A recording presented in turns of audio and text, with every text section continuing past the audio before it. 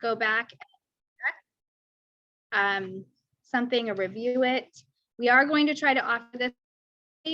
So any agents that are not closing 2 transactions a month for 6 months consistently, we are asking that you come every time boot camp is offered, because you will pick up on something different each time. So just a show of hands, how many of you have attended boot camp before? I love it. I love it. How many of you will this be your 3rd time or more? Okay, awesome. How many of you learned something the 2nd time that you took boot camp that you didn't remember from the 1st time? Awesome. Okay, so you guys at home can't see the room, but we had many hands go up each time I asked that question, just like we did on Zoom. So I do try not to waste your time with classes, right? I do feel that this is important, and I'm super excited about changes that we have. More changes will be explained to you on Thursday. There aren't as many changes this time today because we're just doing agency agreements, but Thursday with the contract, being part of the forms committee last year, I'm very proud of the work that we did to make your lives easier. And I earned the spot as the vice chair for this year. So as we're going through these documents, I would love feedback from you guys. And then as you're working with clients, I would love feedback, like what's working and what's not working, because you have an easy way to get things on the agenda to be discussed by the committee, right? Just you come right to me. Okay, awesome. Are we ready to get started? Okay, all right. Share my screen. All right, can anybody at home give me a thumbs up? Did you get my screen? Perfect, thank you. All right, so we are going to jump right in and start with our buyer agency agreement. So we use the exclusive right to represent buyer agreement in all of our transactions where we are representing buyers. The timing on this to have signed is prior to showing homes. Okay, this is not an, oh, we're ratified, we're closing in 2 days, I need to turn in my commission tab in command and I forgot to have this signed. Okay, this is during your buyer consultation. This is part of what you review with your clients so that they understand what the process is. They need to understand what your responsibilities are to them and what it is that you will do for them, working for them in this transaction. When I go over these documents with you, what I try to do is not read every paragraph to you. So those of you that have been through classes with me before, you know my teaching style. I expect you guys to read the documents on your own, word for word, maybe twice. I'm going to point out the highlights, what's important, and help you to maybe translate it from contract to English, okay? So that you can explain to your clients what things mean. There are still some things in the agency agreements that we have not fixed in the forms committee. So we need to make sure that we're understanding how to explain the parts that I think are written poorly to our clients until we can get those updated. Okay. All right. The exclusive right to represent buyer at the top, it says this agreement is between someone and someone. Well, who's it between? It's between the client and the brokerage. Okay, all agency agreements are between the clients and the brokerage. You as the agent are assigned in the eyes of the law by the brokerage to work with the clients. Okay, we don't want to ever take clients away from you. We don't want to keep your clients from you and give them to somebody else. This is just how the law works. Okay, every agent has to be under supervision of a brokerage.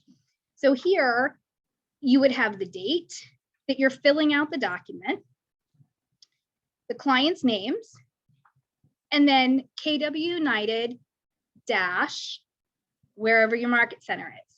So it's going to be KW United dash Falls Church, KW United dash Alexandria / Kingstown, or KW United dash Fredericksburg. Now this extra document that I added to the Google Drive this morning and that we passed out in person has all of the information that you need for these agreements, okay? I'm going to ask that when you put buyers' names on these documents, that you use their legal name in the way that they would like to take title. So you're putting the name into DocuSign in their legal name. So for example, when my husband and I were just buying our house and I was filling out our agency agreement, I did not put Nate Lauderstein. I put Nathan M. Lauderstein as his name, because that's how he was going to take title. Even though I call him Nate, no one calls him Nathan except his mother. I still needed to put his legal name. Once you enter it into DocuSign, it's going to carry over to your other documents. Okay, so that's why it's very important. And also it's a legal agreement. It's a binding document. We want to make sure that it's with the correct person. Okay. The next section goes on to say that the broker is going to be granted the right to represent this buyer for the acquisition of real property. So this buyer agency agreement works for land. It would work for commercial. If you are trained to do commercial, it will work for residential purchases. The next section goes on to say that the buyer is not a party to another representation agreement with someone else. Oh, thank you. So the buyer has to be free and clear of other brokerage agreements before they can enter into one with you, okay?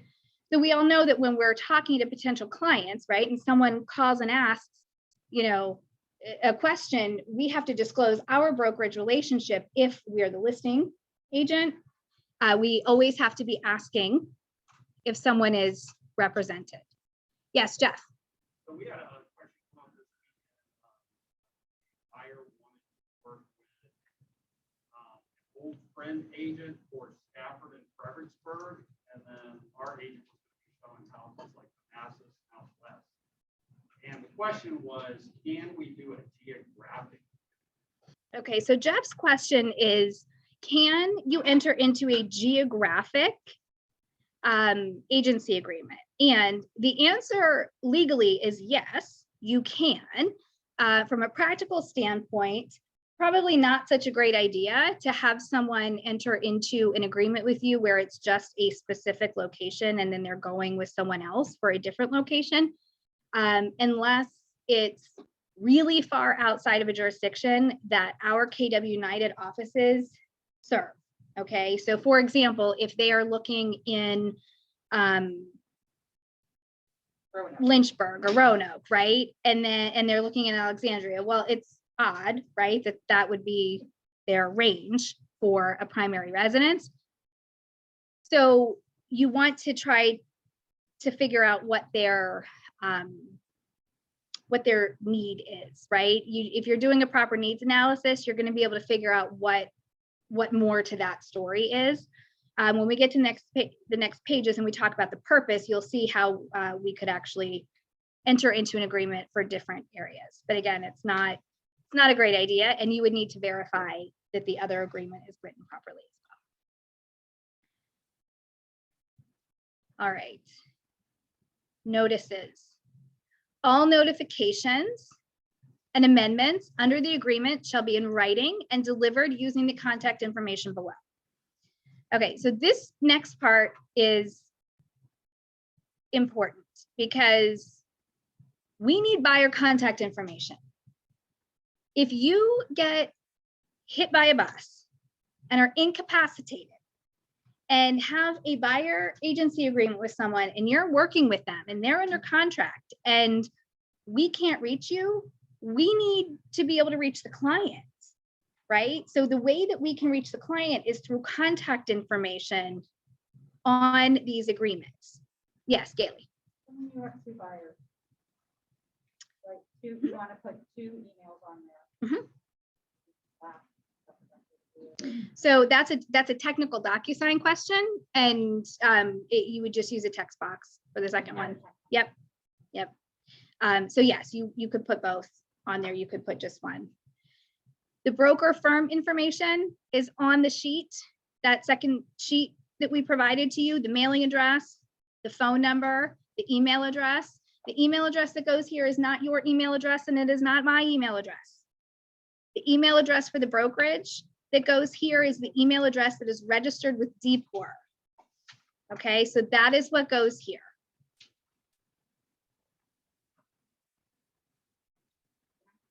Yes, Veronica. I use DocuSign because we are here. Sometimes happen after we should, because it's a person that I was the last time. When I try to put, KW, know your email address, the email address of that you put here. When you go and send to the client, it changes. When you go to DocuSign and then you put next, that is go automatically change on yours or change on mine. Okay, so Veronica's asking a question about the document changing when you go into the envelope, and the document should never change when you go into the envelope. What's happening in DocuSign is whatever you type in here on the document in DocuSign pulls into the envelope as a PDF document. Nothing should change from here. So if you have a weird scenario like that, reach out to me so that I can look at it and see what's happening on that. All right, the term and termination. Okay, in a buyer agency agreement, either party can terminate the agreement. I'm highlighting this because the listing agreement is different, okay? In a buyer agency agreement, either party can terminate. So this agreement commences when signed. So I get questions a lot about the date at the top of the agreement. If you're preparing that document and then it's a week or two before the client signs, do you have to change that date? The answer is no, because that date is irrelevant.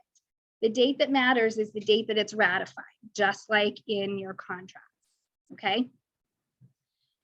The termination is either 90 days if you forget to fill something in here, or whatever date you fill in.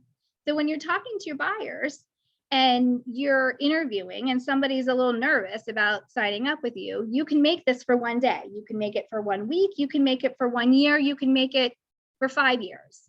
Okay. This is something that is up to you and your clients. I usually follow the guidance of what my clients' needs are. Okay. So if I have somebody who's talking to me now and they say, my lease doesn't expire until June, so I don't really need to buy anything until, May or June timeframe, I'm probably going to put this out until, excuse me, August, right? Because I'm going to give myself some wiggle room on it. I'm not going to make it a 90-day agreement because they're not going to buy in 90 days, right? Where if somebody calls me today and says, we want to buy right now, so let's do this, I might do it for 90 days because based on what their needs are, there are homes available that fit their needs. Okay, so you can kind of tailor that to what the needs are of the client and what the situation. Okay, if you have an investor that you're working with who wants to buy multiple properties, make this for a year and you just use the same agreement. Okay. The termination has to be in writing and it has to be delivered to the other party via one of the avenues listed above. So email or in snail mail or taped to somebody's door, right? So we will have situations where we want to terminate with a client. And so we have to email them at the email address that they list here. Vice versa, they are going to maybe want to terminate an agreement with us because their circumstance changes and they just don't need services any longer, or it's just not a good fit. And so you're letting them send the email to terminate instead of us being the one to terminate. They're going to email the brokerage and me and you, right? And then I will reply confirming that we've received it.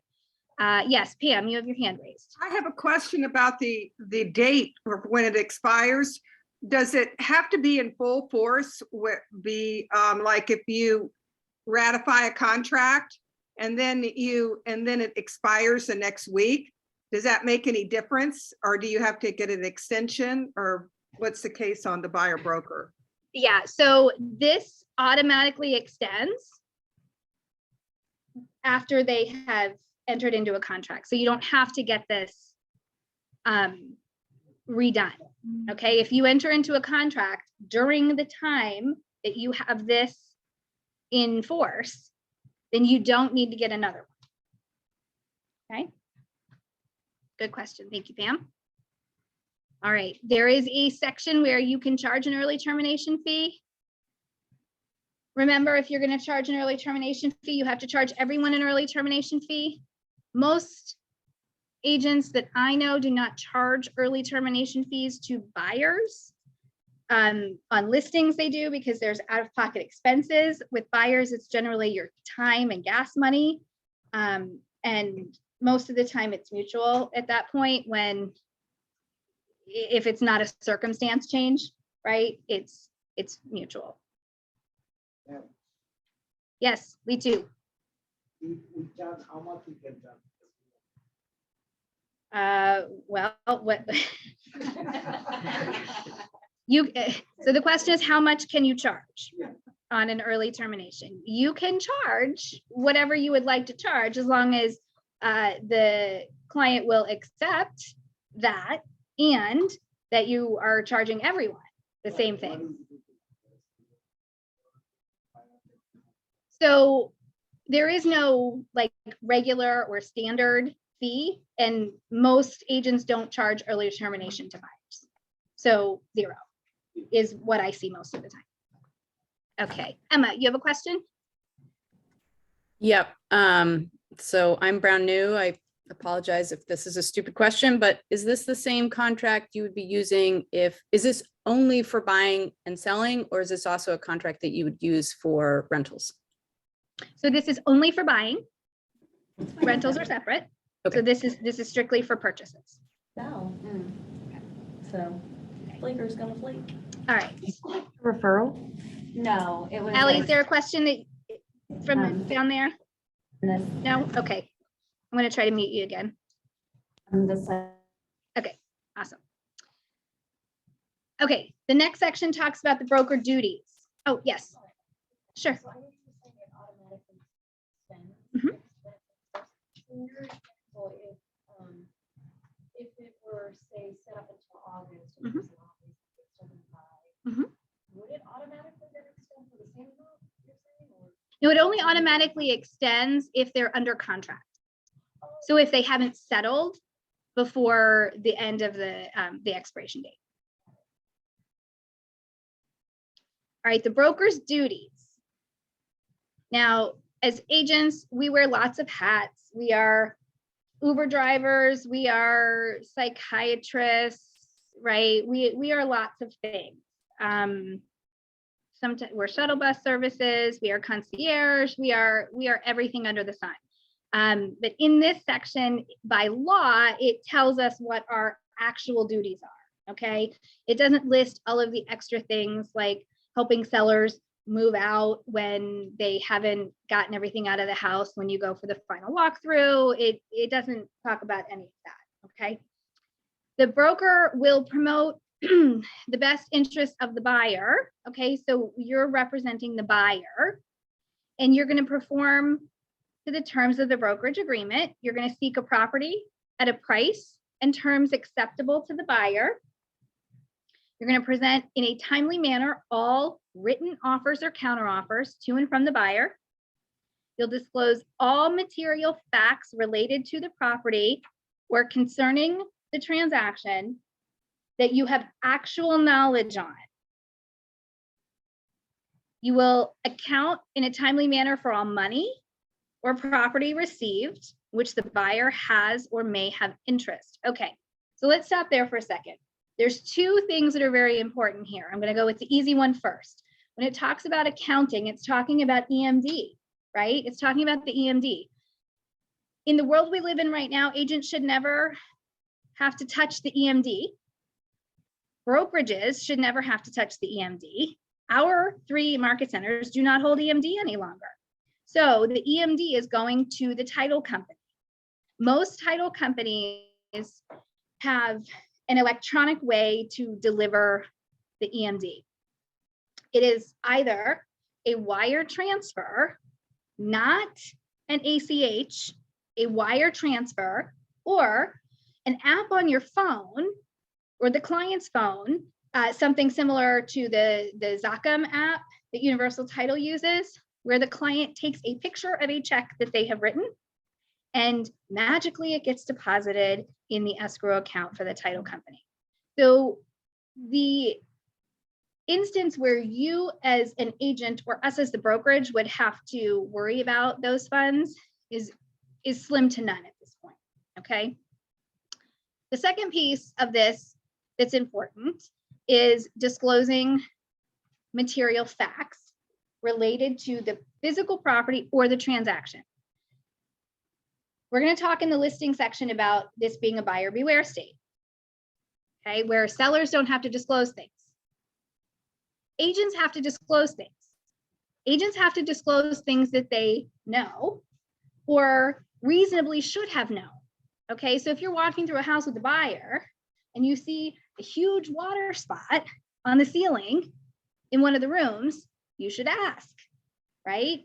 And when you ask and you find out the answer, that the roof has been leaking forever, right? And they haven't gotten it fixed and they didn't say anything, you have to tell your buyer. You can't just not say that, right? You have to tell them because now you have actual knowledge and it is a material fact. The sellers do not have to disclose that, okay? Presenting timely the written offers and counteroffers. All offers must be in writing. And you may not decide for your clients unless they have expressly given you direction in writing that they don't want to see any offers or counteroffers, right? That have certain criteria. And you must get that direction in writing. Otherwise, everything has to be presented, and that goes for sellers and buyers. So even if a seller is already under contract, it has to be presented. So if you're representing a buyer and there's a property already under contract and your client wants to put in a backup offer, that agent has to present it. Okay, there's not a choice because it's in writing. Okay, someone, text does not count as in writing. Anna, thank you, good question. So text does not count as in writing because the text is coming from you. You're presenting your interpretation. That's not in writing, okay? It has to be with their signature on the documents. Shannon, I'm referencing, for instance, when, you know, they say we don't want to see any more offers. If they say that in writing, does that suffice or does that have to be via email too? It should be via email. Thank you. Right, text is a common way to communicate and it's very hard to track text messages and things. It's much easier via email. Yes, Jeff. And if you are showing a house,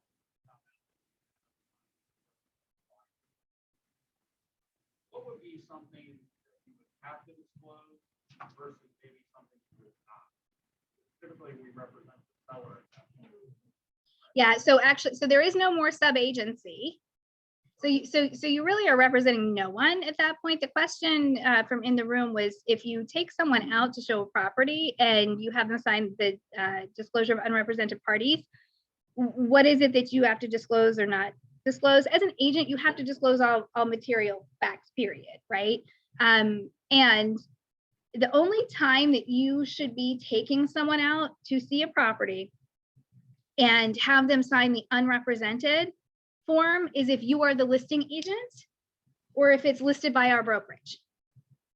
You're not going to be taking them out to see a property listed by Long and Foster or Remax or Coldwell Banker and having them sign the unrepresented. No, there's no sub-agency in Virginia. Okay, so it's very important that they're signing, they can sign for one day, one property. You know, it's very important that you're representing them. Okay, now if it's listed by our office, that's different. Okay, because you are representative of our brokerage and our brokerage represents the seller. Okay. All right. The broker shall maintain confidentiality of all personal and financial information unless you have permission from the client. Okay, so this can get a little tricky. And when you have your buyer consultations, this is something you're talking to your buyers about, right? When you know their situation as far as how much money they want to put down or what their loan's going to be, or, you know, anything like that. And you're trying to talk to the agent on the other side to say, oh, they're doing a VA loan and they're doing 100% financing, but they have, you know, $50,000 in the bank, right? So they're fine, right? You can't say that unless you have permission from the client to say that.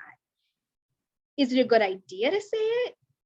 It can be, because any buyer doing 100% financing can be scary to a seller, right? And so having that information to provide a listing agent can be a good thing.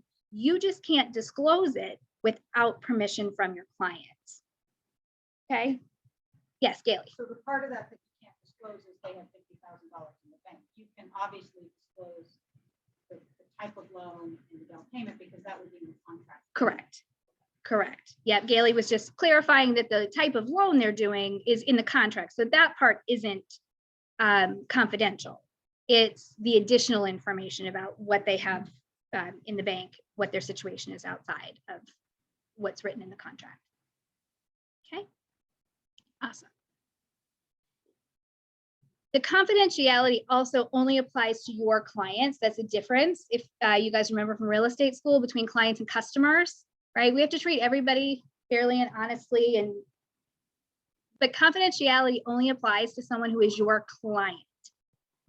So that's another thing that's important when we talk to potential clients, right? To get them to sign the agreement, is that you owe them this extra level of care that you wouldn't normally, because you're not in the agreement. So if like they want to be unrepresented and write an offer on a property, anything they say to that listing agent, the listing agent has to tell the seller. It's the same concept if you're holding an open house, right? Why we have to disclose that we represent the seller if you're holding an open house, because any potential buyer that comes in, anything they say, you have to tell the seller if it's pertinent to the transaction. Okay. All right. This also says, yes. So, an open house,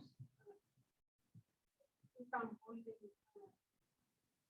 open house, and any unrepresented buyer comes, I'm still representing the seller, right? Yes. But let's say they're unrepresented and they want to work with Mhm. now, isn't that the confidentiality now?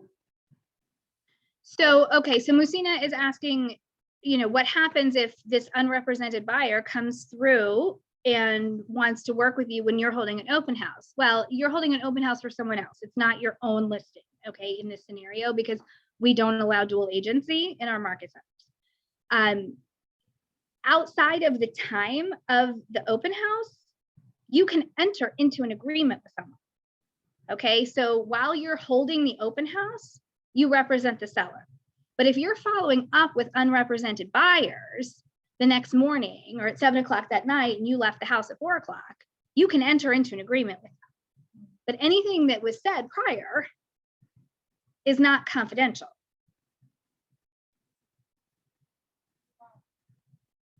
Okay. Even if later on I'm signing up with them now, that part they say, Mhm. the open house, I'm obligated to tell them. If it's material to the transaction. Mhm. Yes. Yes, see. This also applies if that's not your open house, correct? If you are doing an open house for somebody else, you're still representing that. Yes, yes. Okay, this section clarifies that the broker, right, agent, may show the same property to other buyers. Okay, this can get a little tricky. It gives a little heartburn to agents, like how do I take multiple buyers into a property that I represent, right? Because then they all might be competing, right, for the same property. It says that you can represent buyers on the same or different properties, represent sellers relative to other properties, and provide assistance to a seller or prospective seller by performing ministerial acts that are not inconsistent with broker duties. What does that mean? That means like a FSBO, right? You're representing the buyer and the seller is a FSBO, and you need to provide them documents that they have to fill out, like disclosures, right? They're required to provide certain disclosures. Well, you hand them the packet and say, read it over and then do what you want with it, right? Obviously, they need to fill it out and hand it back. You can provide the service of putting things into DocuSign for them to sign and, you know, help coordinate things, right? You're not providing any advice. These are just administrative, basically. Oh yeah, I thought of you, Delara. Delara commented that she has been in the situation a lot recently where she has had buyers that have wanted to look at the same property. And it happens. And what I will tell you is that every buyer has a different situation. And so it can be done if you are careful where you're taking multiple buyers into the same property. It is best to disclose to them that you have other clients that are looking. If you want to remove yourself from the situation, you can by bringing in one of your colleagues to work with the clients to negotiate, right? And then jump back in after, you know, you get the results. You also can provide them all with the same information and then they make a decision. Not every client is qualified for the same loan at the same amount, has the same comfort level of what they're going to waive and what they're not. It's all relative to what their comfort level is, right? Remember, it's not about you, it's about them. So it can be done because everybody is going to have a different look on how they want to proceed with things. What if you had two buyers and they both wanted to rent a contract? Yeah, so that's the exact scenario I was just explaining. You can bring in two other agents to write the offers so that you're not involved, or you can write the offers.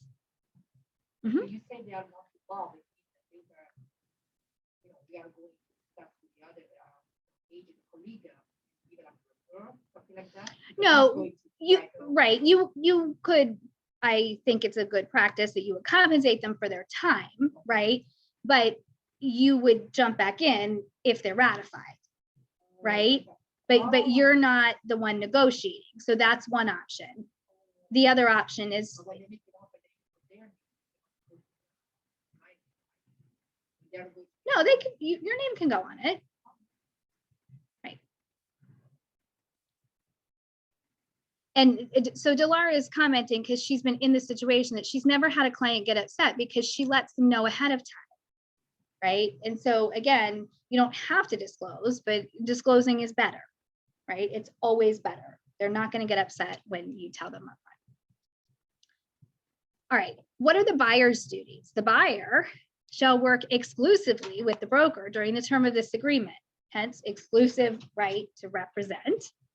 The broker, the buyer will pay the broker directly or indirectly the compensation set forth below.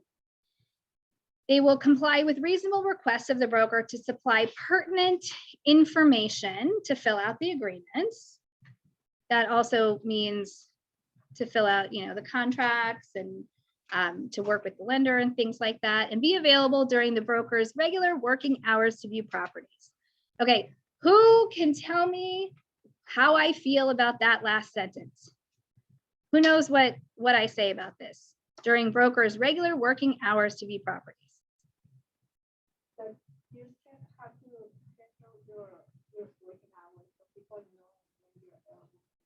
Yes, Anna said, schedule your regular working hours and let your clients know.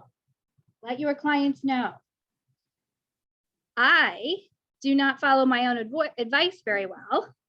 And I will tell you that I get a little frustrated sometimes when it might be 9 o'clock at night and I get a text message from one of you lovelies that I love dearly because I have not set my boundaries about my working hours.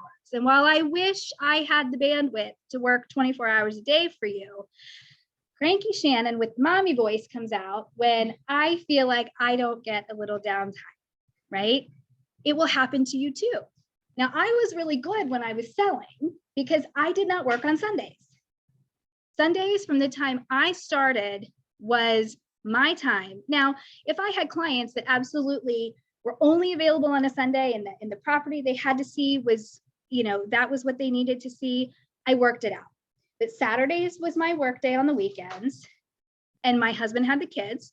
And then Sunday, I would take the kids and we would go to my parents. And so then I got a break. Kids got to play with my parents, play in the backyard, play with the dog, whatever. It was nice. We had it set up so we were in a routine. Everybody knew what to expect. My clients knew what to expect. Even in my bio, I, joke that because I'm a Washington football team fan, that I will work with Cowboys fans, just not on Sundays, right? So it was there, right? I set it up, it was great. And then as soon as I got into the job that I really, really, really wanted, like it all went, out the window. So please don't do what I did. Okay, what I do, set your work hours. Okay, that's my soapbox moment. Pay broker directly or indirectly, compensation set forth below. So we'll talk about that in a minute. The buyer is advised against. This is a nice way of saying, buyer, put your phone in your pocket. Okay, don't bring a camera. Taking, posting, publishing, displaying any photo or video recording of a property without first obtaining seller's prior written consent. This goes for you as an agent also if you're out previewing properties, which you should be doing all the time. You may not take a video, go on Facebook Live, look at this wonderful property. You may not without the seller's prior written consent. Well, how do you get the seller's prior written consent? You reach out to the agent. So let's say you have a scenario where you have a client that is out of town, or one is out of town and one is here, and they want to do FaceTime. You got to get permission. Unless, who knows what the unless is? Who can tell me? Yes, Teo, unless it's in the showing instructions that in-person and video showings are allowed. So if it's already there, then you're covered as far as the showing, right? But going and doing a Facebook Live or taking extra photos and things, that's not allowed. Now, I'll tell you that there are things that are strategically placed when photos are done and put away and then brought back out, or things that a seller might be upset about if they see that the photos are then out there, right? So there are many reasons for this. So again, buyer consultations, right? This is something we're talking about. Buyer consultations are not here. My broker makes me turn this in to get paid. That's not a buyer consultation, right? We're actually talking about the things that are in this agreement. It's it's helping you to go through and explain the process. Sherry. It does need to be in writing. That's enough, or is it- So again, email is better, right? Outside of the property, it's not fair game. It's not.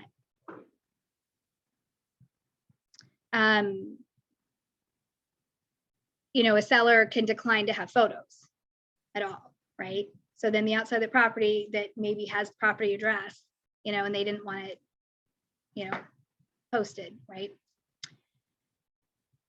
All right, the purpose. The purpose is in retaining the broker to acquire the following type of property. All right, you guys, what goes here? Residential in Virginia. Yes, good job, everybody. Residential property in Virginia. So, residential property in Virginia. Now, what happens when you have that potential client who's like, I don't want to sign anything. So-and-so took me out to see 20 properties and didn't make me sign anything, right? Or I just want to see this one property. Well, in the place of purpose, you don't have to put residential property in Virginia. You can put that address, okay? You can put whatever you need to there for that circumstance, right? It's going to be a one-off where you have to actually change what's going in the purpose section. This is also where, to Jeff's question in the beginning, can you enter into multiple agreements? So yes, you can, if you were to put Fredericksburg, Stafford, you know, whatever in this agreement, and then another agreement is entered into for Alexandria, Arlington Falls Church. Okay, you could do that. Now, what happens if they find a place in Woodbridge, right? Well, it's not covered, right? So then who gets it? And it does get tricky. Like, what if the agent who is working with them in Fredericksburg comes across a property in Alexandria that they know they would want, right? Then it's messy. So let's not do it. However, it can be done. The reason for those of you that this is your first time and weren't able to quote the residential property in Virginia purpose, I just want everybody to understand that the reason for that is that it covers all types of property. You're not limiting yourself, because if you put that they want to buy a townhouse in Alexandria and then they decide to buy a single family home in Ashburn, right? You're up the creek, right? So by putting residential property in Virginia, you are completely covered. Okay, we want you to get paid for the work that you do.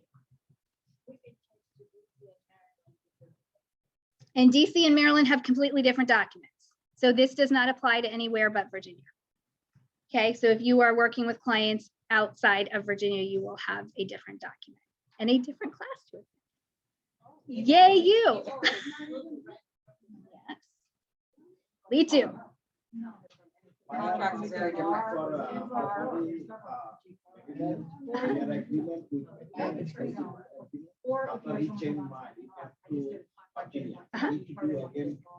Yes.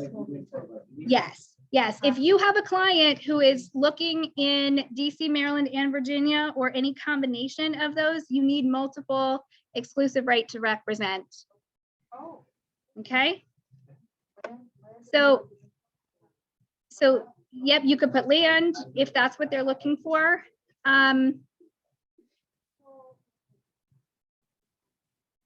Yeah. Okay. If you have a client who's looking for Maryland and Virginia, Mhm. if they sign both, so you go to DocuSign, combine it, and load it for you. There's two. Okay, so this is another DocuSign question. If your brokerage, if your office is licensed in multiple jurisdictions, there are multiple checklists. So there's a drop down where you choose the checklist, and we will see that this afternoon. Because the checklist for what Maryland requires is very different from Virginia. And so is DC. Emma, yes, you have a question. So if, for example, I'm only licensed in Virginia, but then I come across a client who says that they want to look across the DMV, obviously I'm not licensed in DC and Maryland, so I'm only going to get paid if they end up buying in Virginia. In theory, you could refer them to an agent that would represent them in the other jurisdictions and receive a referral fee. Okay, that's what I thought. Thank you. You're welcome. Sorry, Shannon, I have a question. Maybe someone said, I heard someone make a comment and I missed the answer, but let's say I have a client and I have an agreement, they are looking for a property in Virginia. Then they decide to check this property in Maryland. I'm licensed in Maryland. That's the moment that I have them sign the Maryland right to represent agreement. Yeah, so these agreements are to be signed when you enter. Okay, let's back up. Who can tell me the real trigger for agency disclosure? What's the real terminology for the trigger for agency disclosure? Yes, the first substantive conversation, the agency disclosure must be done in writing. Okay, so while I am big on the soapbox moment of before you show homes, right? Because I get these documents after contracts are ratified. Really, it's when the conversation has substance to it, when clients are asking you questions that you have to use your expertise at a higher level, not the how's the market? Well, why do you ask? Right? It's not that question, right? It's much more substantial. If it's a buyer, it's I've been thinking about buying. You know, I really don't understand the process. Can you talk to me about what I do? You have the consultation, you enter into the agreement with them. So if you have someone looking in other jurisdictions outside of Virginia, it's not just the trigger of going to show the homes. You need to enter into that agency agreement before you ever speak to them about anything substantive before going out. Okay, so does that help? Okay. Yes, it does. So let's say I have a client right now that just decides to see something in Maryland. So I will go, he sent me the property. So I guess from what I understood now, before I even start to talk about that specific property, I send him the document at Maryland. Yes. So if it's someone that comes to me and be like, oh, I want to look for a property in Maryland, Virginia, and DC, we are flexible with the location. Then you send all 3 agreements from the beginning. Right.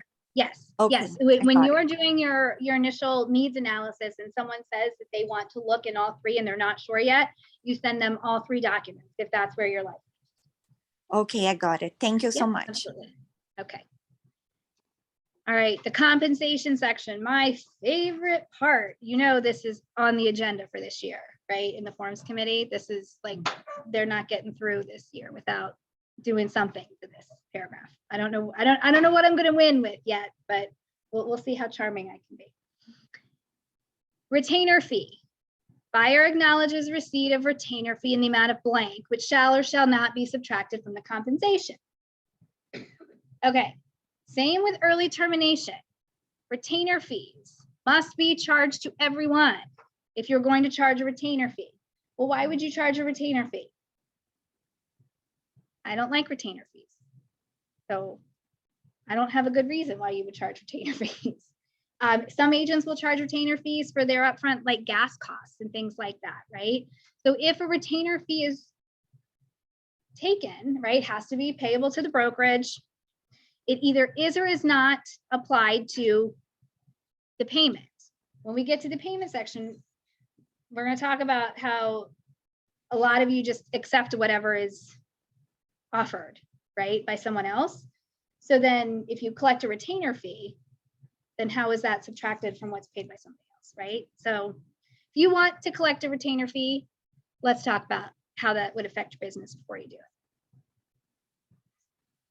Payment. I'm going to read this paragraph to you, and then we're going to chunk it down, okay? Buyer shall pay compensation in the amount of blank to broker if buyer enters into a contract to acquire real property during the term of this agreement and goes to settlement on that contract anytime after. In most cases, seller pays broker's fee, but in the event seller does not pay any or all of the amount due, buyer hereby agrees to pay any and all remaining broker's fee due to the buyer's broker. Broker may retain any additional compensation offered by the seller or seller's representative, even if it causes compensation paid to broker to exceed fees specified above. Okay. So, first of all, when you're having your buyer agency agreement signed, this paragraph is what will blow up your ability to have this agreement signed by clients every single time if you do not review it before you send it for signature. I promise you, if you review it before you send it for signature, you will have no issues. Okay, because you are going to disarm them up front by saying, even my broker hates the way it's written. Let me explain to you what it really says, because as soon as they read that first sentence, they're like, wait a minute, I didn't think the buyers paid for services, right? That's it.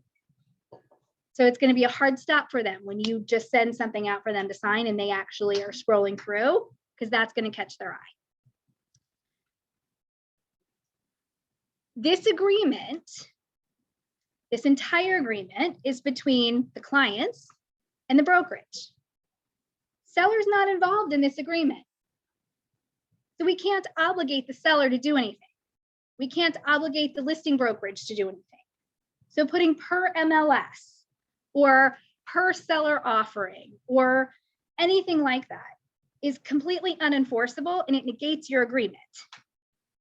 Okay, because one of the required terms for a contract is consideration, right? And so you can't have somebody who's not party to this agreement be obligated to do something. It's just unenforceable. So in this blank, we're putting the minimum that you are willing to accept as compensation for your services. So if you feel that you are not worth anything, put 0. Right? I mean, you guys are worth so much more than what I see you accept sometimes. I have to reiterate that. Your value is in your services that you provide, and you have to believe that you have the value before you're ever going to be able to collect that money. I believe in you. I want you to believe in you. Okay? So if you're willing to work for free, and this is a volunteer job, then put 0. If you have a number higher than 0 that you are willing to have as your minimum, and it goes across the board to every single client, because we don't charge different amounts to different clients for the same service, we put this here. So I will see, as an example, 2% put here. Well, what does 2% mean? We have to put 2% of what? Sale price, right? So if your minimum is 1%, then you would write 1% of sale price, or 2% of sale price, or 3% of sale price, or 10% of sale price, or $50,000. Whatever your minimum is. You can put $500. You can, whatever your minimum is. Yes, Jeff. So you said our minimum, however, that the agreement between the broker and the buyer, so that the broker having. So it's a good question. So Jeff's asking if the brokerage has a minimum.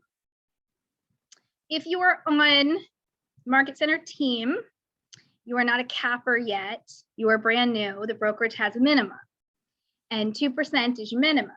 If you are a capper and you would like to work for free, you are going to pay the brokerage your cap no matter what, right?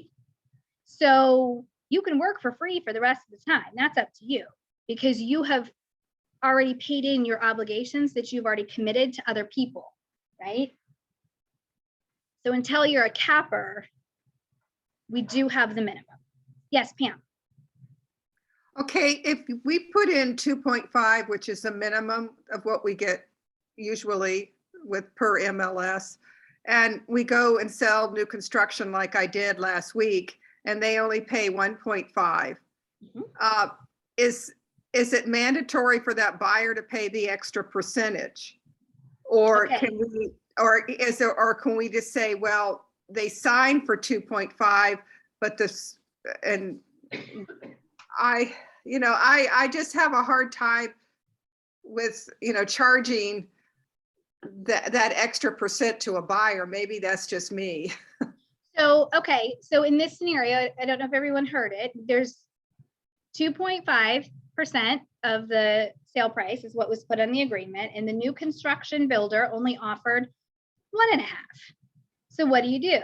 Well, what I'm going to say is, because that was hindsight, we can amend the agreement, but going forward, 2.5 really isn't your minimum, Pam, because you're not willing to charge your buyer the difference. So that isn't your minimum. Going forward on your agreements, you have to adjust what your minimum is that you put on your agreement. So we see anywhere between a flat fee that's roughly 1% with the builders to 3% with the bonus is really what the range is that I see being offered by other side. So if you put on here that your minimum is 1% and the seller is offering 2.5% through their listing brokerage or the builder or whomever, this already says that you get to collect it. Okay, so it's your minimum that you put here. So anything above it, you're good, but you have to be willing to collect it and charge it. It's the opposite, like the opposite when we put lower, but like we put higher, we put 2.5, and then it's 2% of the regular. What happens? Then you're charging the buyer. And I must charge or leave that? Yes, change? you I must then- charge. So we cannot do it and then we decide to. Correct, because what that does is that charges different people different fees for the same service. Okay, yes, Gailey. Okay, so what about the situation, you have someone who's selling and buying, and you work out an agreement, you say, okay, you're gonna pay me 6% to sell your home, Mhm. right? But when you buy with me, I'm going to give you a discount because you're doing a second transaction. And I'm only gonna charge, I'm only gonna take this and I'm gonna. How does that play into this? Okay, so Gailey's question is, how does it work when you have worked into your business practice that if you have one client who is working with you to sell their home and buy another home, you are giving them a credit on the buy because that's the second transaction instead of discounting the listing? How does that work? So there is specific language that has to be written into the buyer agency agreement about the credit when that happens. Okay, so you still have to put your minimum that you charge. There's a minimum that we have to receive and the credit to go out. So let's say you have a listing that is higher priced than the buy, but you've agreed to this credit based on the listing price. So let's say you've agreed to a $5,000 credit, right, which is 1% of the listing side, and they're only buying a $200,000 condo. You might be offering a credit that's A, more than what the lender allows, B, more money than you have to give away based on what the compensation is that's being offered. So you have to be very careful when you're giving away money to give it away properly. So a better solution to that would be offer credit on the buy side of the percentage of whatever you can. If you're gonna get 2.5, you say, okay, I'm gonna credit you back 0.5% of the purchase price on the buy side. Yes, so you could offer it as a percentage credit. There still has to be language though that says that we have to receive a minimum in order for that to apply, and that the lender has to allow it. So here's another scenario. You are such a good agent. You've been to so many of our classes. You are the top negotiator in the area, and you got your client under list price and all of their closing costs paid. Now you can't give them the credit because the lender won't allow it, because there's no more money that needs to be offset. Okay, so there are unintended consequences of giving away your money that you don't realize up front when you're negotiating things like that. So in certain scenarios, it is better to discount the listing if they sign the buyer agreement with you. And you could put in that scenario, you could put an early termination fee on the buyer, that if they terminate, then they have to pay back the discount that you gave them. That's duplicatable, right? Because if they got the discount on the first transaction on the listing side, so instead of, if your example was 6%, so if you wanted to do 5.5 instead, then it's tied to them signing the buyer agency agreement at the same time, right? But if they terminate the buyer agency agreement and don't buy with you, you've already given them their benefit. So that's when you put, I love that Scott Ford's in the back, because he's an attorney. And so when I see him go like this, I'm like, okay. Okay, so I understand that, but honestly, then you're having to go back to your client. Like, nobody wants to do that. Like, what if they buy you discount, they get out of their buyer's agreement because they've now decided not to buy at all. They're gonna keep renting for 2 more years. Okay, so in that case, if they decide that they can't find a place and they're just gonna rent, then you extend the buyer agency agreement with them for when their new lease expires. I will tell you that people are not as good-hearted as you, Gailey, and they will scam to get their credit up front, and they had no intention of buying with not just you, but maybe somebody else. Well, that's why I don't want to do it that way. I want to do it the other way. But you won't let them out unless they pay their early termination. No, but then, I mean, Or I won't let them out. I'm the bad guy. but then, I won't then let you're them out. stuck trying to chase down somebody for money that. They can't buy with somebody else at that point, right? Because then we chase down the whole commission. Oh, I know. Sorry, so this is kind of like information that I don't minimum amount of information. So if I put 2% agreement. Yeah. And the MLS is 2.5, I still get 2.5. Yes, you still get 2.5. Yes. So Z was just confirming that we put, you put 2% and the MLS offers 2.5, you still get 2.5. The answer is yes. Now the caveat here is that VA buyers cannot pay out of pocket. So if your buyer is a VA buyer, then it doesn't apply. It's automatic that you don't charge them the difference if they are a VA buyer. Okay, we don't have to do anything else. It's a function of the law. It's not, it's nothing earth-shattering that you have to worry about. I would say that it would be great to notate on your agreement if they're a VA buyer. So that sentence that says the buyer hereby agrees to pay any and all remaining purchase fees, it does not apply to a VA buyer. Correct. So it's almost- Correct. Could you just strike that out if it's a VA buyer? You would just write in the additional term section that it's a VA buyer and the additional compensation doesn't apply. Yes, Jeff. So we have 2.5% on our VA buyer. Mhm. And the listing is only paying 2%. Mhm. Any issue with asking for a seller's subsidy for the other 0.5%?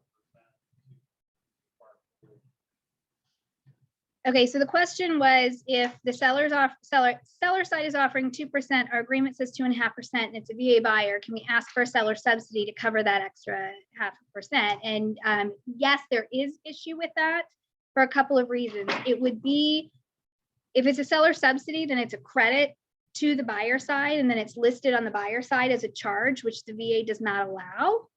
And we are accepting the compensation that's offered by the seller side once we've shown the home. So we don't negotiate for commission changes after we've shown the home. For anybody.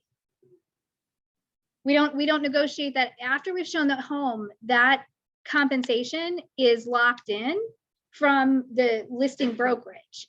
So if you show it today and it offers a bonus, and then tomorrow they take the bonus out, but you showed it today and you're writing the offer, the bonus is due to you.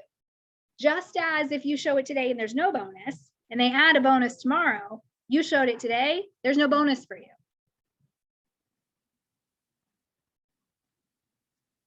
All right, I see chat questions. Oh, yep. Print your MLS sheets before showing, Dolores says. Thank goodness. Okay, so that's one of the reasons why we require the copy of the MLS page in command. Okay, it's not just because I want to make you do extra work or have Kyle, your TC, do extra work, or whoever you have doing it. It's, trust me, it's because we verify that what's on that printout, that PDF, is what we've collected. Sometimes it's not. Sometimes we have to refund money because the title company messes up. Because in general, we are not looking at our ALTA statements. So then money comes in that's not owed to us, or not enough money comes in. All right.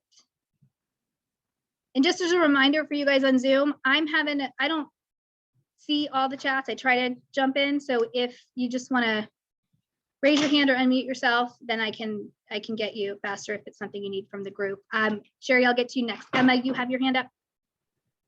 Yeah, maybe I missed it, but I am confused about the original question where I think it was Pam who said that she had 2% in her contract, but then the construction company only paid 1.5. So, but she was saying she didn't want to charge her client. So in reality, what's the outcome of that? So in reality, on that one-off situation, I would approve to waive it, and we would come up with the reason that we're waiving it, not just that we didn't want to charge it, but it has to be something that's duplicatable to every buyer that's in that situation. And going forward, Pam will need to adjust her buyer agency agreements to a lower number, because 2.5 isn't her minimum that she's willing to charge. Because if she's not willing to charge the buyer the difference, then that really isn't her minimum charge. Okay, Sherry? Yes.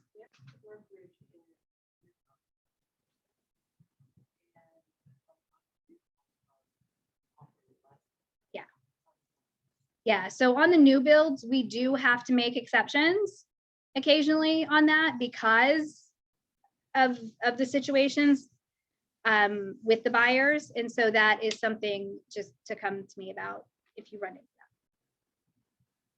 that. I want you to make your money, but I'm not an ogre when it comes to you giving it away. I still sign off on it. I just don't like it. Okay. The next section in B says that the broker fee is also earned, due, and payable if within blank number of days after the expiration of the agreement or buyer's early termination, the buyer enters into a contract discussed in the purpose paragraph, unless the buyer has entered into an agency agreement with another brokerage. Okay, so this is very important. So I get questions all the time. I took a buyer out to see a property last week, They told me they don't want to work with me anymore because they're not going to buy a place. We terminated the agreement. Now I heard they're under contract for the same place. Okay, so don't I get the commission? The answer is probably not. And then I'm going to ask more questions, right? You guys all know that I don't just answer, I ask more questions. So did they enter into a new buyer agency agreement with someone else? Usually the answer is yes, because usually what happens in that scenario is their best friend or their sister-in-law or their brother or their kid, somebody just got licensed.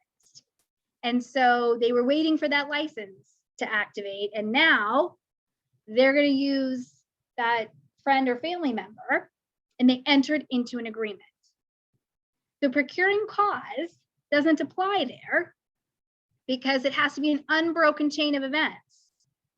And there was a broken link in the chain because they entered into a new agreement with somebody else. Okay, so there's no procuring cause.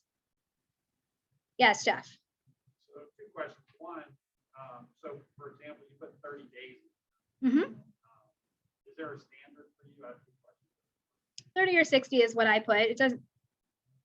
Okay. Second part of that question is, so where the scenario would be different.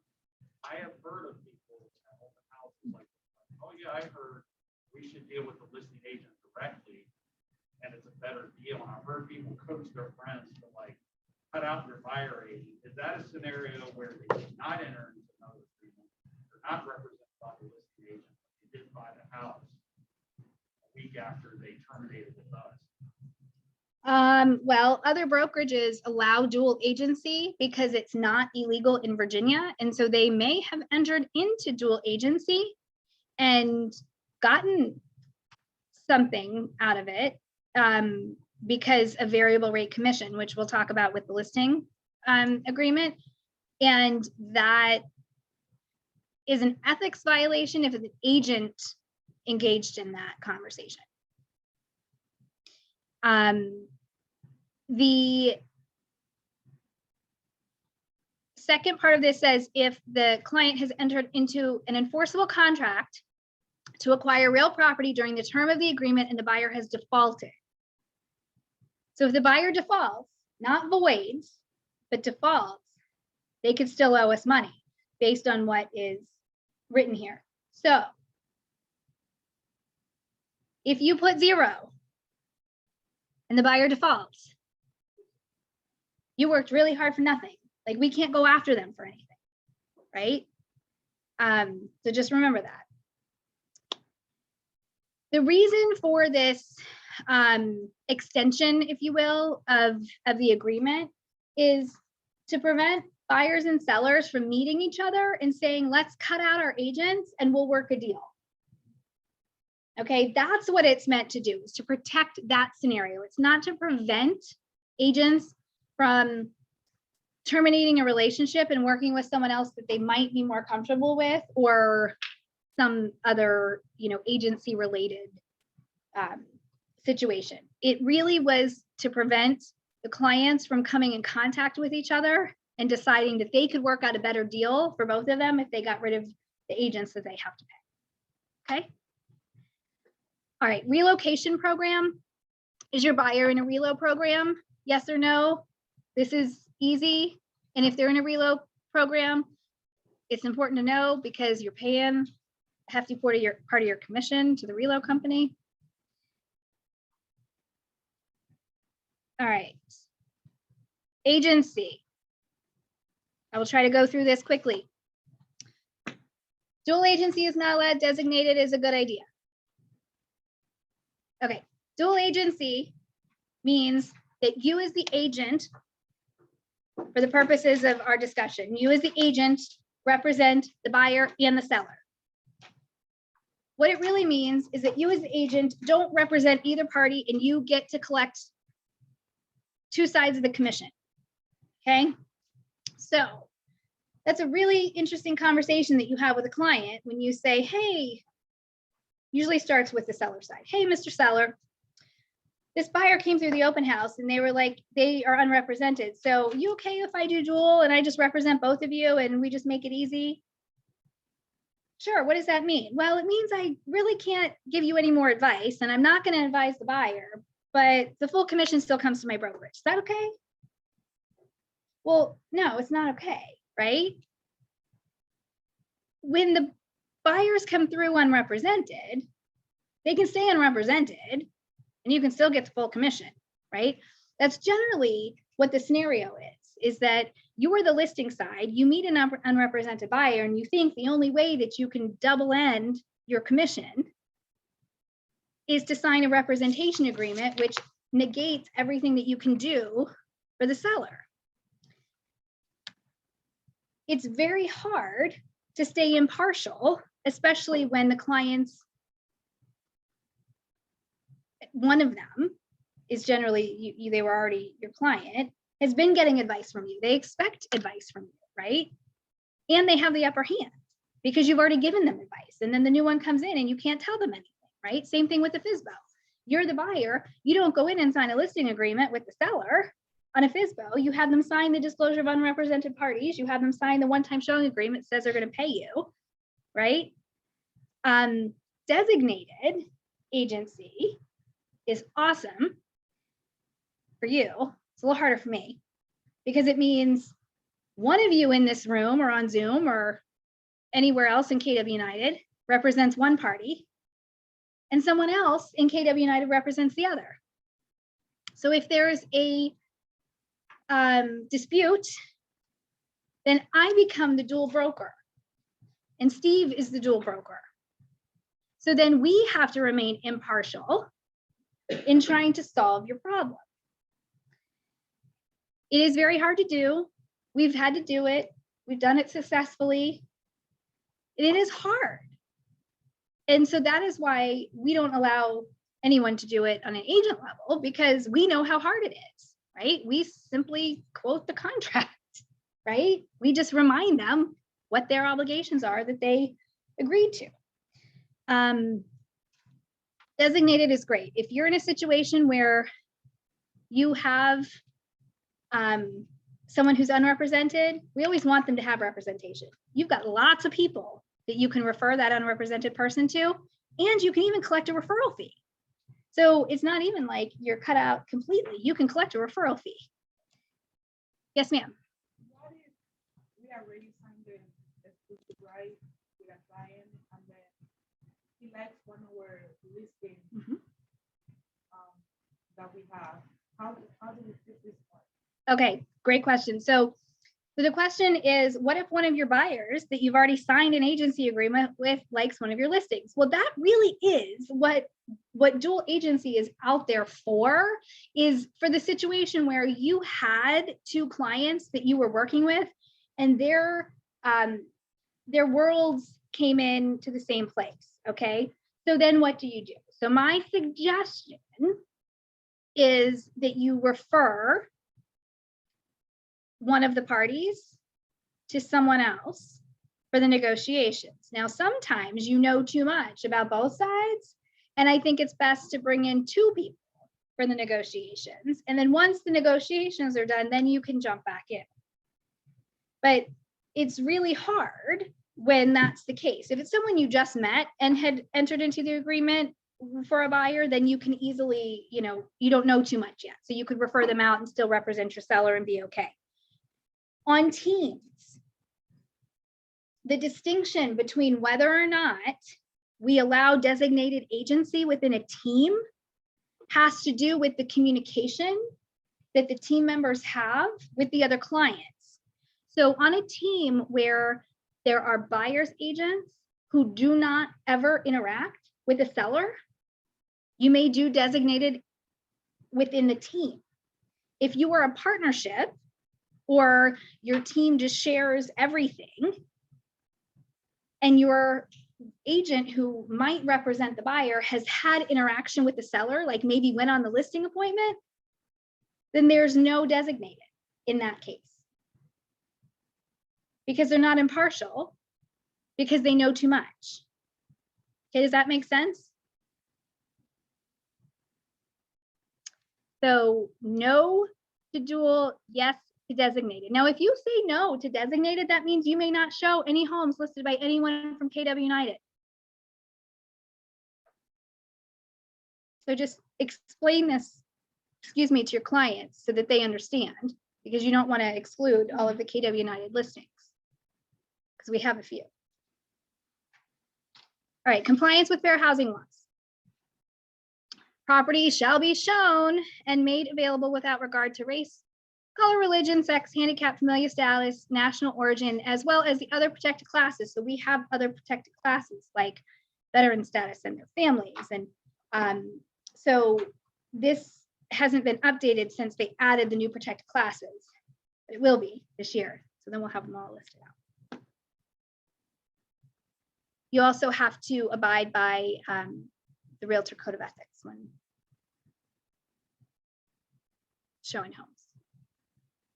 All right, attorney's fees. This whole paragraph basically says that whoever the non-breaching party is, if you go to court or you go in front of the mediator, whoever was the winner gets their attorney fees paid by the other party. Okay, that's basically what that whole thing says. It's a lot of words for that. Buyer does or does not hold an active or inactive real estate license. Okay, so that's in any jurisdiction. It doesn't matter if it's Virginia or outside of Virginia, because in the offer, you have to disclose, doesn't matter what jurisdiction it is, active or inactive. All right, disclaimers, professional services. The buyer is acknowledging that the broker has been retained solely as a real estate agent, not an attorney, tax advisor, lender, appraiser, surveyor, structural engineer, mold or air quality expert, home inspector, psychiatrist, Uber driver, concierge, any of the other things that you list, right? Okay. You can certainly talk to your clients about things that you have experience with, okay? Who remembers what my job was before I came into real estate sales? An appraiser. Close. Appraiser. Lender.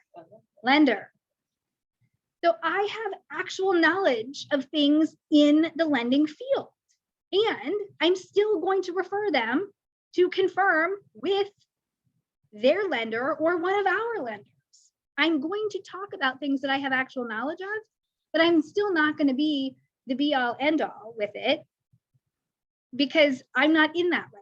Just as I don't want a lender who had a real estate license years ago, or who has a real estate license but isn't practicing, to talk to our clients about anything specific.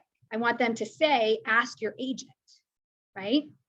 I don't like it when home inspectors come through and tell our clients what to ask for on the HICRA, especially when it's for right to void only. There is no HICRA, okay? Yeah, so,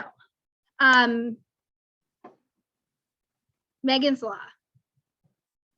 Megan's Law is the sex offender registry search disclosure, okay? So this is not a disclosure that sellers have to provide as far as specifics to whether sex offenders are in the area. This is a buyer beware state. So this is saying, hey, sex offenders live places, and if you want to know if they live near the property that you're looking at, here's the link to look it up, okay? There is a separate document that's called Megan's Law that's in the forms library, which I'm hoping to have removed this year because it's in our agency agreements. So when you see the Megan's Law document come through with an offer, you know that agent hasn't been through a contracts class. You know that agent is not reading their agency agreements, because it was years ago that the Megan's Law paragraph was added. Wire fraud. The associations had to add this wire fraud notice. We also have a cybersecurity notice that we're going to go over today. It's a requirement for our E&O insurance. So it's not, again, not just another piece of paper that I want to give you guys. It is something that we are required to have. And it basically says that, you know, we're not going to ask for your information. And if someone does, verify it by phone. Don't just send you money, right? Well, if it's here in this, why do we have to do Because it is a requirement for our E&O insurance. to have a separate form? Mhm. Oh, okay. Yeah, because it specifically lists KW United on the separate form. Service provider referrals. We are allowed to make referrals out to our service providers, but it's not an endorsement. Now, what I will tell you is that the clients think it's an endorsement. Doesn't matter that it's here. They think it's an endorsement, even, okay? So what I'm going to ask all of you to do is to remember to refer 3 service providers.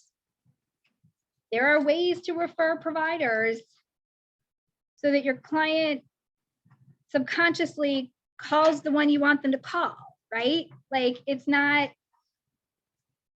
you don't have to worry, right? But it's up to the service provider to earn the business, okay? But it does protect us. Now, we have affiliated business arrangements, right? We have service providers for lending. We have moving company. We have title companies, right? We have home warranties. We have affiliated businesses, and we present that as such, right? So when we're talking to our clients about what title company they want to use, right? And we're saying Universal Title is our partner in our market centers. We're explaining to them that they're here for a reason, right? We're not referring them simply because they're the partner. They've earned the right to be here with us. If they didn't earn the right, they would not be here, right? We're explaining what service they provide, and we can offer to give them other companies if they would like to shop around. And as part of our service that we provide, working with our partners is meant to have a seamless transition, right? So it's all about the script. So you're not preventing them from working with someone else. You're helping to ensure the ease of their transaction, right? Yes, Jeff. When our ADA is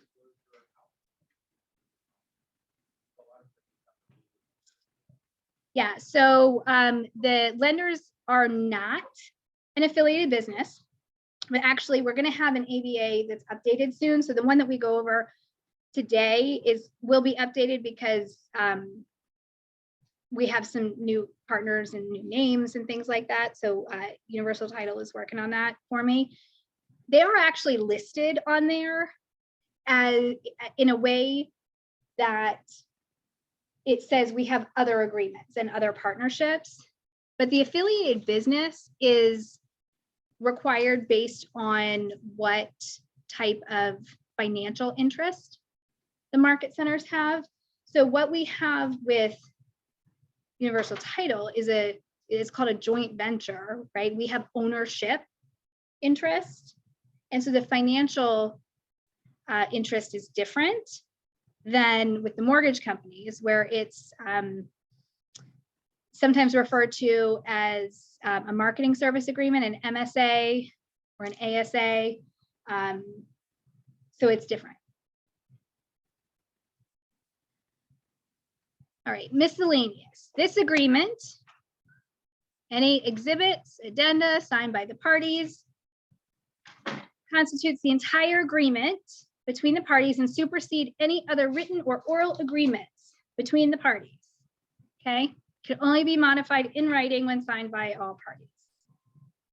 Other provisions, remember, very rarely do we put anything in other provisions. If you are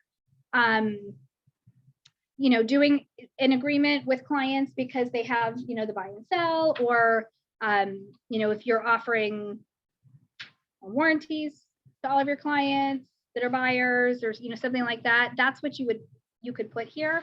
But very rarely is there something that would go here. Yes, Veronica. Here where we put about the VA Yes. buyer.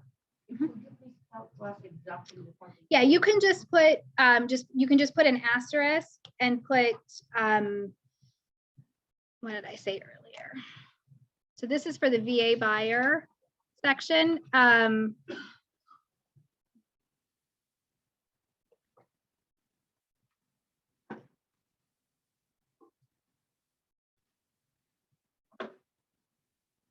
Yeah, you can just put VA buyer does not pay remaining compensation. That's easy.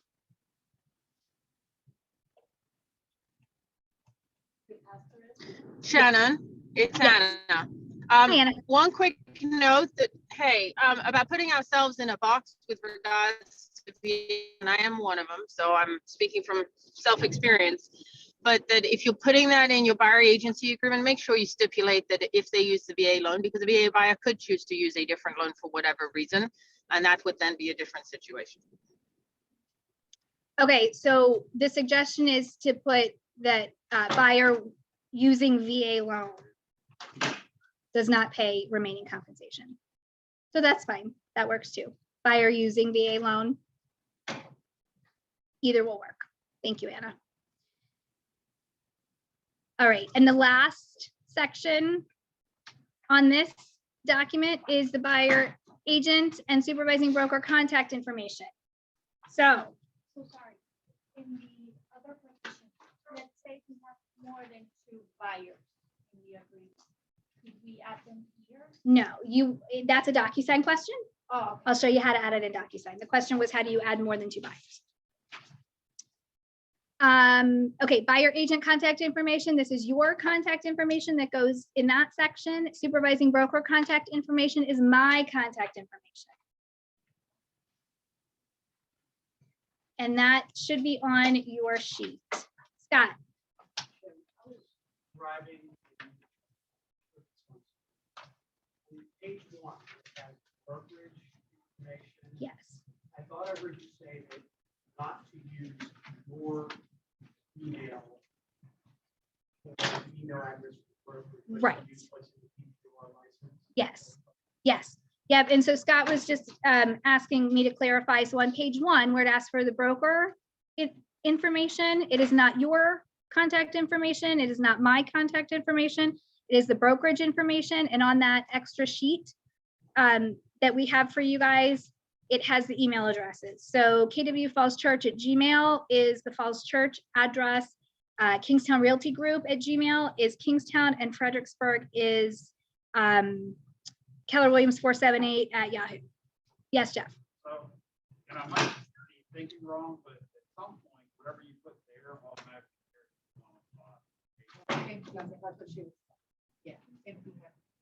That was fixed like Okay. 9 months ago. No, I did, I did today. The email address copied? Actually, I tried to put yours because it shows mine, and I tried to put yours, but then go back again to mine. It doesn't like having. Okay, so it was, so the I'm hearing that the DocuSign fields reformatted somehow. So they were fixed like 9 months ago when it first happened. They were fixed. But so now we'll have to look at them again this afternoon. And if for some reason it reset, then I'll get another ticket in and get them to reformat that. even when you create your template, and if you save your template, the email address doesn't. Yeah, populate as a change. Yeah, so one of the things, for whoever was on Ask the Broker on Friday, you guys got this information already. But I didn't have as many on as I expected. DocuSign is not saving radio buttons. It's only saving text blocks. So at anywhere you have like a checkbox, when you fill it in, it's actually not saving. So you have to fill in your check boxes in the envelope. I sent a video to KWRI. Apparently it had been happening for like 2 weeks and nobody told me. I found out on Friday that it had been happening for a while. So as soon as I found out, I did a video and sent it to KWRI so that they could have DocuSign fix it. So once I get confirmation that it's fixed, I mean, we'll check it this afternoon when we do our class. But once I have confirmation that those are saving, but the text boxes were saving. Yes, Leah. Just one quick thing before we move from the buyer's agreement. It really happens, but if you're working with an investor that tries to LLC, and you're doing the buyer's agreement. So sometimes the buyer wants the LLC to be. Yeah, so Leah's question is a good question. What happens if the buyer is an LLC? I talk about this more on the listing agreement because it happens more where we see something on the listing agreement that's not a person's name. In the buyer section, and this applies on the listing agreement, you put the entity that owns the property or will own the property. So if it's an LLC purchasing, then in that buyer section, you put the LLC name and then they sign with their actual name.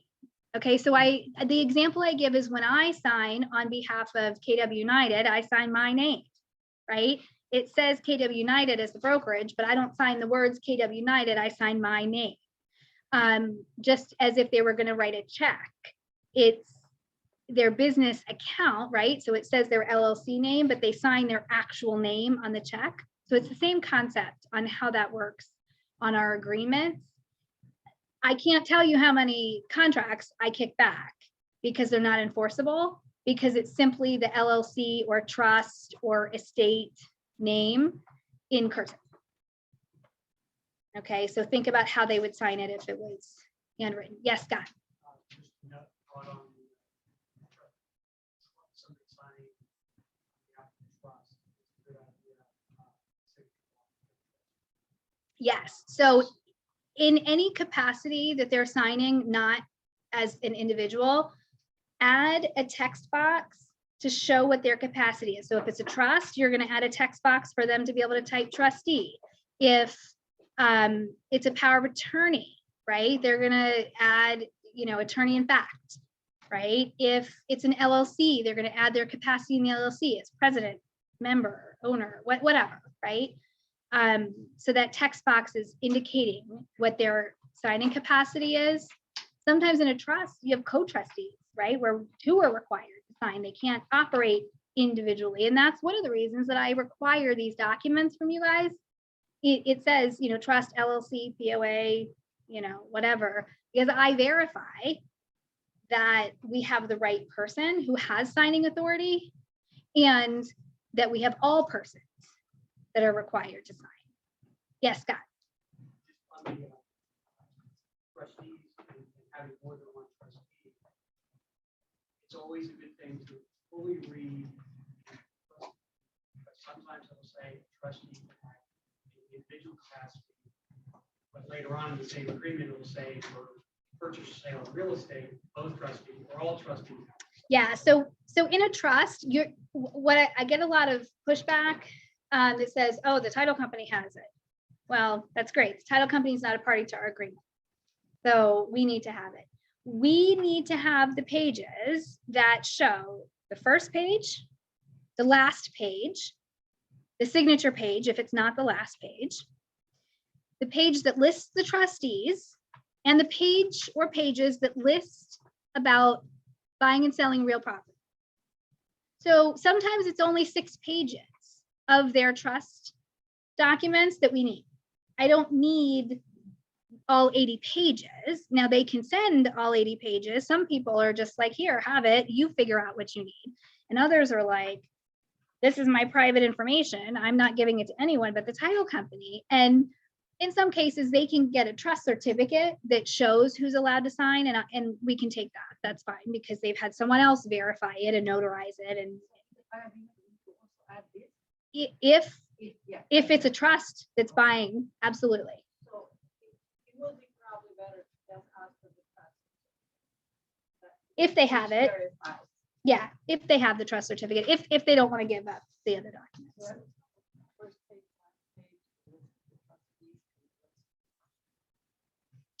First page, last page, signature page, trustees, and the section about the purchase and sale of real estate.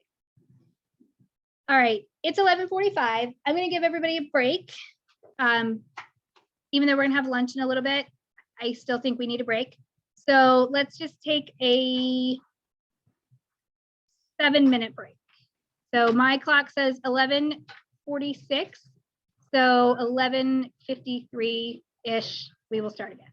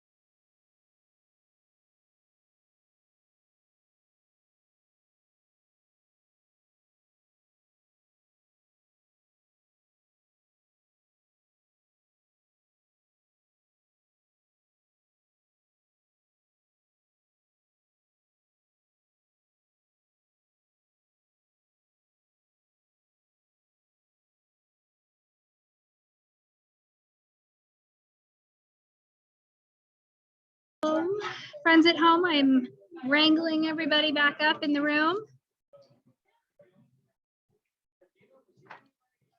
All right, friends in the room, I'm gonna go ahead and get started with our next section. I'd like to knock out some of these documents for you guys before lunch. I know everybody's probably starving. Okay. All right, nobody likes my mommy voice, but I'm gonna get it in a minute.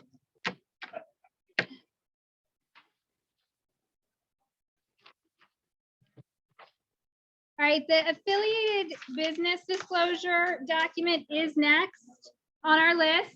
So we did touch on that a couple minutes ago. So this document is going to be updated for us soon, but this will work just fine for now anyway, because really all we're doing is disclosing the relationship with Universal Title. The fact that the other companies are listed on here is just a courtesy that they have done for us on here. What it's saying is, in all of these terms, is KW United, hold on, I'm gonna mute myself and you guys don't have to hear me out.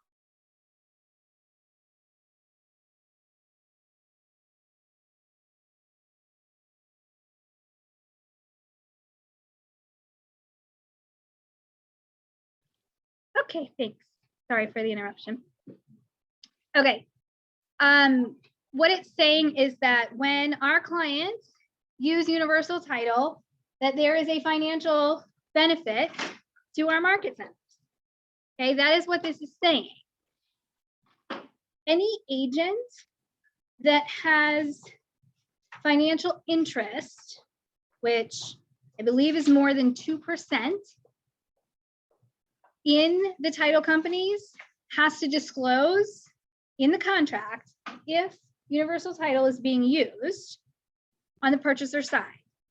Okay, so if someone has an investment interest in the title company and it is less than 2%, they do not have to include this in the contract. So if your seller is using Universal Title, then it doesn't have to be disclosed because the buyer side is who directs everything that happens with a closing, not the seller side. Because of the financial interest that the market center, the brokerage has in the title company, it has to be disclosed that there is a financial interest when the client uses that title company. Every single client of ours, listing or buy side, has to receive this disclosure. Why?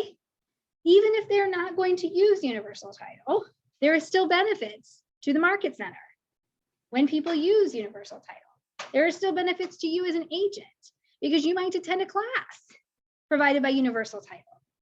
You might have a sponsorship to a broker's open from Universal Title. There might be some benefit that is very tangible or intangible that you have from that title company.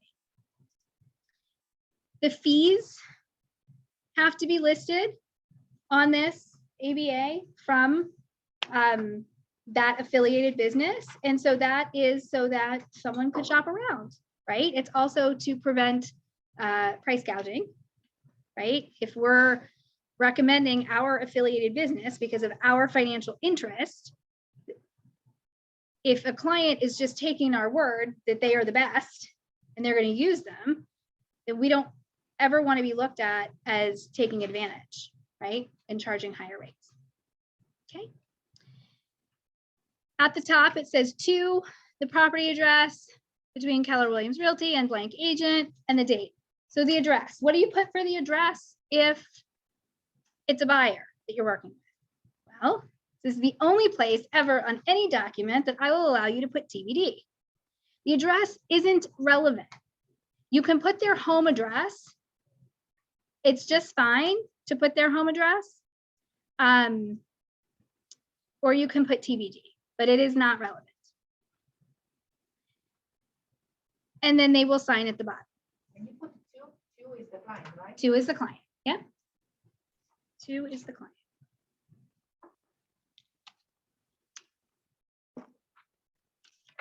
This document is required when the buyer agency agreement is signed. I do have people that say to me all the time, oh, I'm just going to get the agency agreement signed and I'll have all the other documents signed later. All of it is required at the same time. Same with listing agreement. Okay. The next document we have is the cybersecurity notice. The cybersecurity notice is the additional disclosure that we require to comply with our E&O insurance. And this is reminding everyone that we're not going to ask for them to send us money or their bank account information, social security number, etc. So wire instructions, right? Wire instructions, if you are working with universal title, wire instructions are sent securely to the client. They can pick up the phone and call their processor and verify those wire instructions before sending the money. We suggest that they verify by phone wire instructions before sending money. Again, this is signed by all clients, buyers, sellers, and tenants and landlords. The ABA is not required for tenants and landlords. Cybersecurity is required for everyone. The next pages that we have are the residential property disclosure statement long form. Okay, this is what I refer to as the long form in Command. Shannon, I have a quick question about the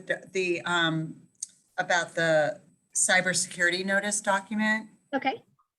For a buyer, typically the address of the property goes on the bottom.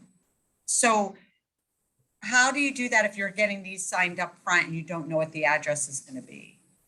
So the address that prints across the bottom of our documents is the address that you put into the details tab in DocuSign, which for buyers is going to be their current home address. So that's so it doesn't, yeah. So it doesn't have to be the house that they're buying. No, the Okay. address is not relevant. The address Okay. prints across the bottom of the documents so that it would alleviate and eliminate the watermark challenge that we had, which has now gone away anyway, but that's why the address is there. All right. Shannon, Yes. if we have people in the middle of PCS moves and stuff and they don't have a current address, what would you like us to put? Well, they get mail somewhere, right? Sometimes. I mean, it might be a parent's address or something. That's fine. Okay. Mhm. If they were to receive mail, where would it be? That's what goes there. Okay, so this document is talking a lot about what sellers don't have to disclose. Okay, remember, it's a buyer beware state. There are a couple of affirmative disclosures that sellers have to make, and then there's a lot of things that they don't have to. This document, for those of you that have been in the business for a while, this document takes the place of the understanding your rights and responsibilities under the Residential Property Disclosure Act. The reason that we require this for buyers and sellers is because on the one page, D4 disclosure, which we will be reviewing with our listing agreement, our clients are actually signing off saying that we have provided them information on their rights and responsibilities under the Disclosure Act. So what better way to have proof that we have provided them that information than to actually give them the information, right? So in DocuSign, there is not an automatic initial or signature block on this because they're signing a separate document, right? Saying that they've gotten it. But we require this at your agency agreement time. So I do ask that you add initial blocks on the bottom of each page for your clients. Okay, so we'll just go through this fairly quickly. But what it's doing is it's highlighting things that the seller does not have to make representations about on the first 3 pages. It's saying, hey, buyer, you need to look and figure out these things for yourself if you're worried about it. So the condition of the property is the first one, right? And all of these paragraphs start out by saying the owner of the residential property makes no representations or warranties as to the condition of the real property or any improvements.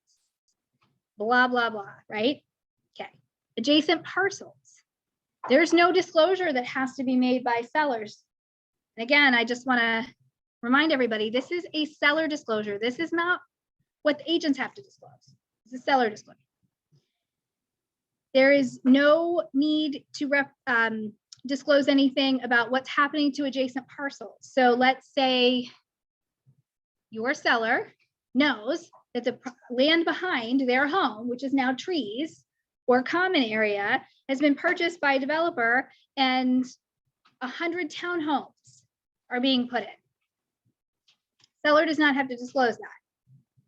The agent knows about it. The agent has to disclose it. We certainly can't advertise all these wonderful things about the common area and whatever behind it, okay? Historic district ordinances. Is the property in a historic district? Resource protection area.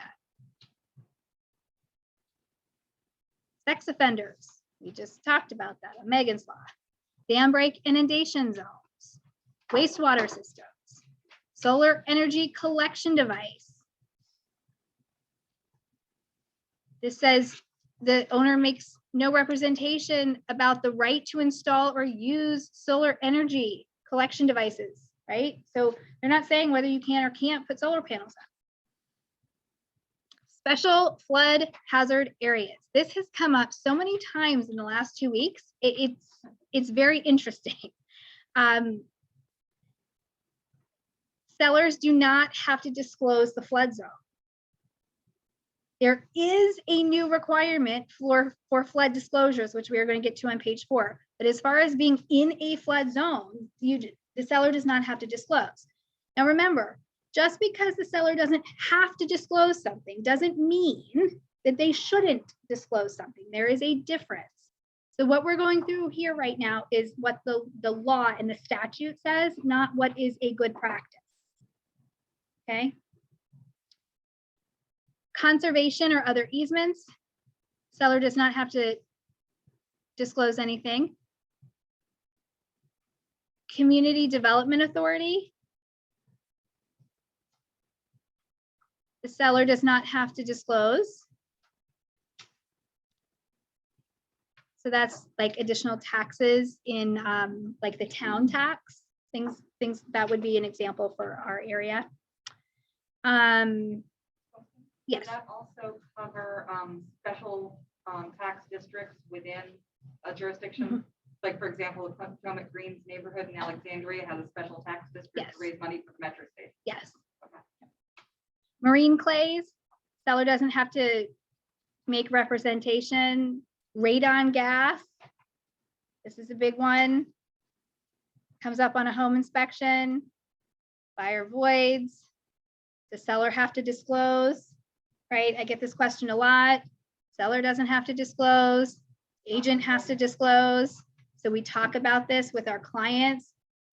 On the listing side, we're talking about what their rights and responsibilities are and what our responsibilities are, right? And even though they're different, it's still the best practice. Defective drywall, lead pipes, these are things that don't have to be disclosed. Impounding structures or dams. Okay, so it's highlighting things that have come up over time, over and over again, right? The buyers are making a big deal. Oh, the seller didn't tell me about this, right? Well, so that's why it's highlighting these things to say, hey, this might be important to you. If it is, let's make sure you know that it's a buyer real estate. Now, additional written disclosure requirements may be required. Okay, these are what we are referring to as the affirmative disclosures. So the first sale of a dwelling, right, new construction requires additional disclosure requirements, but does not get the deported, this residential disclosure, okay? Land does not either, because land is not residential. It has to have a dwelling on it, okay? The planning district may require some additional disclosures. So planning district 15, that has to do with mines, abandoned shafts and pits.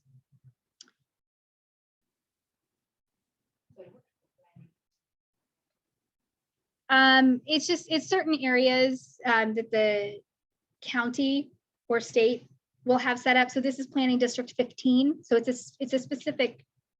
Area. Yeah. So when it says may have to disclose, what is the permanent? Well, on each of these things have a separate form. So if it qualifies based on what's on the form, right? You have to Yeah. So So maybe only for the plot. right. So in most cases, you can tell though, just by reading the title, if they have to disclose, right? So there's a disclosure that's required for a property in a locality with a military air installation. Okay, so those of you that work around Quantico, pretty sure there's a disclosure that's required there. Around Joint Base Andrews, there's going to be a disclosure there. So you're going to have just saying, hey, buyers, right? There's noise, crash zone type things that are on that disclosure. Pending building code or zoning ordinance violations have to be disclosed. This affects title. This is actually mentioned in the contract as well. We'll review that. If the property was previously used to manufacture methamphetamines, has to be disclosed.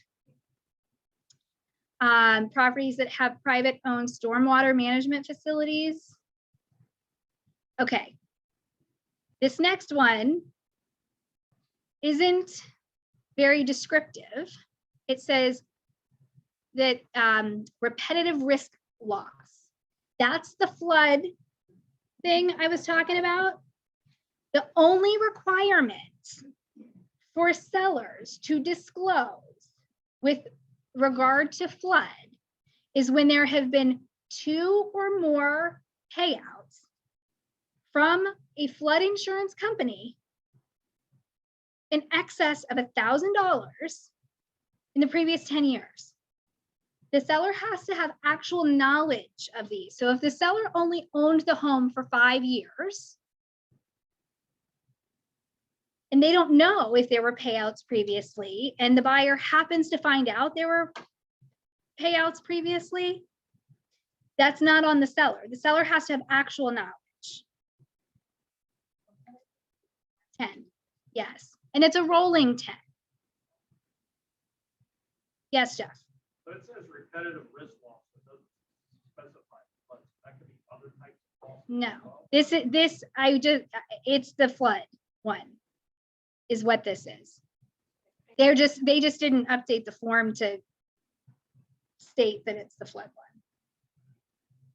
one. Okay, within 10 years. Yes.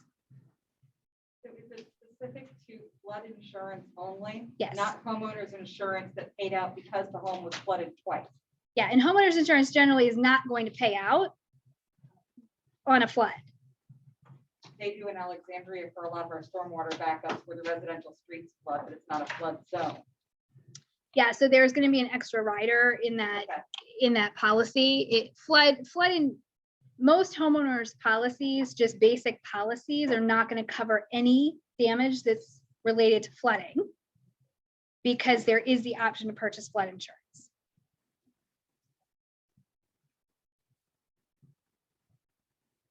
Now, if there is a rider in your client's homeowner's insurance that covers flood loss, and there was a payout, I would say that while it might not be listed specifically, it is a flood loss payout and it should be disclosed because it's going to come up on the clue report.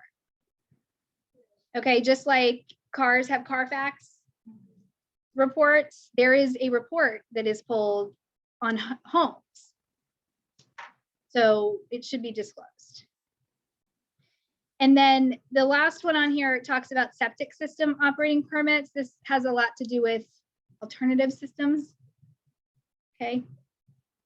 So there are certain things that do have to be disclosed, but overall, it's a buyer beware statement.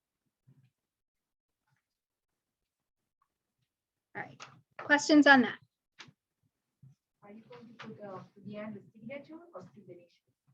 Initials on all 4 pages is what I prefer. A signature on the last page is okay, but I prefer initials on each page. So, I had a scenario recently with the radon, where there was a radon mitigation system in the house. So Yes. the seller was aware of it, Yes. but yet they did not disclose it. And the buyer was very upset because she was saying, well, you know, they knew that there was a radon. Okay, so And they found radon when they tested in the house. So there was a big dispute over it, and who should pay for it and all that stuff. yeah, so the radon mitigation system being in the home is something that a buyer can readily see. And in my professional opinion, is not a disclosure issue. A buyer can look at the system and see whether the air bubbles are moving and whether the system itself is working. Most companies that install the mitigation systems will give warranties. Now, depending on how old the property was and how old the system is, you know, it's hard to say specifically, but that's not a disclosure issue. And when it comes to this, the seller doesn't have to disclose. If the seller knew at some point in the past that they had radon and they had a system installed by a company who said to them, we've remediated your issue, and the seller didn't have actual knowledge that the system wasn't working, and the agent had no knowledge that the system wasn't working, then there's no issue. There's absolutely no issue because there's no disclosure required. Now, if they knew that the system wasn't working and told their agent, then their agent would have to disclose it. They still don't have to disclose it. The seller still doesn't have to disclose it. But it's not like the buyer came in to see the house and the seller had boxes piled up. They did have boxes piled up. And so Inside and outside, because you can see the system outside too. Yeah. Okay, perfect. So you can see these systems on the inside and outside of the house. So there would have been a way, right, for the buyer to find it. And they had a home inspection. Yeah. Right? So, you know, in situations, this is also why I always think that sellers should allow home inspections and not just go with the buyer that says I'm waiving my inspection, because then if they come back later and say, well, you didn't tell me about, you know, whatever, well, the buyer had a chance. Yes, Anna.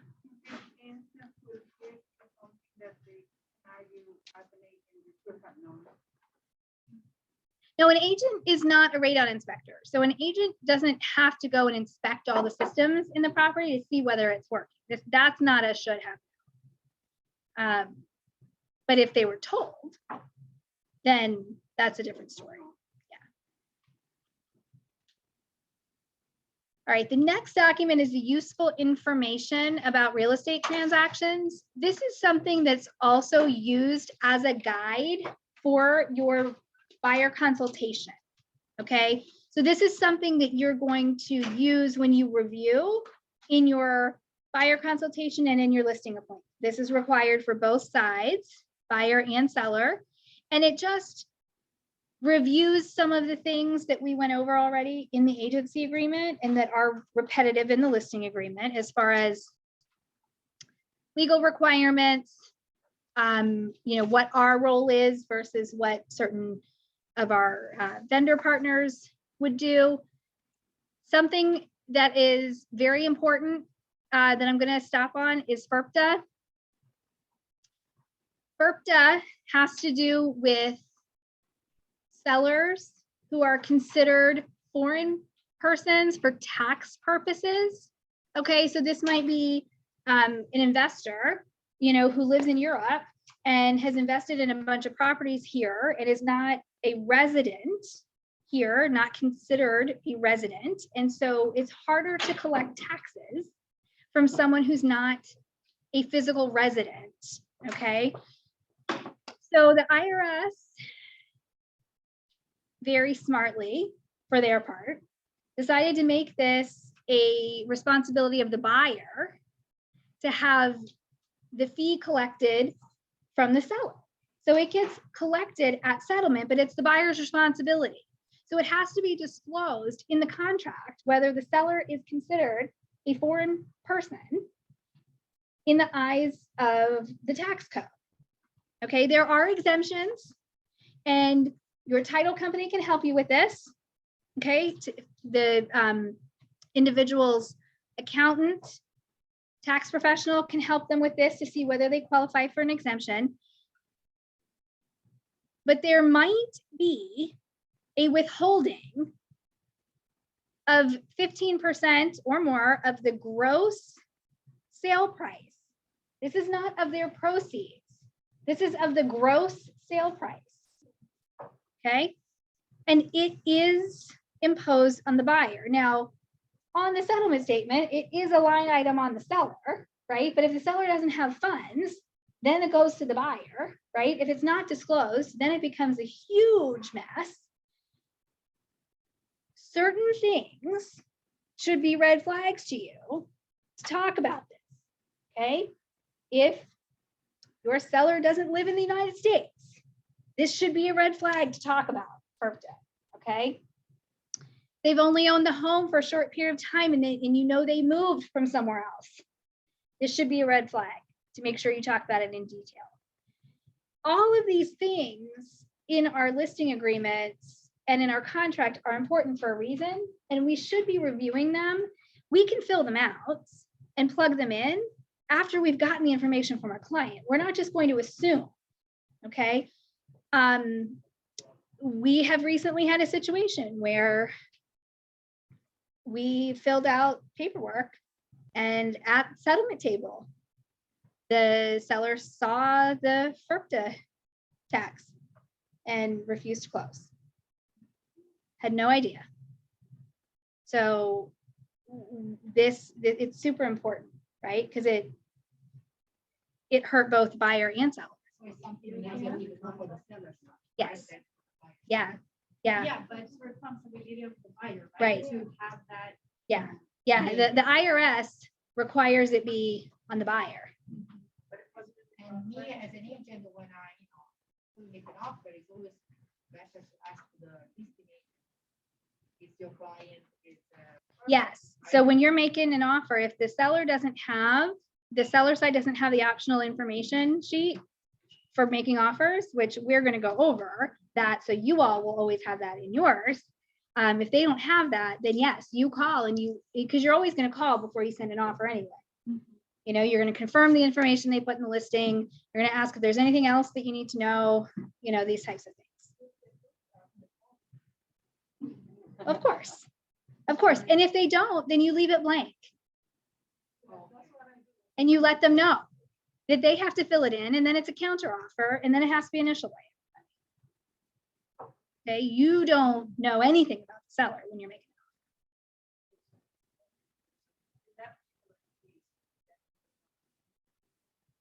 an offer. It was in the contract that they were not foreign persons, right? So in the event where you can't get the information and you're making an offer, you leave it blank and you let the seller side disclose it. Okay. This also goes on to talk about master plans and property condition and environmental matters. I'm not going to go through all of this. This is something that for the buyer or seller to read. It's a guide for you when you're highlighting things to talk about in your consultations. This gives a lot more information about types of real estate representation and what happens when they become your client. Okay, and this does require a signature. And Jackie had put in the comments, which I'm just seeing, is there a website or link to see if a property is in the air zone or the other military air installations? I am sure there is, and I will need to find that. Okay. The next couple of documents that we're going to look at real quick. Let's see if this one's ready.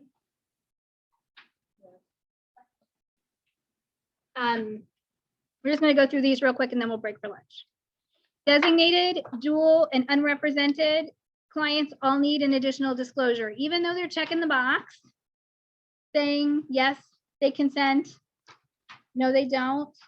When you have a contract, you have to include this additional document, okay? It becomes part of your contract.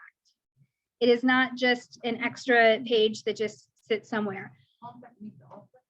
Yes, yes, it will become part of the ratified contract. So you would include it in your offer, okay? Designated means that the agent that represents the buyer and the agent that represents the seller are in any of our 3 KW United offices. So an agent in Kingstown is representing the buyer and an agent in Fredericksburg is representing the seller. We need to have this document. Okay, any agent where I am their broker and Steve is their broker, we need to have this. This applies to rentals as well. And it becomes a part of your ratified contract or lease, okay? The dual representation document is included here, even though you will never be using it, so that I can show you the steps that were taken to discourage, okay? The first page, it looks very similar, and it to the designated says check the box. Is it, excuse me, standard, limited service, or independent contractor? You guys are never limited service or independent contractor. You're always a standard agent. The first section says we're just saying that yes, we're agents, and I'm the agent for both clients, and it was both clients were existing clients when they met in their transaction. Yes.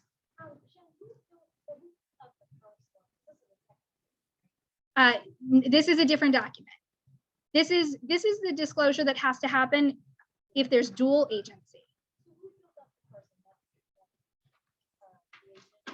Well, the agent always fills this out. This is part of the offer contract, right? This is it. So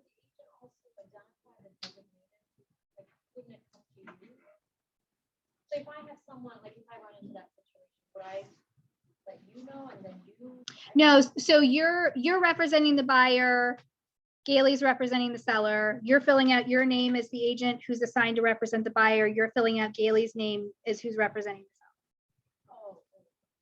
Yep. So, and this kind of buyer, and you don't refer as agent buyer or agent seller. Just say seller and buyer. I don't need to. Well, one party's going to represent the seller, one party's going to represent the buyer. Okay, so on dual, it just gives us just a small little blurb. Like we talked about earlier, in most cases, it's one existing client and one new client, right? You're holding an open house, an unrepresented party comes in, and you're like, hey, I want all the commission. I'm going to try to, double end this, right?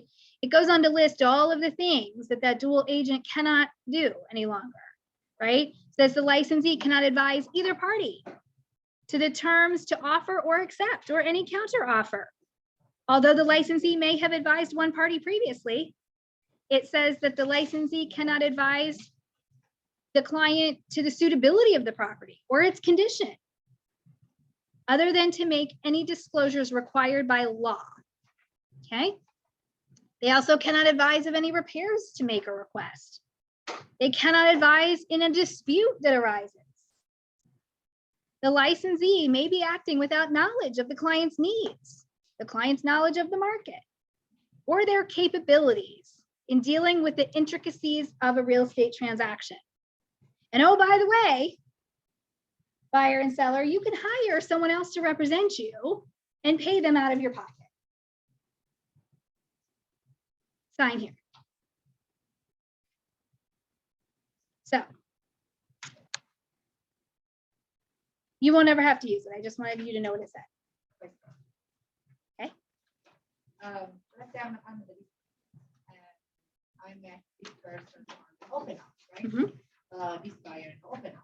They came, they feel very good connection with me, and they say, oh, you know, I want to make an offer. Wait, but I represent the seller. I cannot represent. And they say, but you know what I can do is I have my colleague, they, you know, she can represent you. And they said, no, we want you. You know, we don't want to be a representative. So in this case, can I let them sign still the paper as a represented buyer or not? Okay, so in Veronica's scenario, she's saying that she encounters an unrepresented buyer. She represents the seller, and the buyer is being very forceful that they don't want anyone else to represent them. They want Veronica. Well, Veronica gets to be the adult in the situation and say, I'm not representing you. I'm representing the seller, and you can be unrepresented and still talk to me, but I can't give you any advice. Or you can have representation from someone who can give you advice. Okay, so this next document right here, when I talk to you guys about missing the disclosure of unrepresented parties, this is the document. I think it's called Disclosure of Brokerage Relationship. I don't think it actually goes on to say unrepresented parties in the title in DocuSign, but this is the document. I see all the time where this document comes in and people sign it that are represented. And I don't understand. So just remember, unrepresented only signs this. So when you have your seller who you represent and the buyer comes in that's unrepresented, only the buyer signs this because it says, I, the undersigned, unrepresented party. So don't have your seller sign it if your seller is in a listing agreement with you because your seller is represented. Okay. This gets signed if you are taking your buyer to make an offer on a FSBO. There's a one-time showing agreement that we're going to go over today and this document. Those get signed before you go. Okay. If the buyer is going to make an offer on your listing and they want to be unrepresented, they sign this before you help them with any ministerial acts. Okay. All right. It's 12:32. Everybody's starving. We're going to break for lunch and we're going to come back at 1 o'clock and we're going to switch gears and we're going to do some command and DocuSign. And when we finish with that, we will go into our listings. Okay, we just have 1 or 2 more quick disclosures and then we're going to talk about listings. All right, see you guys back at 1 o'clock.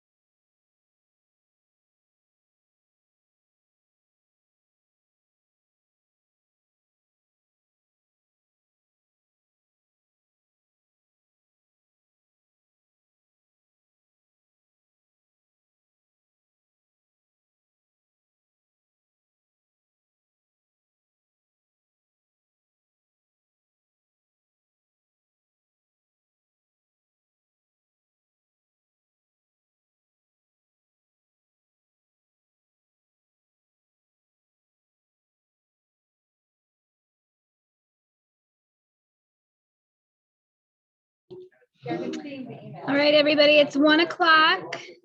So we are going to reconvene.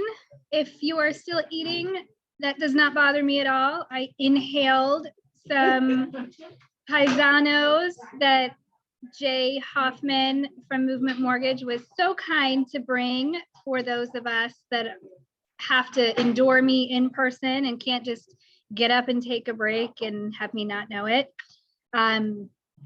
So thank you, Jay, for always feeding us so well. I want to switch gears and get into Command and DocuSign for a little while. And then when we finish Command and DocuSign, we'll take a short break, and then we will go through the last couple of like disclosure type documents, and we'll go through the listing agreement, and then you will have survived day one with me all day. So yay. It is okay if you have Command and DocuSign up while you're listening to me. You can follow along that way. You can just watch what I'm doing. Either way is okay. I don't mind however you learn best. Okay, so we're going to start from the very beginning of how you create an opportunity. Try not to just tune out if you've done this before, because there might be something that you're like, oh, I didn't know to do it that way. And you're going to want to do it that way. Okay. So I am going to reshare my screen and we will get started. All right. Somebody at home, give me a thumbs up. We get the shared screen. I just like to make sure you guys can see it. Thank you. Thank you. I love all of you that are on camera. Makes my heart happy to see all your faces. Okay. Commands. Home screen looks like this. When you log in, if you have tasks or anything that shows up on your home screen, design updates. So if you guys are using designs for your marketing, that shows up on your home screen. If there's anything new to go take a look at, any updates will appear on your home screen as well. There's banner notes, family reunion tickets. I don't know how many of you are going to family reunion. I'm super, super excited to be going to family reunion. There will be some opportunities for those of you that are back home for family reunion stuff. And of course, there's digital ticket sales available as well. So if you haven't signed up to go in person and you're staying home, sign up for the digital experience. It's well worth it. Okay. From your homepage, along the left-hand side of your screen are all the applets. Okay, that's all the different places that you can go into Command. The top one, of course, is your home screen, which is this. You have contacts, tasks, smart plans, referrals, opportunities, campaigns, reports, designs, etc. Okay. David Donaldson does classes on all of these. So if you have not attended his classes, you will be doing so in the near future. He also records them so you can go back and watch them as well. Remember, the recorded videos that we have do not take the place of attending the class as it's given live. Okay, they're meant to go back to rewatch later. From your home screen, for creating an opportunity, there are two ways to create an opportunity. The first one is to actually click on this handshake icon for your opportunities, and it's going to take you to your opportunities home screen. Okay. From your opportunities home screen, it gives you your dashboard and it tells you what you have going on in Command in the current month.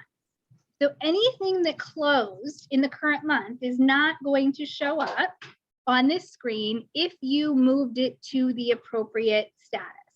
Okay, so I get a question all the time from agents that say, oh, my deal closed last month and I can't find it. I need to go back and add a document, or I need to go back and pull a document, right? So this is a time of year where you might be sending copies of your Alta statements to your clients that closed last year so that they have it handy for tax purposes.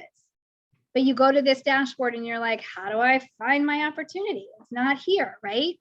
you would click on all opportunities and it will give you a list of all your opportunities. That is one way to do it. I will show you the other way when I show you how to find or how to create the opportunity the second way. So from this screen, you would create opportunity with this blue button. Gives you a pop-up, and all of you could have a different looking pop-up depending on your status. If you're in a team, you're going to have some different options. If you're an individual agent, you have different options. But essentially, it looks like this. Now, I have the blessing of 3 different market centers. So I get to choose which market center I want to create my opportunity in. Today, because we are in Kingstown, I am going to create my opportunity in Kingstown. If you're on a team, you will be able to choose the team so that your opportunity is created properly under the team. And then underneath, it's going to ask for the opportunity owner name, which is generally the leader of your team. And then you are the assignee. Okay, so the opportunity is assigned to you, but the leader on your team owns the opportunity. Anything with a red asterisk must be filled in. The opportunity type, very important. These items that you're choosing here when you're creating the opportunity cannot be changed later. So if you create the wrong opportunity type, you have to archive the opportunity and start over. Okay. So we'll create a buyer opportunity. And then we're going to pick a client. You guys all know who my client is when we teach. It's Grace Lillian, the daughter that I didn't have because I got 3 boys and none of them would have appreciated if I named them Grace Lillian. So the opportunity name then updates to the client name dash whatever the opportunity type is. So it's Grace Lillian dash buyer. If this was a listing, you could update it to be the listing address with the client's name. So either the client's name or the address should be in the opportunity name, okay? Custom tags, you can add tags for how you found them. If it's family, if it's a referral, these are just a couple of different ones that I put in there. The more information you give command, the better it's going to be at helping you. So remember that the more fields you fill in, the better it is at helping. Estimated closing date. The estimated closing date is an idea. If it's a buyer and you think that they're going to be looking in, to close in 6 months, you can put that in. If you think they're going to close in 3 months, you can put that in. It doesn't have an asterisk. You don't have to put that in right now. You go back and add that later. The commission rate does have an asterisk. So back to what we were talking about on our buyer agreements, put in here what the minimum is you're willing to work for. Okay. Opportunity phase and stage. The phase is going to be a choice between cultivate, appointment, active. And then once you choose that, then the stage will correspond. Okay, so you have different choices based on the phase. Most of the time when you are creating an opportunity, it's because you are trying to get an appointment or you have an appointment. So when you choose appointment, it's then asking, are you scheduling the appointment? Have you scheduled the appointment? Did you keep the appointment? These are also phases that you move through in that process. So you're creating this opportunity in the appointment phase. You're scheduling the appointment, okay? Then you would hit create. Now what I'm going to do is go show you the second way to create an opportunity. So I'm going to X out of this. I'm going to go into my contacts. In the contact record for this client, you can see lots of things. Over here on the right-hand side, there is an option for opportunities. So this is showing all of the times that I've taught something using Grace Lillian, basically what it's showing us.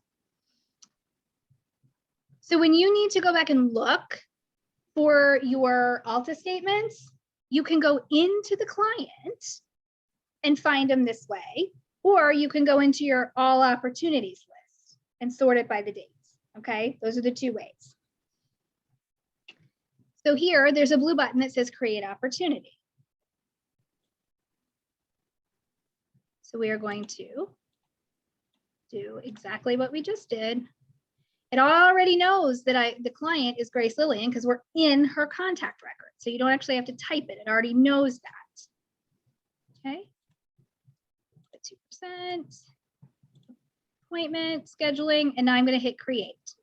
Now, the difference between creating the opportunity from the contact record and creating it from your opportunities homepage is that when you create it here, it doesn't put you into the opportunity automatically. You see how I just hit create and all it did was give me something right here? If you create it in your opportunities homepage, as soon as you hit create, it moves you into this details tab. Okay, so those are the differences. So if you're like, wait, I created it and it didn't do anything. Well, it's not meant to when you're doing it from your contact record. Well, so you just click it from the contact record. It's just right there on the top of the list. So then you just click it to go in. Okay. So here on your details tab are things that you might want to fill in so that Command can help you to analyze your business. So when you hover, it's very hard to see, but there is a pencil in the top right-hand corner of that box. You click the pencil, you can fill in certain things. You can fill in, I say I'm scheduling the appointment. Excellent. I called, I got the appointment. It's this afternoon. I scheduled it today. The appointment is today. So after I go on the appointment and they sign my agreement, I would go back in and say that they signed the agreement. The more you tell it, the better it's going to be at helping you analyze your business. Address. On a buyer, you're not going to have a property address because none of you are going to go out and show homes before you have a buyer agency agreement. And none of you will have a buyer agency agreement before you create the opportunity because the opportunity opens up your room in DocuSign. Okay, there's a process. On a listing, you know the address. So always put the property address in here. Okay, it's going to help you later, especially when you're trying to do your commission. We always move left to right. So it's details, then buyer, documents, offers, timeline. Buyer profile is just actually a it's like a timeline. There's nothing to actually type in. So we're going to skip to documents. If you are in Fredericksburg, you only have one checklist type. It is going to be Virginia for whatever type of opportunity you created. So you don't actually have to pick a checklist type. It's already going to come up for you. Kingstown and Falls Church are licensed in multiple jurisdictions, so you have to choose. So if your buyer is a Virginia buyer, then you choose Virginia buyer. If it's DC, et cetera, same thing will happen for listings. There are different checklists based on the jurisdiction. So we're going to be working with a Virginia buyer. Now here, you guys see all of the blue dots or the blue boxes that say DS. What this means is that when DocuSign is cooperating, when we go in to open the room in DocuSign, these documents will already be there. You don't have to go look for them. Okay, I went through the checklist and attached all these documents for you. I don't want to make it harder for you than it needs to be. I want the documents filled out. I don't want you to have to go look for them. Okay, so in listings, buyers, landlords, and tenants, your agency agreements will automatically populate for you in your room. Okay, in Virginia. DC and Maryland, there's still a little bit more that I'm working on, but Virginia, they're there.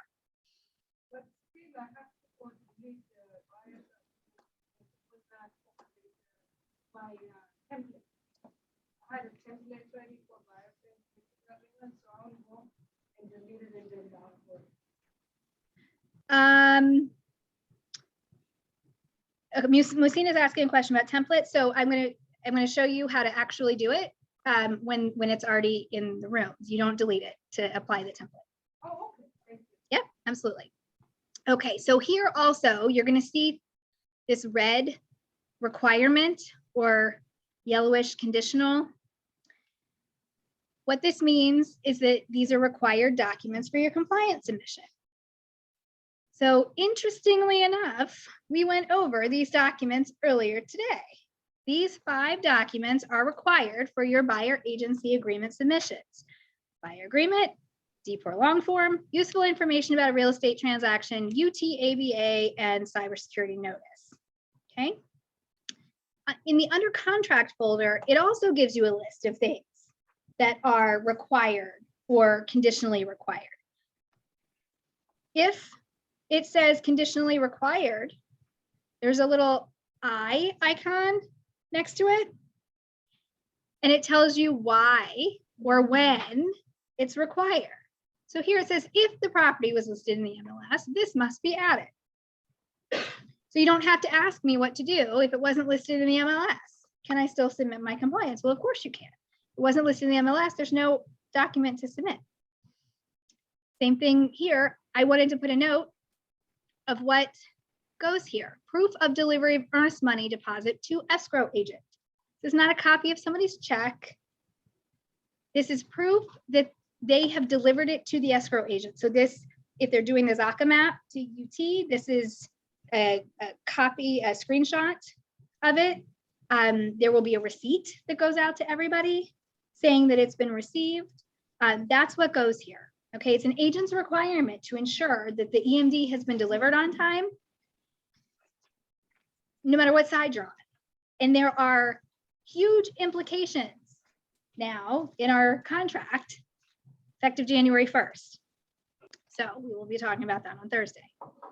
And the closed folder has a couple of items that are required or conditionally required as well. We tried to make this very easy for you to show what is necessary. Consultation folder is required to be submitted within 24 hours of client and broker signing. Okay, 24 hours. Under contract, your ratification documents within 48 hours of ratification. Now, what happens if you don't have the EMD confirmation within 48 hours? You submit anyway, and then the documents that you submit get reviewed. And then when you have the EMD confirmation, you add it and resubmit your folder. Okay? So I don't have to wait until I have all the documents. No, you're not supposed to wait till the end. Within 48 hours of ratification, that complete ratified contract gets submitted. Okay? So nothing in Command frustrates me more than when I go in to review documents and I see, oh, there's 10 submissions, great. There's 10 new things to look at, and it's really 20 because 2 folders were submitted at the same time, right? The agency documents and contract documents were submitted at the same time. So I think I can just go through real quick and look at things, and then it really takes me double the time. Yes, Pam. Oh, unmute yourself, and then you got to repeat what you Okay, just said. sorry. If you're selling new constructions, it's not ratified for another week. Should you still do it? Turn it in even though it's not ratified by the company? No, because it's Or not should you ratified. wait? Okay, so you can Yeah, wait. it's All right. not a it's not a contract till it's ratified. Yep. Okay, thanks. Thanks. Okay. So from here, what we're going to do is we're going to let Command open up our room in DocuSign. Okay, if you go to DocuSign first, it will never connect to Command. But if you let Command open your DocuSign room, then it talks to each other. And then there's all kinds of cool things that we can do. So I'm going to click Start a Transaction.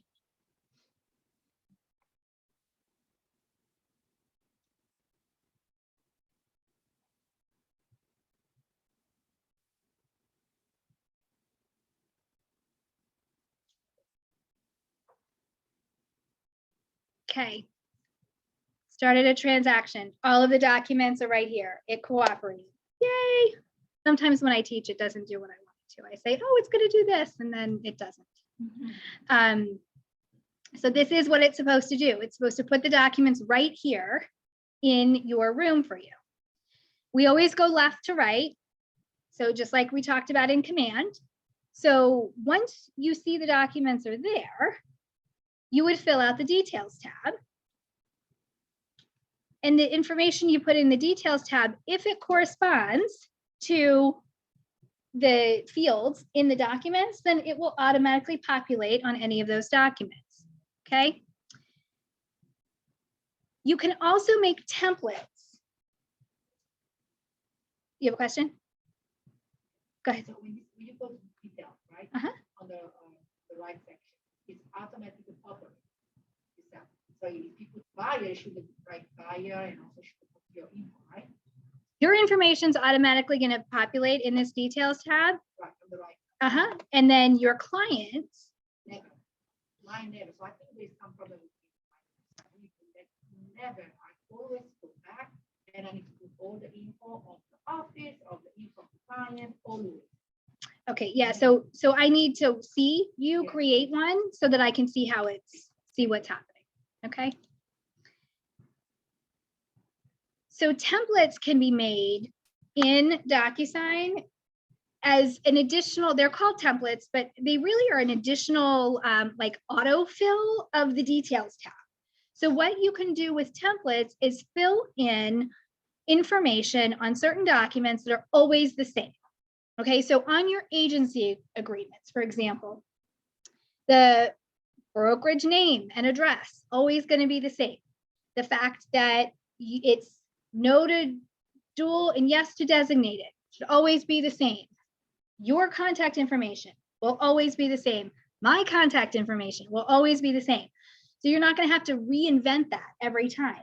So you can create a template that has all of that information filled in, and then you can apply it to these documents. Okay, same thing with a contract, with the residential sales contract. You can fill in your information and the office address and the license number and everything in the buyer agent section, right? And so then you can just automatically apply that, okay? If you have information typed into your document and then you apply your template, the template will override what you've already typed in. So the first thing that you should do is your details tab, and then apply your template, and then go through line by line and see what else needs to be filled in or corrected. Okay, so it's details tab, apply your template. Okay, yes. How do you apply it? I'm going to show you. Okay. So once you've created the template, here on the document itself, you right click. And if you have a template, yes, see, Musina, this is why I told you you should be in every single month of my DocuSign class. Yep. Yeah, you right click and then do apply form template. If you don't have a template set up for the document, nothing matches it, it won't give you the option to apply the form template. It's only going to give you the option if you have a template. So if I click on, whoops, if I go to the ABA and I do a right click, okay, one of these documents is going to actually respond. There we go. It doesn't give me the choice to apply template because I don't have a template for the ABA. I don't need one. Okay. So the second way, I will show you guys how to make the template in just a second. The second way that you can apply the template is when you add a document from DocuSign. So this would be like in your contract. You click add document, and then it gives you choices on where to pull documents from, okay? Yours is not gonna look as insane as mine because I have 3 offices and licensed in multiple jurisdictions, and there's a lot, okay? You will have access to the forms that you should, okay? So you can go to the form set for your market center. So if I was to go to the listing form set, let's say, and I clicked on exclusive right to sell, then it gives you this template option and says, which template would you like to use? you can apply it before you bring in the document. It's not my best practice because the details tab, I think should be, that information should fill in first. And then you right click and apply the template once it's in the room, okay? So that would be how the other way you could, it's just not my best practice, okay? But if you don't have a template, it wouldn't even give you that option. See, I click it, there's no template, it doesn't even give me the option. Now I have to make everything small for a minute so that I can get to where I want to go. So my documents is where we go for templates. So across the top of your screen, you're going to see something that says my documents. I'll make everybody bigger again. Okay. And there's nowhere good to put people. Okay. Form templates. So my documents and then form templates. What this shows are all of the templates that I have created already, okay? If you have a template that needs to be updated for any reason, let's say you make the template and you realize that there's a typo, you just come right back in here and you click edit, and then you go in and fix it, okay? To create a new form template, which any of you that have templates in for the listing agreement will need to go make a new template because the listing agreement changed. You're going to create form template, find your form. So this is very similar to how it used to look when we were grabbing a form from the DocuSign forms library. So you're going to say, where do you want to get the form from? You can get it from a group or the forms library. The group are the little subsets that I had previously set up, so you didn't have to go through every single form. If you want contract documents, the most used contract documents are in the contract folder, listings, etc. Okay, so we're going to choose a form group, and then I'm going to go to listings, and I'm going to pull a listing agreement. Depends on what office you are, right? If it's times 548 or. Yeah, and the reason we have the numbers there is it's not relevant to you guys because you'll only see your own office. It was for me so that I could differentiate the folders for each office. So now it brings up the document in the same format that it would be in your regular room, okay? So certain things you can fill out. You can fill out AW United dash. Okay. You can fill out the brokerage information, right?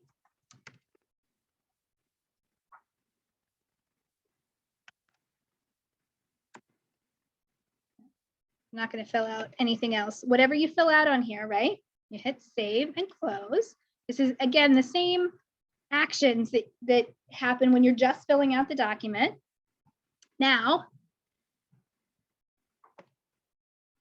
how do I know which one's which, right? Well, I want to rename this. So now how do I rename this? Now that I see there's two that are called the same thing. So how do I know? How do I know? Well, I'm going to go back to edit.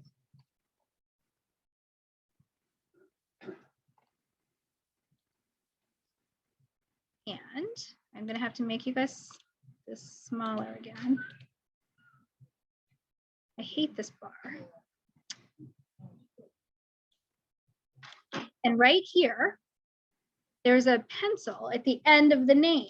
You click the pencil and you change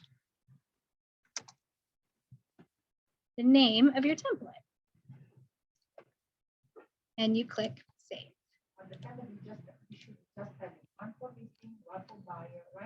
Yes, yes. You shouldn't have multiple templates there's no reason Right. to have multiple The templates. one you decided was just simplicity. Yes, because I have multiples in here because of my teaching classes, but you might want to rename it, right? Okay, so now we're gonna go back to the room.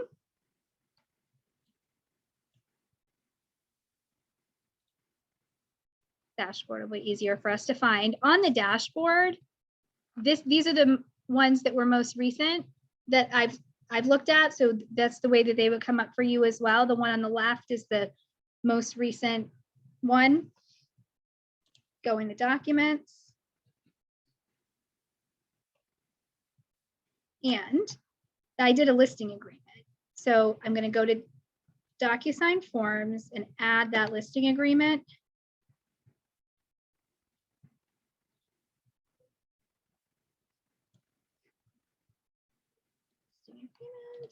Add selected and apply form template. Now it says, which one do I want to use?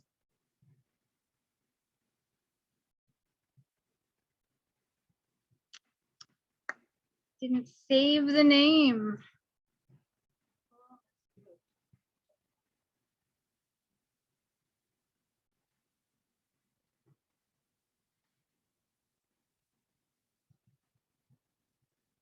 So we're going to go back into templates. So when something doesn't work the way it's supposed to, there's always a way to go back and see or check and find out what's going on. It didn't save. Did I not hit save? I might not have hit save. So let's go back and call it class. Class 110. Save and close.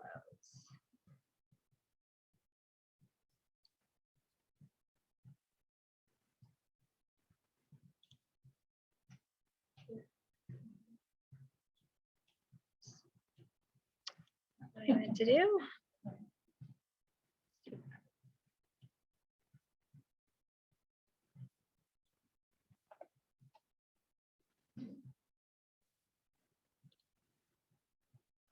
There we go. Now I know which one I want to apply, and I'm going to hit apply. Best practice to apply it as opposed to just select it from the drop-down. Yeah, because it overrides anything that's already in the document. So I like the details tab information to be applied before the template. Yeah.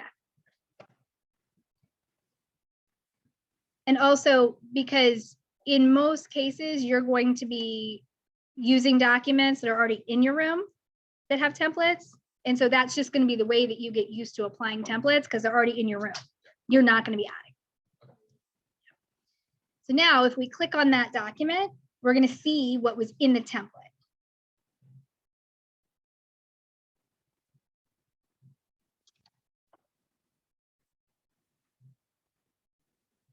There we go.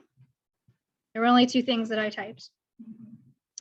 But that is so much faster for you than typing the office address and my information and all of the things that stay the same. Like in your buyer agency agreement, residential property in Virginia, right? That can go on your template. What your fee is, right? What your compensation is, that can go on your template. Almost everything can be pre-filled except the expiration date, right? On your buyer agreement. Okay. Yep, exactly. So in DocuSign, once you've applied all your templates and once your details tab's been filled in, then you go in and you scroll through and you fill out everything that needs to be filled in. So here it's automatically filling in Grace Lillian because that was in the details tab, right? That came into the room. So it already knew the client's name. That email address came in through creating the room. You'll go through and you will look at every box and you will fill in every box. And then once you're finished, you hit save and close. You do this on all of your documents that you need to send your client. So I'm going to go ahead and just archive this for a minute so that we only have the 5 documents back here that we were working on. Once you've gone in and filled everything in, you open up each document, okay, to make sure that they all autofill or fill in properly. The top left-hand corner has a little box. You're going to check all of the boxes for the documents that you want to take with you into the envelope to send for signatures. Once we checked one of the boxes, this new toolbar came up across the top with lots of different fun features, okay, which I'll show you what some of them do after we get into the room. The feature we're looking for right now is the envelope signing, which is this pen. So we want to create an envelope. So what it's going to do is it's going to take the documents that are here that we have filled in the DocuSign fillable forms, and it's going to take them to an envelope. If you have uploaded a PDF here, you won't be able to edit the PDF in this screen. In the next section, you can edit the PDF. This section, you can only type in the DocuSign fillable fields. So I'm going to click Create Envelope and take us to the envelope section of DocuSign. This is where you can rearrange your forms in the room. They're all in alphabetical order. You can't rearrange them unless you change the name of them. So here is where we can rearrange them because I like to see them in a certain order. This is where you add signers. Then you go to the next screen, and that's where you can edit things, add signature blocks, etc.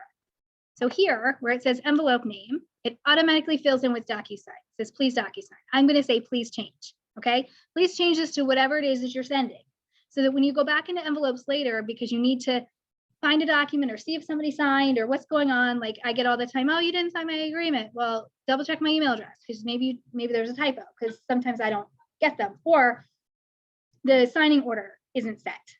And so the client hasn't signed, so I'm not going to sign. So here you can just type buyer agency package. The next section is where you can drag and drop to move things around, okay?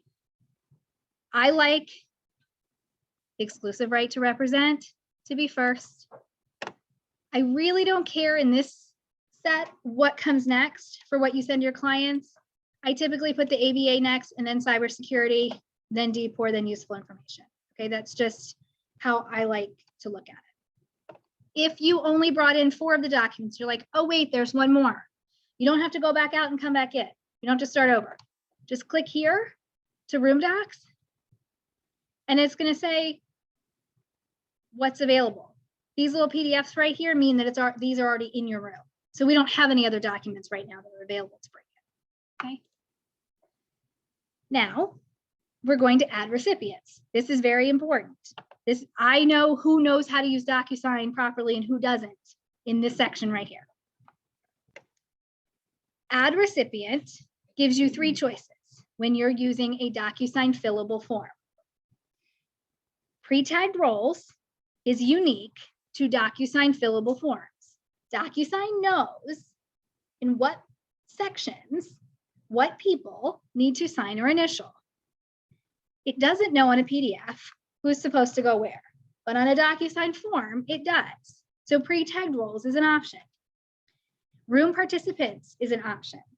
This means that you have to drag and drop manually.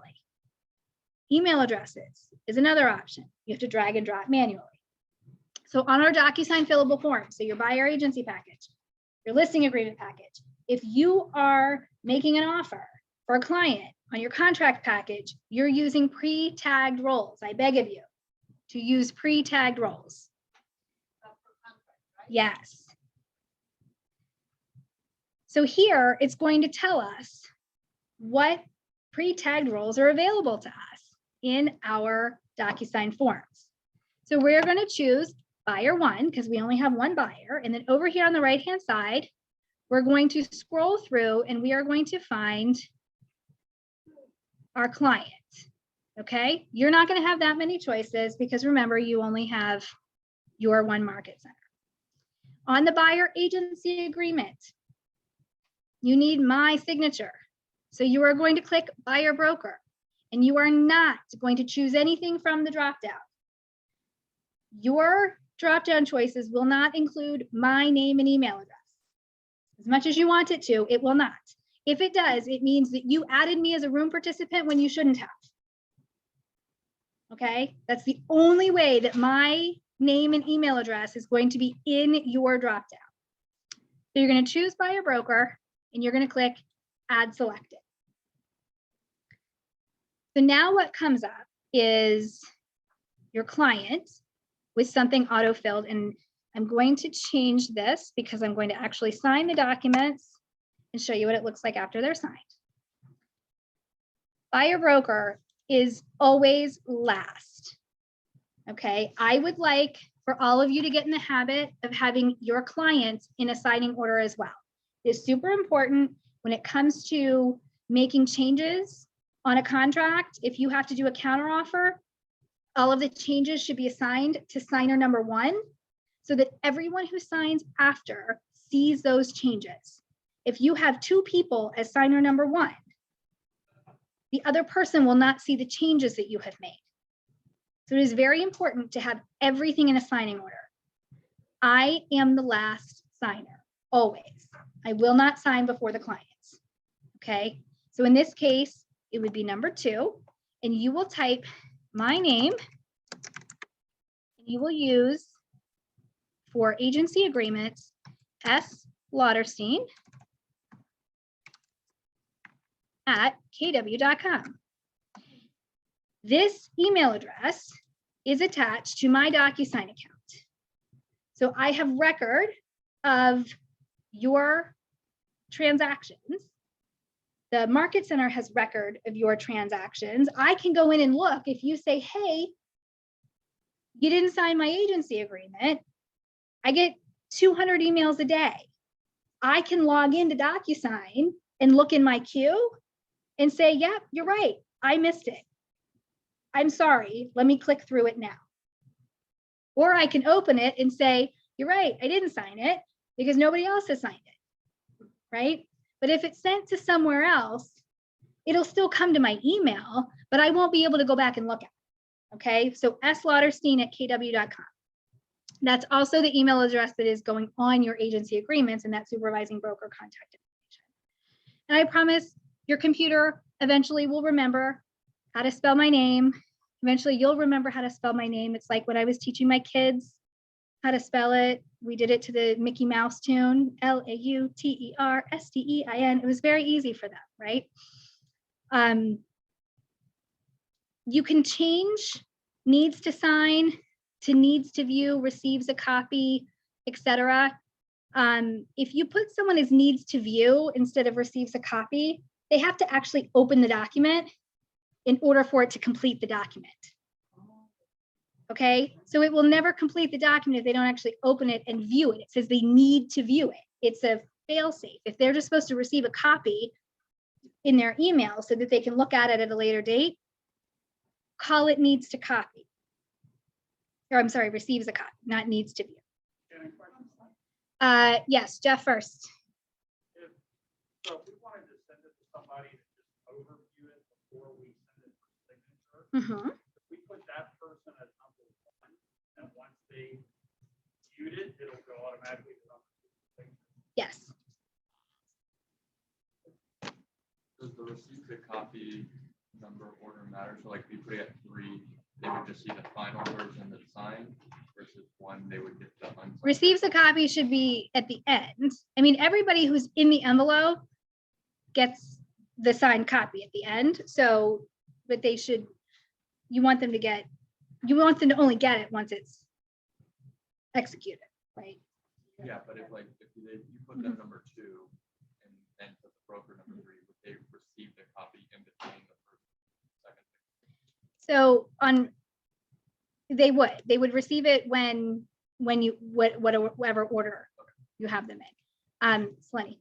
Yes, so only to fill out the buyer and leasing agreements, we use the Kingsdown Realty Group at gmail.com. But when it means to the DocuSign for you to sign the agreement, the broker is your Yeah, so page 4 of the buyer agreement and page 12, of the listing agreement, I think it's page 12, where it says supervising broker contact information, that's the S. Lauderstein. But page 1 of the brokerage agreements is the broker registered email address. Yep. Yes. Real quick, if you've got two buyers, Grace Lilly and someone else, they would be labeled 1 and 1. They would be 1, 2, and I would be 3. Yeah. So how do you choose who's 1 and who's 2? I always say choose the most responsive person as first. Yep. And then they can help you get the second person to sign. Yeah. Yep.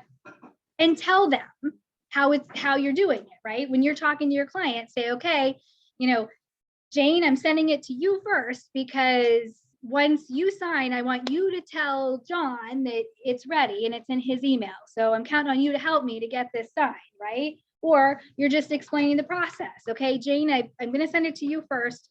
Once you sign, then it's going to go to John's email. And then once John signs, then it goes to my broker's email and then everybody gets the signed copy. Okay, it is super important that we take the responsibility off you as the agent to deliver the signed copy back to the client. It is a responsibility of the brokerage to deliver the signed copy back of these agreements. So if you put me in the same envelope as the clients, then as soon as I sign, then the signed copy, the ratified copy is delivered back and we have complied with the law, right? With the rules that I'm given and what my responsibilities are. If you put me in a different envelope, and I promise you, I know if I'm not in the same envelope as your clients, I promise, then it's on you to deliver it back. And then how do I know that you did it? Right? So this just makes it easier and it's extra work because then you got to take the PDF, make a second envelope, drag and drop everything in. I mean, it's a pain. Like who wants to do that? Right? Yes.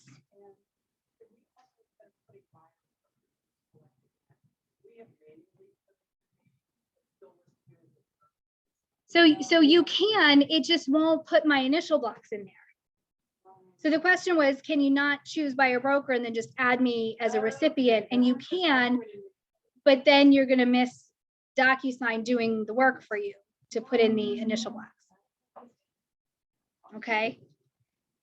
So once you have your recipients in, you're going to send a message. You are going to send a message to your clients. You don't need to send a different message to me. Now you can send different messages to different people in DocuSign. It's not necessary. I know that when you send a message to your clients, it's going to your clients. There are many of our agents that speak a different language, right? And their clients speak a different language. And so even though the documents are in English, they're still communicating in a different language. So if I see something that's written in Spanish, I know that that's okay. It's going to the client, right? I do.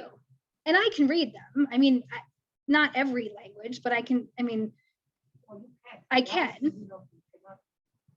Yeah.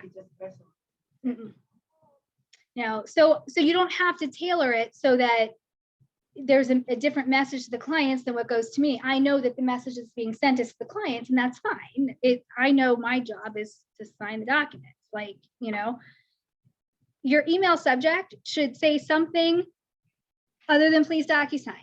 The number of emails that I get that say please DocuSign make my head hurt, especially when I get duplicates.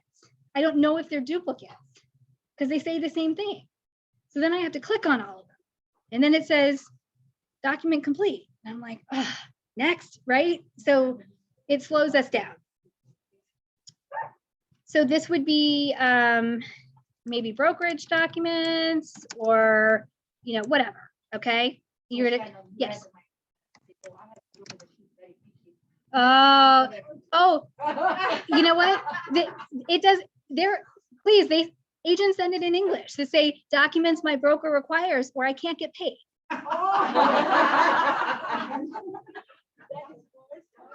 Yeah. I'm like, whatever you got to do, right? Whatever you got to do. You guys don't like it when I mean, but when you need me to be the heavy, you like it. Yes, Scott. It might be good for you to tell everybody in the room why it's beneficial than saving last one on the signature. So that it actually goes to the client rather than. Oh, so on us. yeah, so Scott is asking me to maybe clarify or add a few details to why it's important that I'm the last one so that it goes back to all the clients. So if I haven't signed the agreement and we don't deliver it back to the clients, you have no listing agreement and you don't get paid. So I want you to get paid. And I don't want to have to track everything down to make sure you get paid. I just want it to like be this magic thing that happens, right? Where you just get paid. Yes, ma'am. What happened here? I signed the agreement. For some reason, it's not signed from you. But at the same time, I submit an offer or, the application for rental. And application is, it's done and everything is accepted. What happened? Because I have no authority right now, I'm not allowed to work for them until the Yeah. agreement is signed, right? Yeah. So what happens if there's a gap between when you send the agreement and when I sign it? So if the agreement is in my inbox and it's my problem that it hasn't been signed yet, then you can go and do your thing. Okay. And then it's on me. All right. I try very hard to sign agreements every day. On the weekends, sometimes it's one day. All right. My time block is generally once in the morning and once in the afternoon to sign agreements on weekdays, and then one time each day on a Saturday or Sunday. But there are days where I get really far behind. Like today, when I'm teaching, there will be a situation that has come up where an agent needs me to help take care of an issue, right? And that might be a time-consuming thing. So then I might not get through all of the agreements that came in, right? I might not be able to hit them twice. So I will get behind. But in general, my goal is twice a day and then once on the weekends. If it goes more than 2 days, and you know that I'm working, right? So it's not like I'm on vacation or, something crazy is going on. Just go into your DocuSign envelope and I'll show you how to do it and click resend. Don't send me an email saying you didn't sign my agreement. Don't call me and say, can you sign my agreement? Just go in and hit resend, because then it's going to come to the top of my list and I'm going to see it. And then we're going to know I got it, right? And then I will sign it. Okay, that's the best way to do it. Even if I'm waiting for you, I'll go and show the. Yeah, if it's in my inbox, then you are good. Okay, where I'm not going to hold you up from doing your thing if it's waiting for my signature. Okay. All right, in the envelope, this part is where you can edit PDFs. This is where your initial and signature blocks are. Okay, this is where you do counter offers and such. This is also a place where you should give your documents a once over, even though you looked at them in the room. You should be looking at them again here before you send them out to make sure that everything says what you think it should say. And add additional buyers. So yes, you can add additional buyers in text boxes. You would add the additional buyer signature blocks though in the previous screen, right? When you're adding recipients in the envelope. But here, if you had another buyer, then you can just they would be here, so they would be a different color, and you could just pull in their name. Okay. Yeah, but the second buyer, you don't go on details and add second buyer, right? So it should probably automatic. Right, but she's saying if you have a third or fourth. Yes. Yeah, you can only in the template, the DocuSign fillable forms, you can only put in 2, but in the envelope, it allows you to do up to 4. So you would add them here. Yeah. Exactly. So over here on the right-hand side, you're gonna see these little like tabs. This says that there's signature or initial some things on these documents. This one only has yellow. This one has both blue and yellow. So this means that there's two different ones. This only has one. The only document that I sign or initial is the agency agreement. There's nothing else for Virginia that I sign. In Maryland, I sign the lockbox agreement. But this is the only document in Virginia that I sign. Okay? Hi, Shannon. Hi. Oh, hi, I'm so sorry. Before, this is Vivian, by the way. I'm sorry. I don't know if you can see me. That's okay, Vivian. What question do you have? So at the beginning of this, before when we enter our information, device information, phone numbers and all that, when I was doing my paperwork for one of my clients, it was husband and wife, and it allowed me to enter both of their informations. However, there was a part that came saying that I couldn't be the representative for both of them. So I had to choose the United KW as the second agent. Is that okay the way I did it? Because it would only allow me to be one of the buyer representative for, let's say, the husband, but then for the wife, it wouldn't allow me to be the representative again. So I had to choose KW United as the second agent. I'm not sure what situation that would be. I might have to look at it with you when we finish today, Okay. and see what it was given you as the error message. Yep, it's fine. Thank you. Okay. I mean, it allowed me to enter the information right there at the beginning of this page. It was already the husband and wife's name pre-filled. So I guess I did something right. Yeah, it shouldn't, the question that you say it's asking, I'm not familiar with why it would say you can only represent one. Like there isn't a mechanism for that, for who you represent, for it to give. That's why I'm a little confused. So I would want you to show me. Okay, yeah, no problem. Thank you. Okay.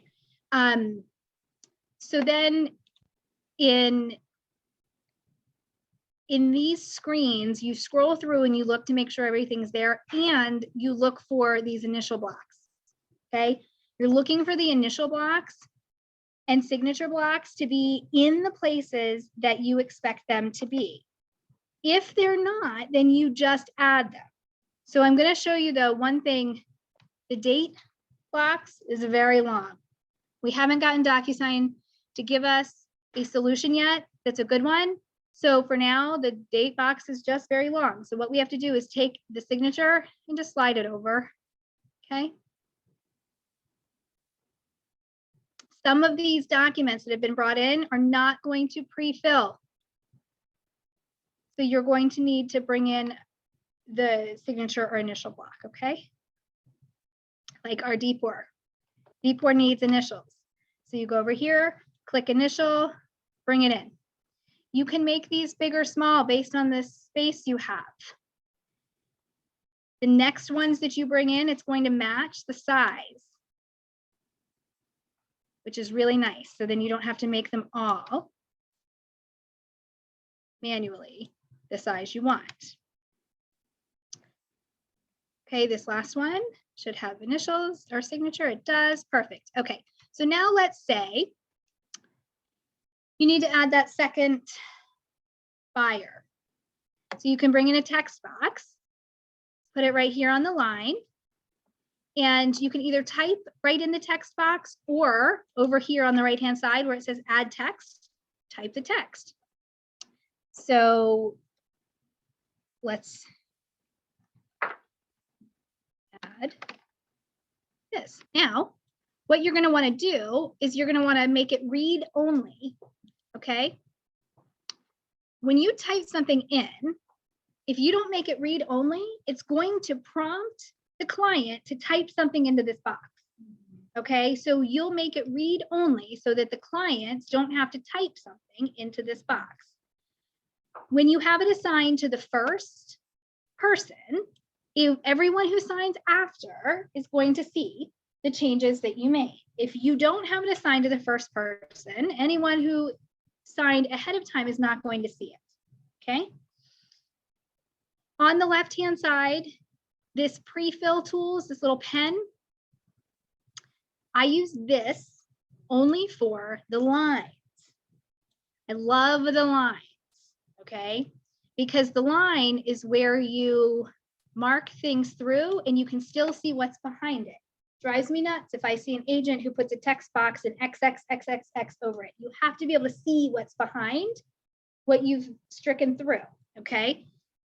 You can also use the line if you make a change and you want to make hash marks for the signature or for the initials. So you can turn it and do this because every change has to be initialed by all parties. So let's say there was a mistake on the agency agreement. You can bring in the client's initials and you need to make my initials come in. I see this all the time on listing agreements where you'll go on a listing agreement, you have a bunch of things pre-filled. Your client tells you, oh no, that's not correct. We need to change whatever. It's changed. And the client initials it. And when it comes to me for signatures and initials, there's no place for me to initial the change. Okay, so anytime there's an initial for the client, all parties have to initial. Okay. Yes. What's your recommendation best practice on editing, the strike through and then you add language? Mm-hmm. The question is, do you do one initial or do you do initial for the strike through and initial? It's one. The strike through and the new language are one. That's considered one. Yes.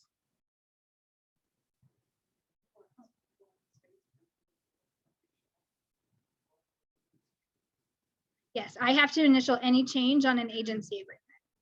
That's right. And remember, on a listing agreement, once it's ratified, any change is done on a listing amendment. Okay. We should be having a document come out this year with any luck that we can make changes on an amendment for buyers. But right now, there isn't a document for that.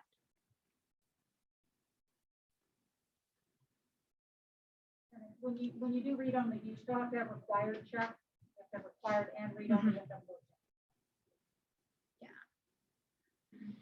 All right, so I'm going to click send on this document. Hey, Shannon, one quick question. So on those text boxes, if you have a text box typed in something, that's read only. If you added an additional text box, Mhm. you can select each text box. Yeah, if you leave it as if you don't check read only, then the person it's assigned to has to fill it in. The other thing is on documents like our home inspection addendum or financing or contingencies and clauses. When you are bringing that into your envelope in pre-tagged roles, it is going to put initial blocks everywhere. There's the cross mark, okay? You have to go in and delete the ones that don't apply and change the ones that do apply to required on all of the ones that matter, because many of you have had contracts ratified and you don't actually have contingencies. Okay, so you have to make them required for where you want your clients to initial and delete the other ones. Because if they're not required, your clients are just going to skip over them. Or they're going to initial all of them, right? So you delete the ones that you don't want and you make them required, okay? I am going to do the signatures so I can show you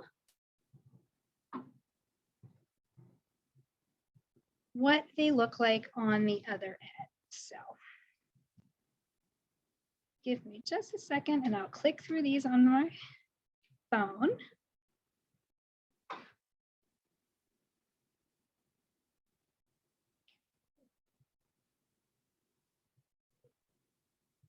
Are there any questions? Other questions while I'm clicking through these? When you say that delete the ones, that's the contingency where all of them come up with. Yeah, financing, they all come up. Inspection, they all come up. Yes, and then you would change it to read only. You would click on it and then change it to read.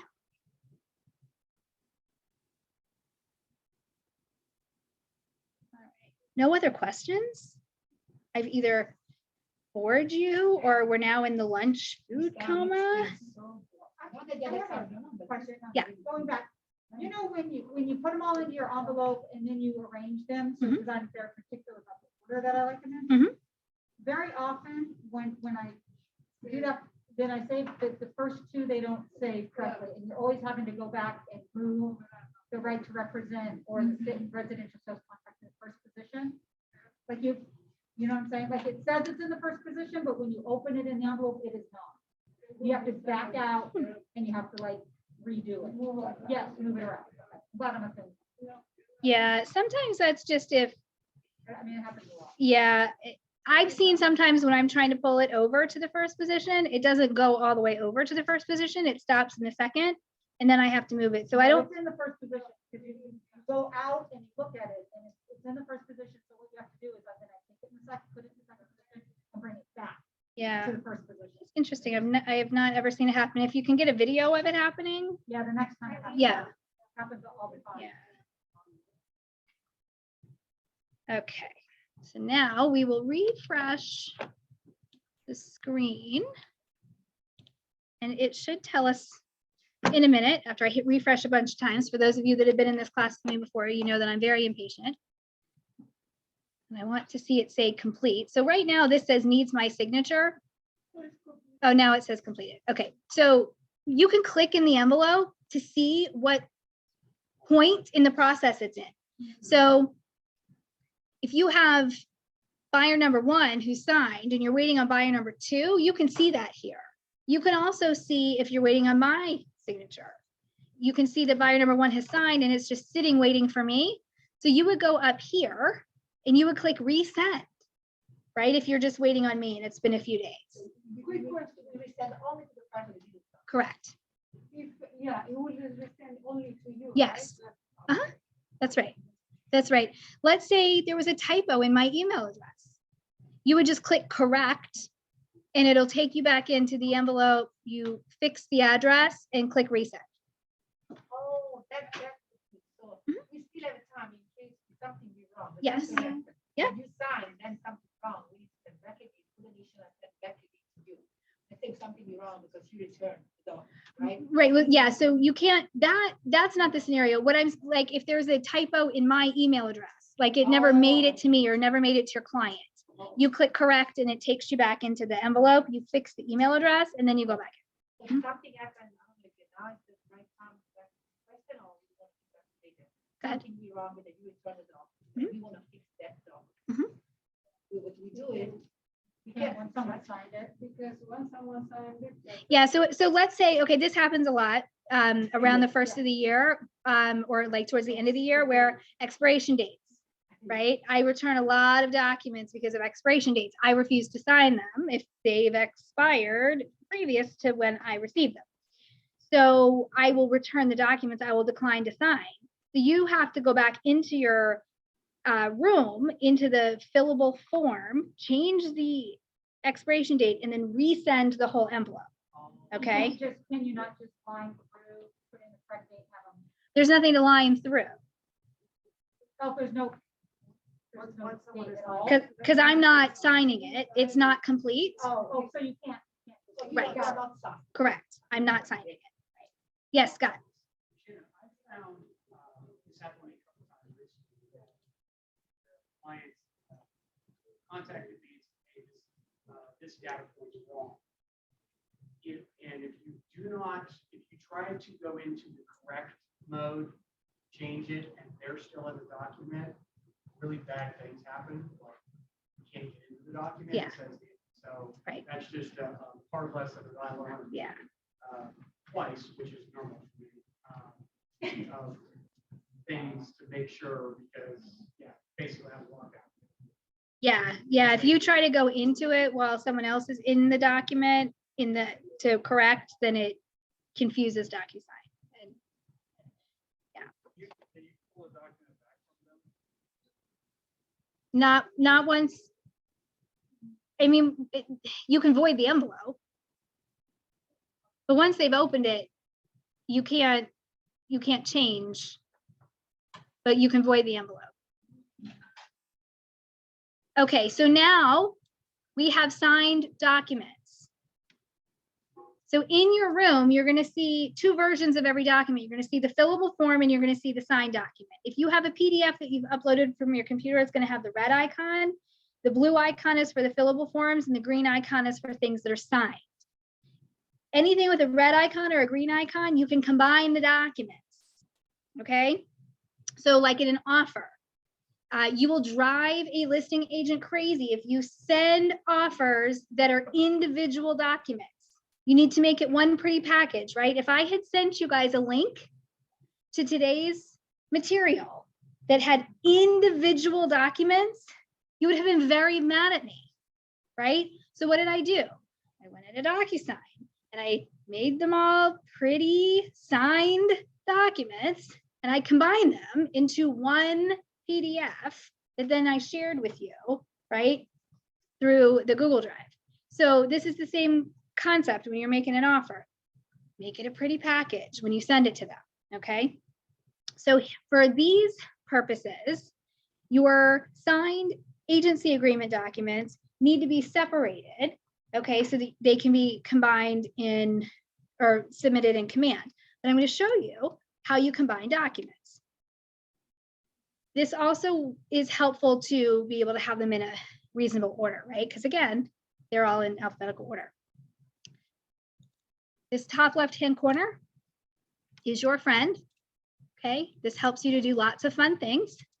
Once you have checked the documents that you would like to combine, up here in our new toolbar, there's something that says combine. You click it and it says, okay, here's your list of documents you want to combine. What do you want to call it?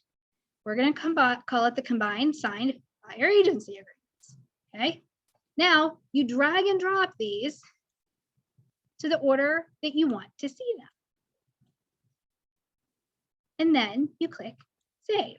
What it does is it leaves them as individual documents and it gives you a nice new PDF of your combined documents. Okay. So then you can right click your document and download it to your computer before you submit your offer, okay? Or if you back up your documents, right, on your own personal computer, you can download this combined signed buyer agreement package and download it to your computer, okay? Super, super easy. This also gives you some of the other features, like you can split a document, okay? So you guys might get an offer on your listing and it has the lender letter and all kinds of other nonsense that you don't need, right? The lender letter doesn't go with the ratified contract package, it goes separate, right? There's a separate place for that in my OCD checklist in Command. Well, how do you get that separate? You don't have to print it and then rescan it, whatever. You go in, you click on this, you right click, split the document. Awesome.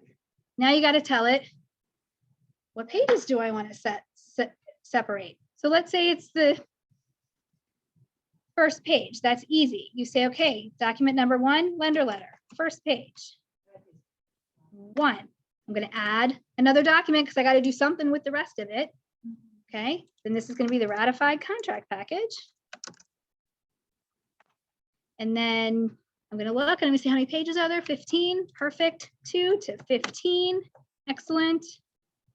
And save. Boom. That's the one I called the lender. That's what I called ratified. It still left my full PDF. I right clicked on the document and I clicked split. Okay. Now you have the documents in your room. Another cool thing you can do in your room, when you click actions, you can add a folder. I like folders, okay? The folder name can be buyer, agency, package, or buyer, docs, unsigned, whatever you want to call it. So let's say I want to call it the unsigned documents. I want to move the unsigned documents somewhere else so I don't have to look at them. You can drag and drop the documents, or you can use this corner that's your friend, click on them all, and you can move them. Up here, this one icon with an arrow, click it, and it says move. Well, gotta tell it where you want to send it. Well, I want to send it to a folder in my current room. Now, listen, I'm gonna tell you something. Let's say command is giving you a headache and you cannot get command to log in because they're doing a system update and you have to write an offer. Instead of saying command sucks and KW sucks and DocuSign sucks and I can't do anything, right? This is what you do. You log into DocuSign directly and you open a room and you do what you got to do, right? And then when your signed documents are all in that room that's not attached to command, you come in and you grab all the documents, okay? And you say, move. I want to move these documents to the room that is attached to command. And you send it to an active room. And then it's going to tell you all of these rooms that you have, and you're going to find the room to send it to. Okay? So nothing sucks, right? Because you just ratified a contract. So I did this before when I have a buyer that I void something on and I open an entirely new opportunity and I copy. Yes, and that is not the best practice. Okay, so but their buyer representation agreement is still in place. Okay, so I want it in the yes, new room, not the right. old room. No. So Gailey just told us that she does a lot of extra work when she has a buyer who makes an offer and or gets ratified and the deal falls through. So here is your rule of thumb for opportunities and rooms. One opportunity per Alta statement. But if they voided a contract and they're writing a completely new contract on a new. Is that the potential for a second Alta statement, or is it still a potential for one Alta statement? It's a whole new property. It doesn't matter. Are you getting a second commission, or are you still only getting one commission? One commission, but what are Okay. the fees? So if they need to write on a whole new property, you're still using the same opportunity and the same room, even if they don't get the first property. You don't create a new opportunity because you didn't lose the client. They're still your client. The opportunity for a paycheck is still there. Right. It's a new folder. Yes, it could be a new folder. So, oh, here, you know what? I'm going to show you. No, and I'm going to show you after yeah, I'm going to show you something. I'm going to pull up the room from when I bought, because I think I did it properly to show you guys the example. So here, real quick, in the active room, you then say, where do you want to send it? Okay, so, sorry, in the current room, we are sending it to the buyer agency documents that are unsigned folder. I want those to just get out of my way. I don't want to see them. I don't want to see them. So now they move to a different folder and I can make the folder small and I don't have to see those documents. Now you can archive them, you can whatever, right? But I just like to move things into different folders. Now I'm going to show you real quick. This, we'll come back to this one in a second. I'm going to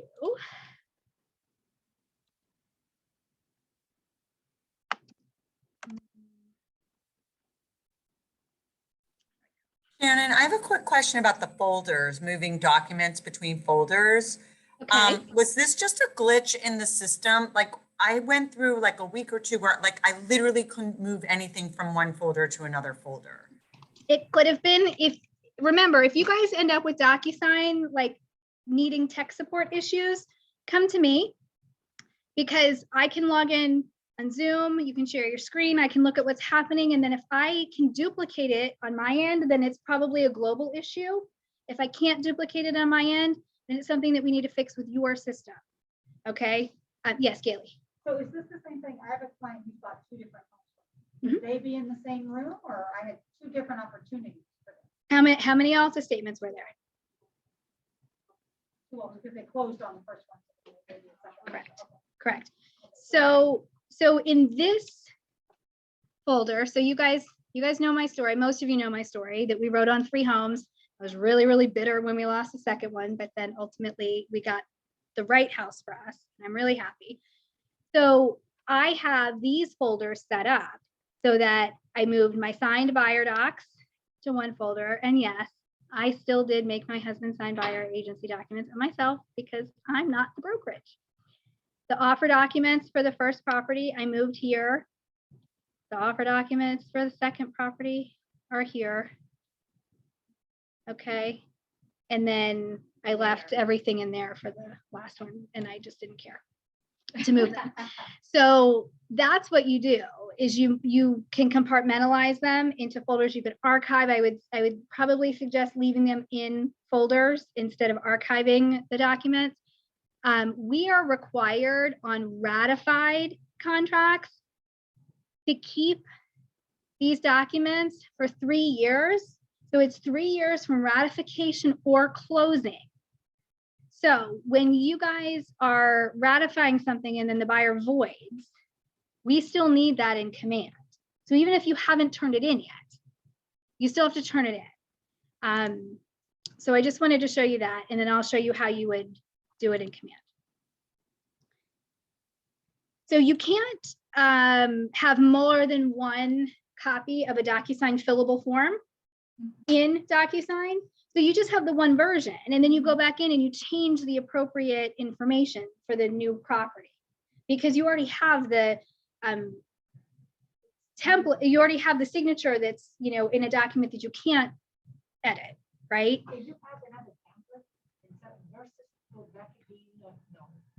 No, it's still the same document. Yep, that you're working on.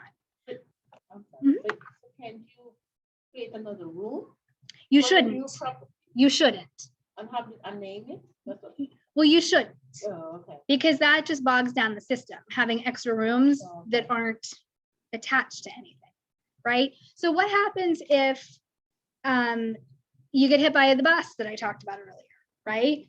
And I need to find a document because you don't have it in command, or it's a document that I don't need to see in command, or it's been just sent for signature. And I log in as the market center, as the administrator on the back end, and I don't see it in the room that's attached to your opportunity. I don't know to go look somewhere else. I'm just going to assume you didn't do it, right? I mean, I'm smart enough to know to go look other places, but I shouldn't have to, right? Everything should be attached to the same room, okay? So from here, we have our signed documents. Now we need to submit them for Market Center review. So how do you do that? Well, we're going to click back on command. And I want to make sure that everybody at home, sometimes it doesn't click back. So does everybody at home see command again? I can't see anybody telling me yes. You guys see it? Alicia, thank you. Okay. Thank you guys. I had to scroll to another page to see your faces. All right. From here, now this doesn't say start a transaction, it says go to transaction, right? So this means that we have created a room that's attached. So now we can talk. Attach files from DocuSign. Well, it's going to say which folder do you want it from? DocuSign, My Computer, you can add from manually from your computer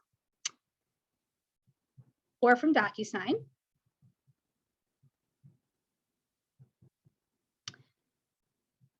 So Room Docs is the one folder, or the other folder has the unsigned documents. Well, if I had chosen to move the signed documents and call the folder signed documents, then that's the folder that I would choose, okay? But I know I left them in the Room Docs folder, okay?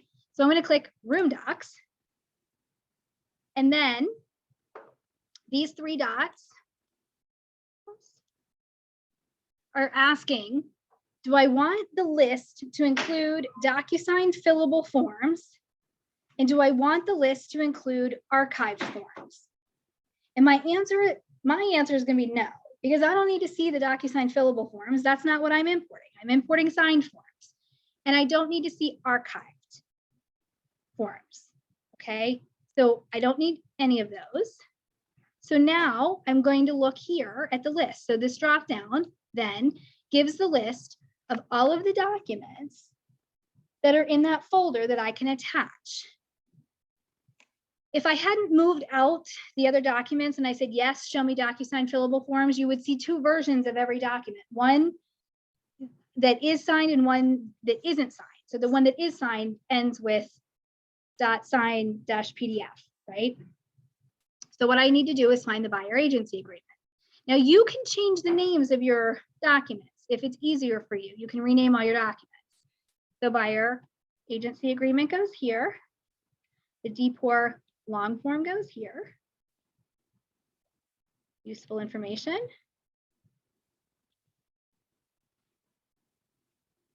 And the ABA is here. Now let's say I just uploaded the wrong document by mistake. I haven't submitted this yet, so I can click these three dots and I can remove it.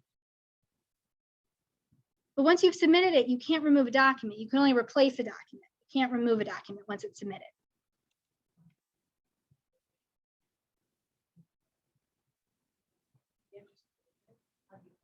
Not after it's been submitted to the Market Center.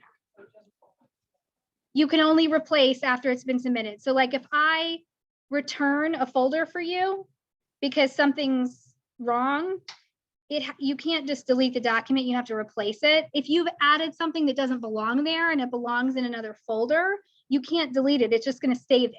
You just have to add it as secondarily in the other folder.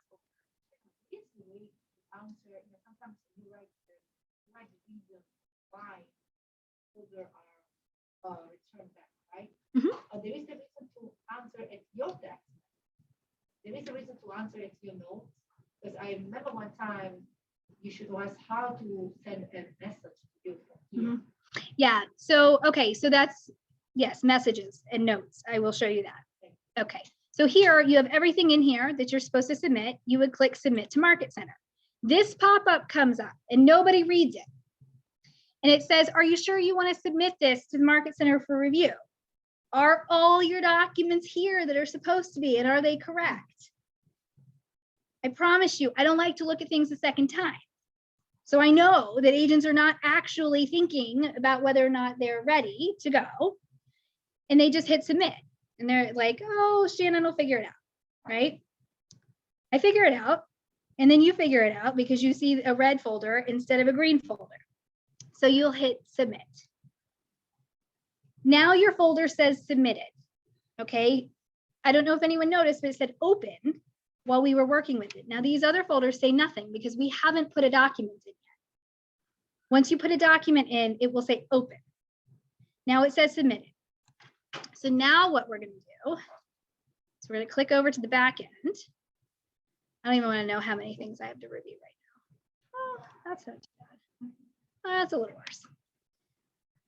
All right, and we're going to, okay. So now in my queue, I see this and I say, okay, I need to go review it. So I click review. And my screen looks very similar to what your screen looks like, okay? Except I get to review the documents, I can put notes in them, okay? So let's say one of the, besides the expiration date, the other big issue is when agents aren't using the pre-tagged roles and they send me things that aren't signed by me, okay? So I return things that are missing broker signature. So I click reject and I say missing broker signature. Now, when you replace the document with the correct document that has the broker signature, it will allow you to put a note in that says has broker signature now, or whatever you've done. You don't have to. You don't have to tell me what you fixed, because when I go back in later to review, when I click on the document, I have version history, details, and review.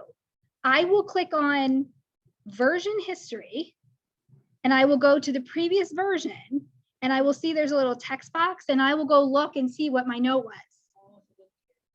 Right. So a lot of times in contracts, you'll be missing the deport disclosure. So I will click on the previous version and I will see what I was missing.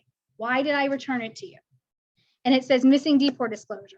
So I'm not going to look at the whole contract again. I'm looking to make sure that I have the deport disclosure. And then I click approve and then I move on.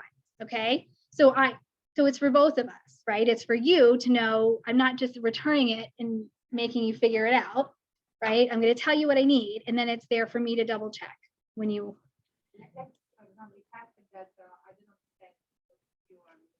Mm-hmm. And I will write back again. Mm-hmm. Right.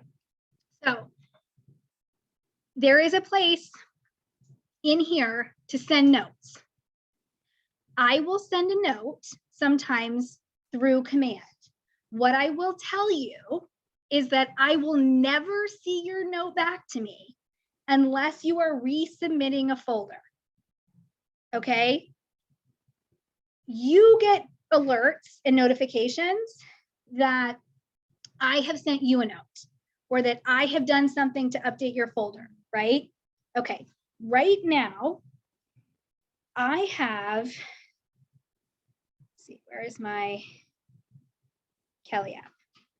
I have 724 notifications right now, and I hate notifications. I clear them out regularly because I cannot stand seeing any notifications on my phone for anything at all. Right? Pinterest, I might not even be wanting to look at Pinterest. I go in, I check the notifications to clear them out, and I go back to do whatever I was doing. I cannot stand notifications. So the fact that there are 724 notifications, I mean, I haven't cleared them out through the weekend, right? So that's like since Friday.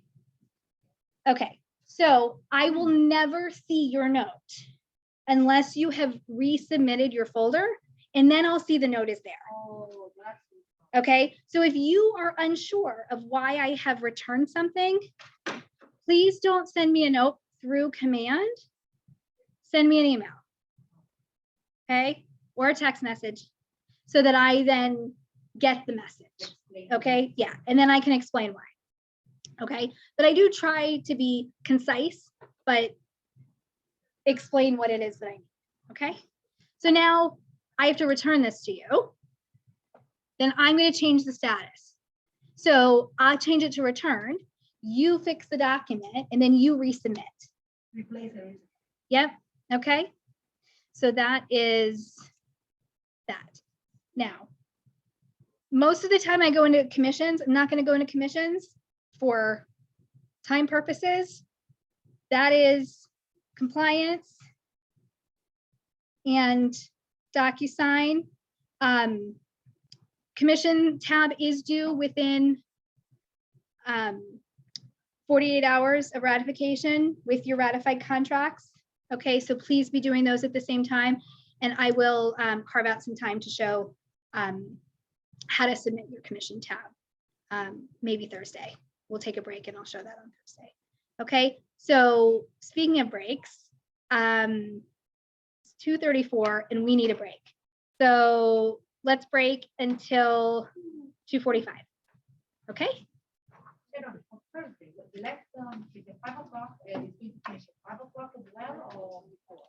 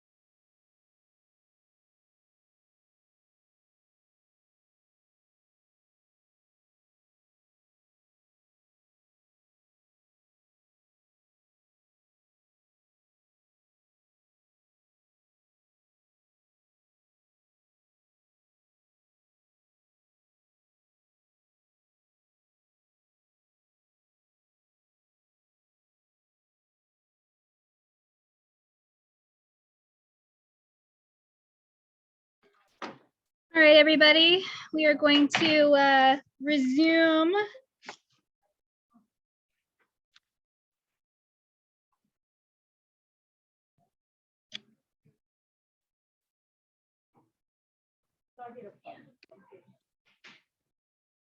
Share my screen. Okay, so, While you're yes. sharing your screen, so if we're doing if we've got POAs, but you don't want the whole POA, you don't need the POA, you need the front cover, the back, the side signature page, the front cover, and then anything that's deal with real estate. Well, a POA, I need the whole thing. It's a trust. The trust, I only need generally about 6 documents. Power of attorney is going to be 1 or 2 documents, or 1 or 2 pages. All right, so does anyone have a burning question about Commander DocuSign before we get back into the contract document? No? Yes. Sorry.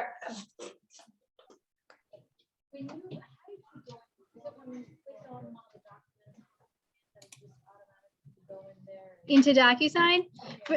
In Command, in the room, there's a button that says start a transaction. Yep.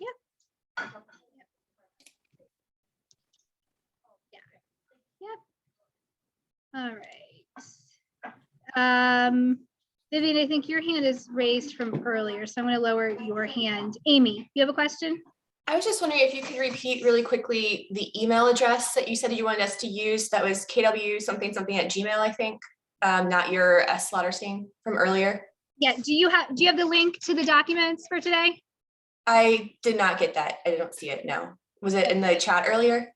Yeah, it was in the chat and it was emailed to everybody yesterday. So let me see if I can put it back in the chat again. Sorry, I switched devices, so it's not there. If it's in my email too, I can go back and look. Thank you. So, yep, it is in there.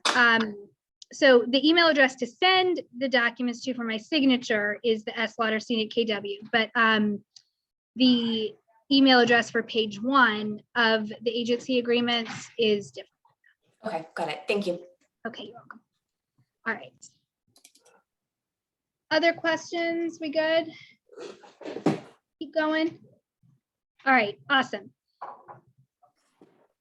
So we're going to jump back into the disclosures and then zip through the listing agreement and talk about the couple of changes, and then you guys will be free of me for the day.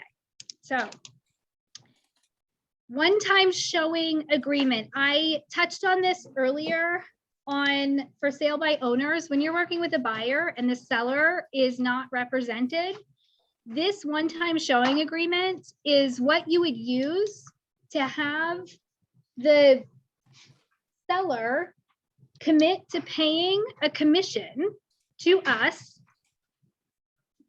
to offset what that buyer's responsibility was in the buyer agency agreement. Okay, so this, along with that disclosure of unrepresented parties, goes to the seller ahead of time. And basically the seller is saying that for that specific purchaser, not every purchaser, but that specific purchaser, they're offering to pay either a flat fee or a percentage of the sale price. And the owner has to disclose what their asking price is. Okay. It's reiterating that you only represent the buyer. You do not represent them as the sellers, even though you're communicating with them directly. Okay. I sign it as the broker. They sign it as the owner. This next document is called the buyer's acknowledgement of potential adverse consequences. This document does not go with your offer. It goes in your agency agreement folder after the client has made an offer and they have done something that qualifies as a potentially adverse decision, right? That could have a consequence to them later. So they're waiving a financing contingency. They're waiving a home inspection or a radon test. They are doing something that could be a risk to them. This is what they are acknowledging. You could also put on here, like if they're offering above list price, right? So should we be using this every time someone waives a contingency? You should, Oh, my goodness. every single time. I've never used it. Well, I used it once when it was sight unseen. There's a sight unseen document. So it's not mandatory. It's not mandatory, and it should be used every single time a client is waiving a contingency in their offer. No, this is not part of the contract. This is for us. Yes. Oh, Okay, if in case something goes wrong, you can go back and say you. right. So when you're going through your buyer consultations, you're talking to them about things that, you know, for the process, right? Sometimes buyers waive contingency. Sometimes they have to offer more than list price. Sometimes they waive a home inspection like these. And then this is what happens when you do that, right? Then when it's time to make the offer, they are going to fill out their offer documents and they're going to sign this document saying that once again, you spoke to them about what the consequence is. Okay, so let's say they waive their financing contingency. They want to waive that contingency. You're going to talk to them again about the risk, right? It's not just their earnest money deposit that's at risk if they can't get to the closing table. So you've spoken to them now a second time or third time about what the risks are, and they're acknowledging it on this document. This is the CYA document. Okay? So this document, we give it after it's ratified, after this. When they're making the offer. So you basically have to go to the other agency. Correct. Correct. Shannon, if one of your buyers will be there in person and one of them will be virtual, would you still recommend having them sign this document? Well, this is not the sight unseen document. Sorry, not this one, the sight unseen document. Would you still recommend having them sign that? Yes. If it's just one of them, okay.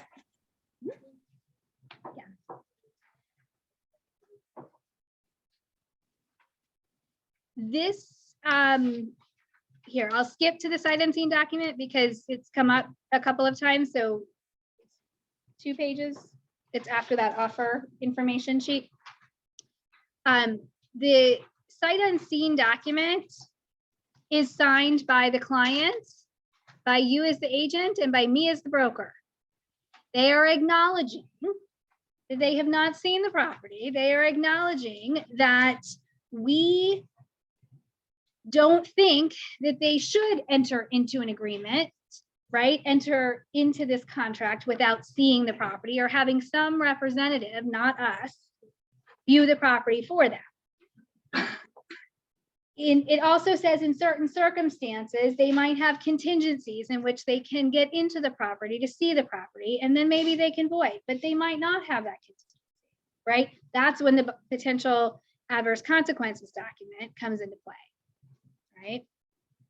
So this must be signed. This is valid for rentals and for purchases. Should always be signed by our clients. This does not have to go, no, this is between us and the client. This is a new document? No, it's actually not new. It's been out since March of 2020. Was there one that was called sight unseen that said sight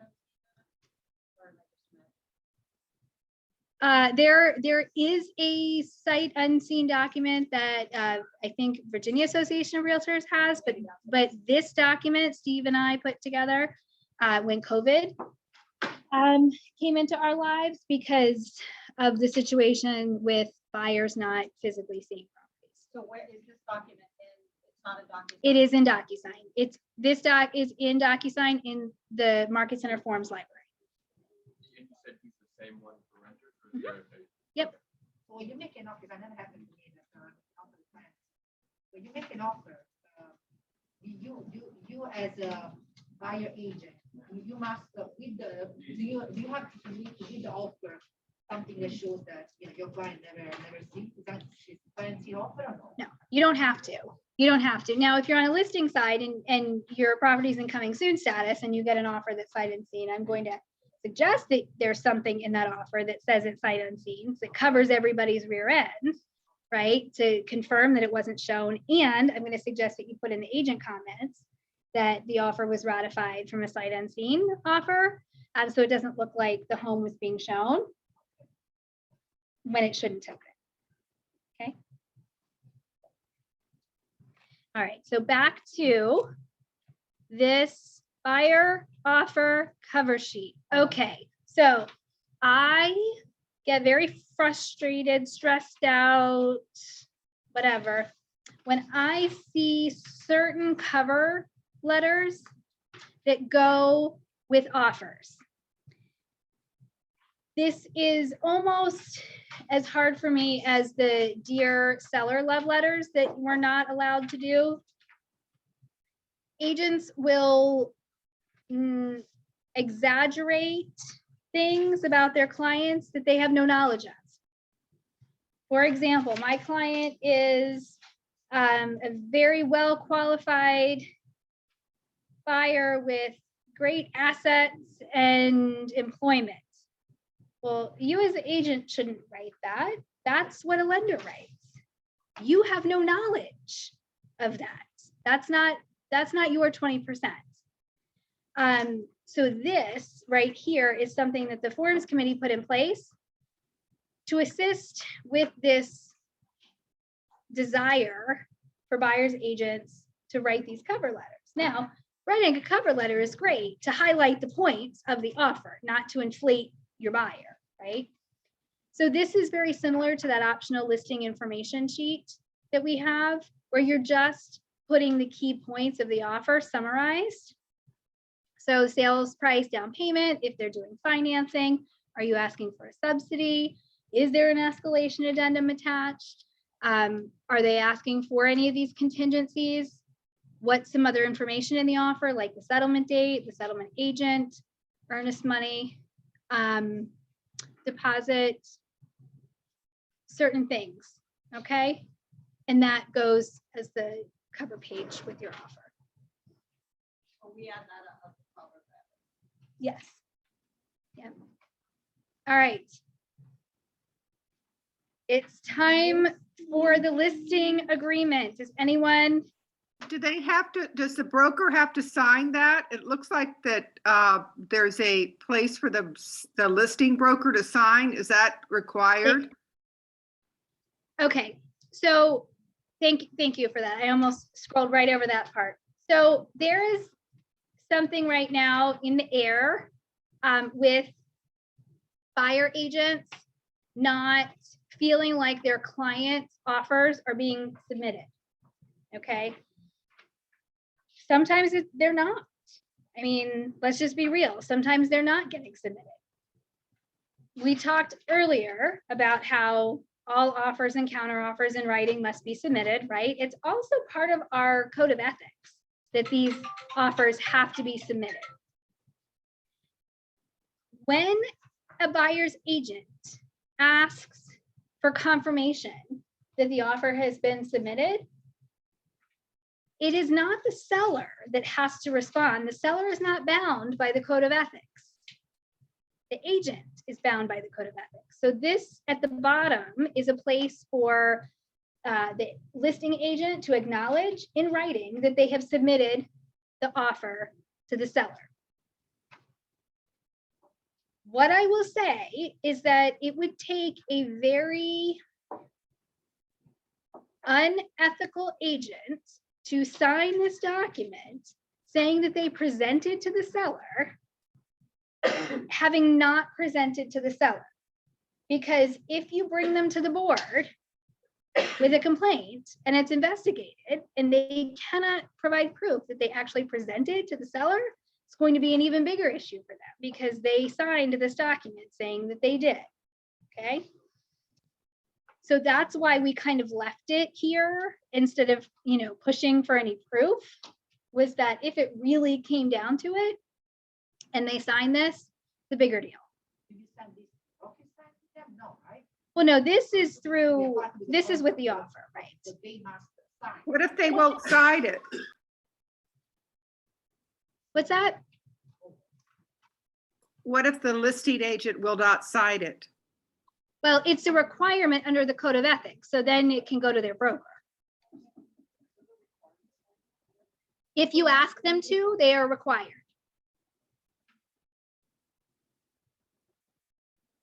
Okay, so there's a box that says that you as the agent are requesting that they acknowledge that it's been presented. Okay, there's a lot of side conversations. It's really hard to hear.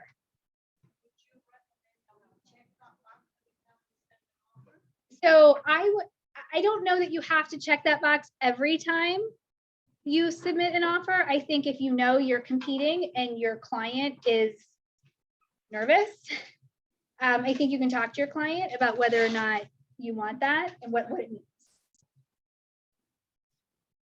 Okay. Exclusive right to sell listing agreement. There is another listing agreement that floats out in your forms library that's called the exclusive agency listing agreement.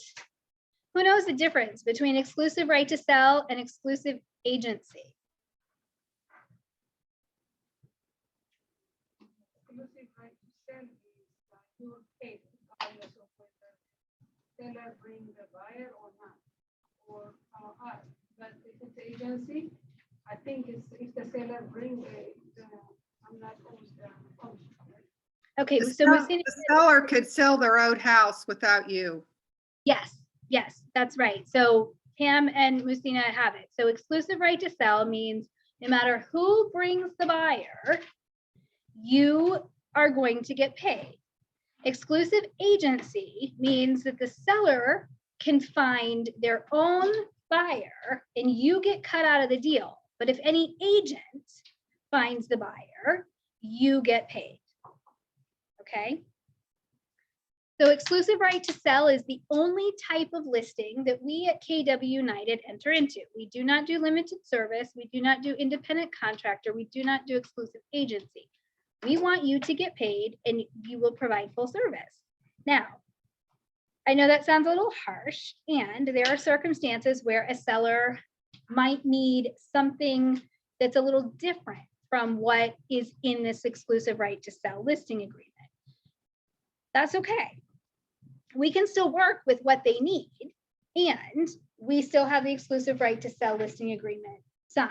Okay, for example, let's say a tenant is going to buy the home that they're renting.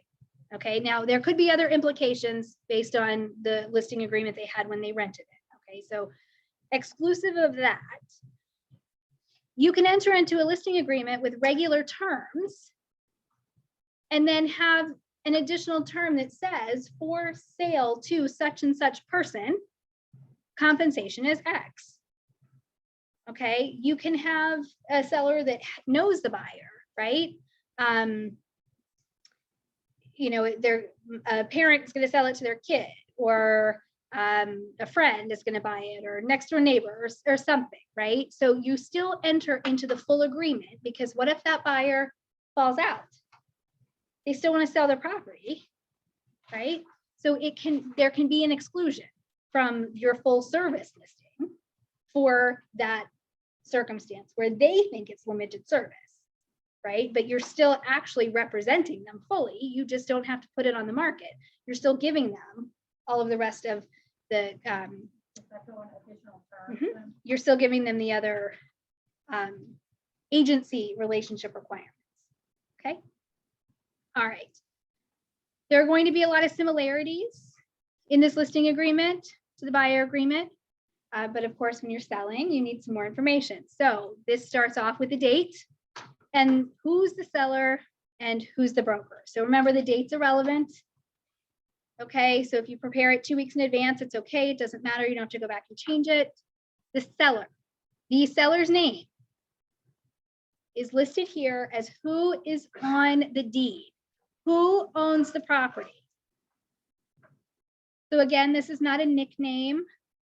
This is not the trustee's name if it's owned in a trust. This is not the power of attorney's name if someone is signing as the attorney in fact. This is not the executor's name if it's an estate. we have to use our common sense sometimes looking at the tax records, because sometimes the tax records will invert names or duplicate names. So we actually have to talk to the clients before we prepare these sometimes to make sure that we're actually putting their names correctly. We should always use middle initials if there's middle initials. If we're confused about what the name is on the deed, we can have Universal Title do a title search for us, and they can get a copy of the deed that way, and they can see who actually is the owner of the property or owners of the property. If the tax record still shows two parties and one of them is deceased, I need proof that that one person is the actual owner.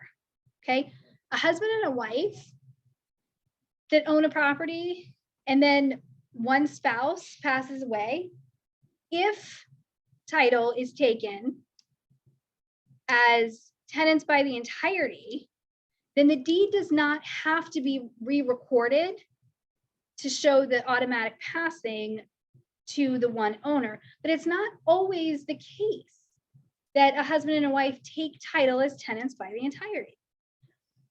So it's not an automatic thing, right? We need to know, how is title held? We need a death certificate, right? If there was a divorce, sometimes there's a quitclaim deed that may or may not have gotten recorded. So we might need that. There has to be proof, okay? And I will catch in most cases when there's two people listed on the tax record and one that shows up as the seller. It is a question you should be asking, because sometimes it's not going to come up. It might only say there's one, and you only put one, and they don't tell you. Okay, I had a situation years and years ago, where a husband and a wife and the wife's brother were owners. Husband and wife sell the property to my client, who now then it's years past, and now my client wants to sell the property. And thank goodness he had title insurance, because he didn't actually own the house, technically, because the brother never signed to sell. Husband and wife are now divorced. So luckily, the title company that I worked with tracked everybody down, everyone signed, re-recorded the deed, and then the sale could happen. But nobody knew when my client bought, he was not my client when he purchased, that there was somebody else on the deed. Nobody said anything. Doesn't that come up in the title search? Well, yes, it should have. It should have. But there are circumstances where it comes up, right? Where you need to double check with the clients, right? Ask them. So their legal name. Yes. It happened to me recently that the client, this client bought a house, he's an investor, he bought a house, and then he decided to rent. So he came to me, he wanted to do a listing agreement. So I did a listing agreement. Then when I was doing this was right to list for a landlord, I went to check out the records, and it still is not recorded, because he bought the house just to visit them. So in this case, how it works? Well, it doesn't update automatically. The names won't update automatically. So if you have a client who's an investor who just buys a property and then wants to list it for rent, and I want to see proof that they're the owner, a lot of times I'm going to look at what you submit in Command, and I'm going to see that there was a recent transaction, right? So I'm going to be able to tell. Well, it doesn't matter, because I'm going to see the history in the MLS and the tax record that you submit, but also you can have them provide a copy of the Alta statement to you for when they purchased. All right, so section 1 says that in consideration for the services provided by the broker, the seller appoints the broker as their sole and exclusive agent. Okay, so they're not going to go and work with anybody else. It's us and them. The property information is important here with the tax ID number. And legal description, because property does not transfer by mailing address. Property transfers by legal description. So please make sure to fill this in fully.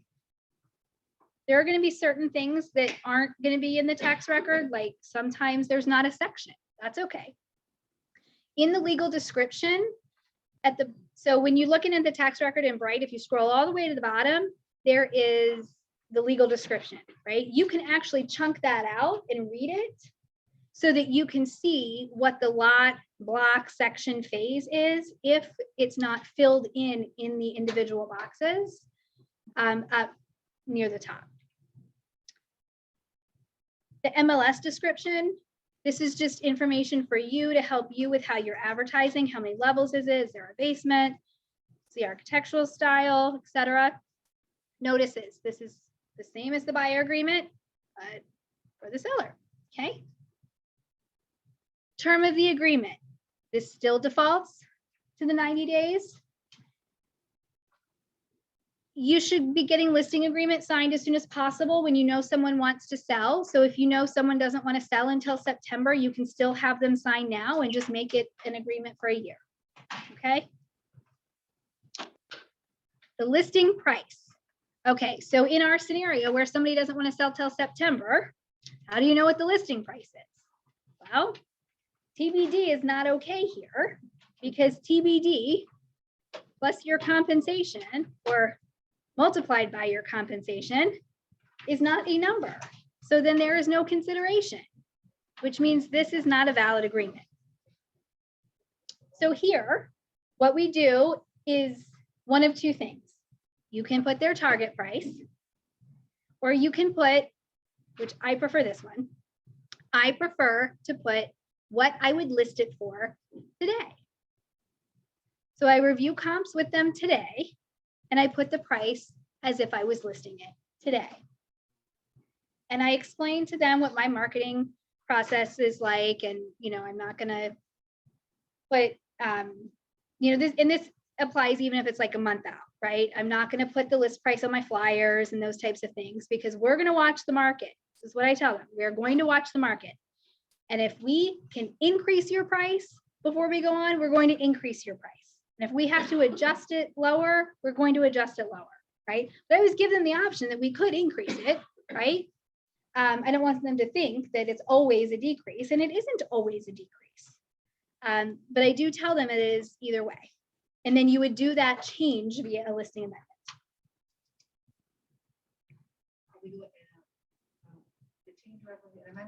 Mm-hmm.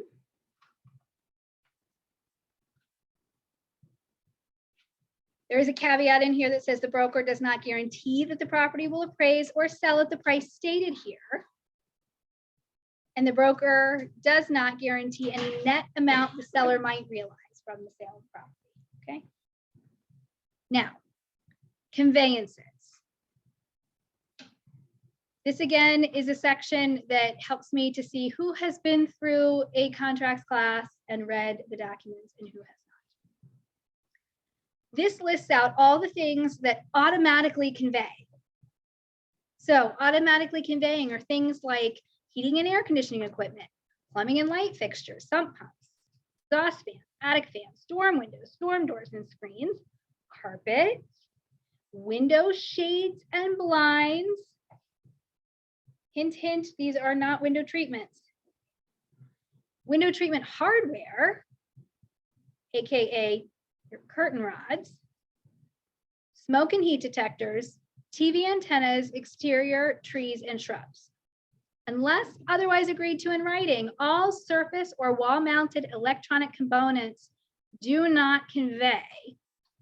However, the brackets and hardware do. Okay, so the rule of thumb here is if it is something physically attached to the walls, it conveys. But if the piece is not physically attached to the wall or ceiling, it doesn't convey. So the hardware for curtains and curtain rods, that's what's attached to the walls, but the curtains are not. So that's the optional piece, right? Same thing with TVs that are mounted to the wall, right? The TV mount is attached, but the TV itself is not attached. It's attached to the mount. So it can come off the mount and go with the client.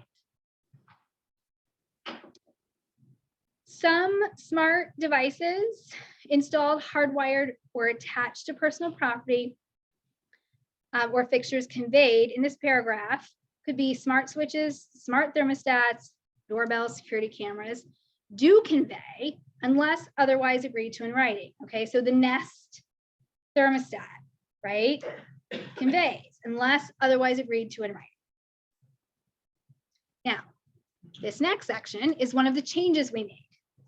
Because agents could not figure out how to check yes or no. So we decided to quit beating our own heads up against the wall, and we got rid of the no category. And it's only yes. If the item is there and conveys, check the box yes. You only put a number if there's more than one. Do not put 1 next to anything, because I will know that you were sleeping through this part of my class. Yes, Teo. Quick question. So I had a case where there wasn't a washer and dryer there yet, but they were going to be giving it. And I know it says or offered. So I was going to check that, but then you need to also put somewhere the like model number in that to make sure that that's in accordance with what you're discussing. So I would put the washer and dryer, and then in the next section, I would put like an asterisk and say washer and dryer to be installed prior to closing. Yep. Where it says other conveyances. Yep. Okay. Other conveyances. As is, no additional value and for seller convenience. Okay, so this is something that was important to me for all of our lenders. A lot of times we negotiate personal property to be sold with the home that is not like a traditional conveyance item, like a pool table in the basement or pool furniture outside. This could be a riding lawnmower. This could be all sorts of different things. Gym equipment that they don't want to move out of the basement because the treadmill is heavy. Who knows?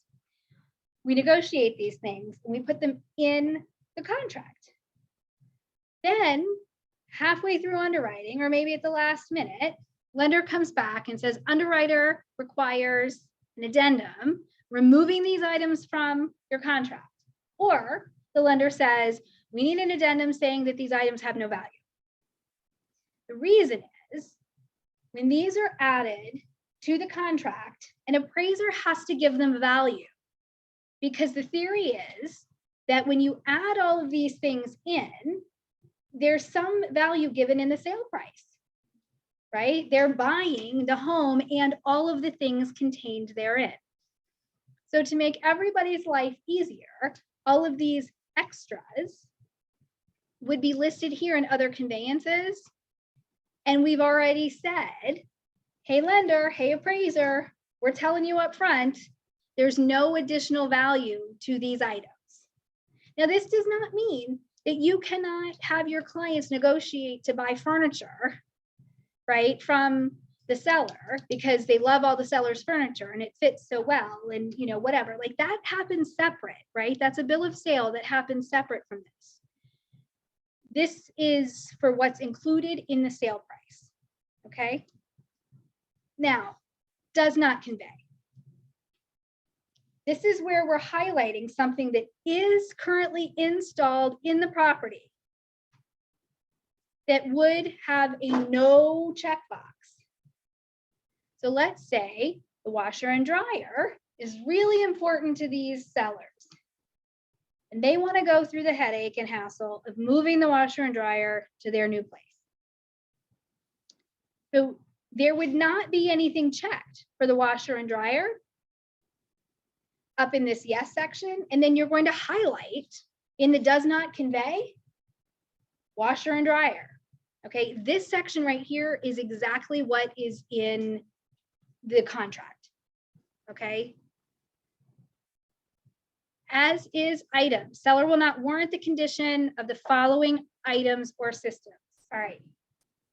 So this can get a little confusing because the entire property is being advertised in as is condition unless otherwise agreed to in writing per the language of the contract.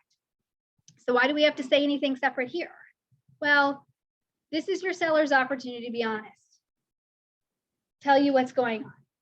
Something's working, but it might be on its last leg or whatever. This is the opportunity to be upfront with the buyers on what's happening.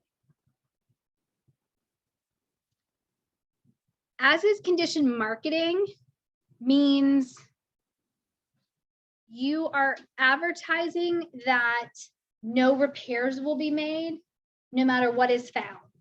Okay, so again, it's as is condition unless otherwise agreed to in writing. But an as is marketing strategy is not always the best. What it's saying is, hey, you can have a home inspection, but whatever you find, tough. And saying that up front makes a buyer think, what am I going to find? And then they start to go look for things, and then everything becomes an issue, right?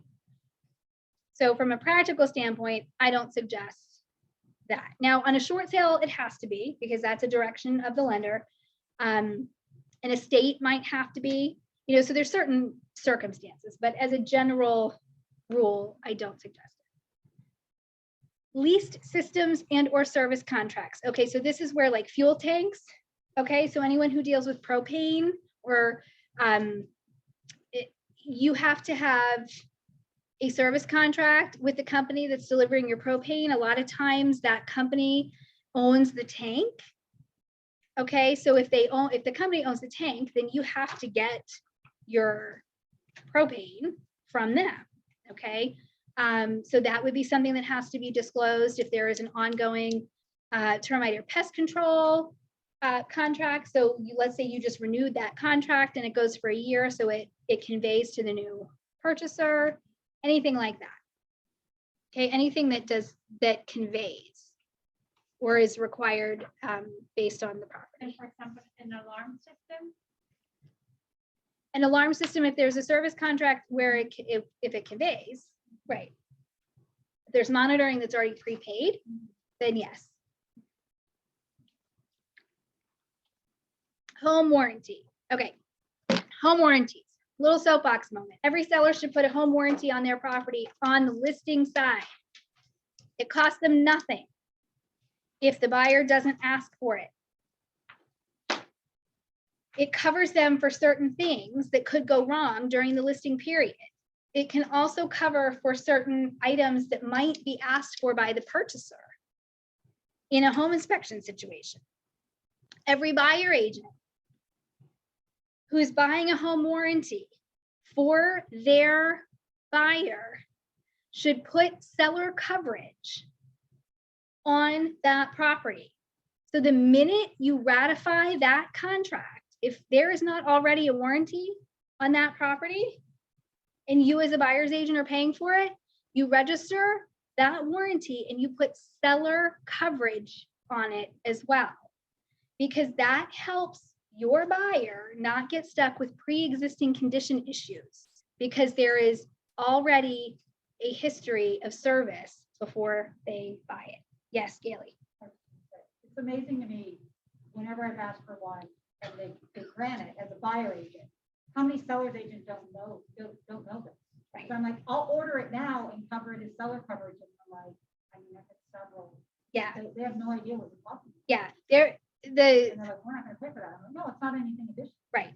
Yeah, Gailey's mentioning that there's so many agents that don't know about the seller coverage, and sometimes it is a tad bit additional, but they don't know it because what you've done is you've already built it in. You already built in that cost when you say that the seller is going to pay and the buyer's choosing the coverage. You've already built it into the price, right? But it covers them for something that could go wrong under there. It usually doesn't cover like HVAC, that's additional, but other things it will cover, and it gives a history so that if the day after closing something breaks, there's no waiting period. It's covered because they've already had the coverage. I'm sorry. When you're listing, you are adding the price of the home warranty to the contract. Is that what Gailey was saying? No, what Gailey was saying that as a buyer's agent, when she ratifies the contract, she orders and registers that home warranty and includes the seller coverage. What if the seller doesn't want to get a home warranty? Well, so if the seller doesn't want to pay for the home warranty, you can still do it as the agent if you're buying it for the client, or the client can pay for it themselves. But registering, the whole point is making sure that it's not just buyer coverage that starts on the day of closing, that you are including the period of time. But my question was, what if I'm listing that home Uh-huh. and they don't wanna have home warranty? Yeah. At the time of listing, they don't wanna pay for it. Yeah, well, they don't pay for it anyway. So if the buyer never asks for it, they don't pay for it anyway. So if you register a warranty and you advertise that Cinch Home Warranty, which is one of our partners, it has a Cinch home warranty, and the buyer never asks for the warranty, but you've registered the warranty, it never gets paid for. So you can register when you are under the contract. Yes. And if something happens, doesn't close, can you go back again and change? Yeah, so you're registering, you're ordering the warranty. But if it doesn't close with the warranty and it only gets paid for if it's on the settlement statement. Okay, so if the buyer waives, right, if they don't want it, they say, no, I don't want a home warranty, or they say, I work for American Home Shield, I'm gonna get my own warranty, whatever, then what you registered with Cinch, it doesn't matter, nobody pays for it. So at the time of the listing, we registered Mhm. with the approval of our seller. Yes, and you tell your seller, this is a $500 to $600 benefit, right, that we're offering the buyer, and it covers you as the seller during your listing period. And if the buyer doesn't want it, then you're not obligated to pay for it. If the buyer wants it, then it's your $500 to $600 out of your proceeds at closing. Yes, Jeff. And I think when I checked with the Cinch rep, the only time the seller would have to pay for it is if the seller filed a claim. No, actually, in most cases, they don't even have to pay if they file a claim.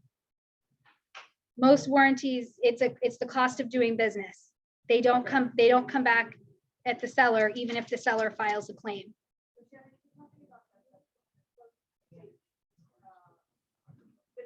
So the buyer is paying for something, or the buyer's agent is paying for something, not a credit closing date, right? Well, the seller could be paying for it, No, but the buyer. or the buyer could be paying for it, or it's a line item on the buy side. It just depends on who's paying for it. Or the buyer's agent can pay for it, and then it gets listed as paid outside of closing. And you don't have to worry about paying for it, you can order it, right? Put it on the house and then work out who Mhm. wants it and who's gonna pay for it. Yeah.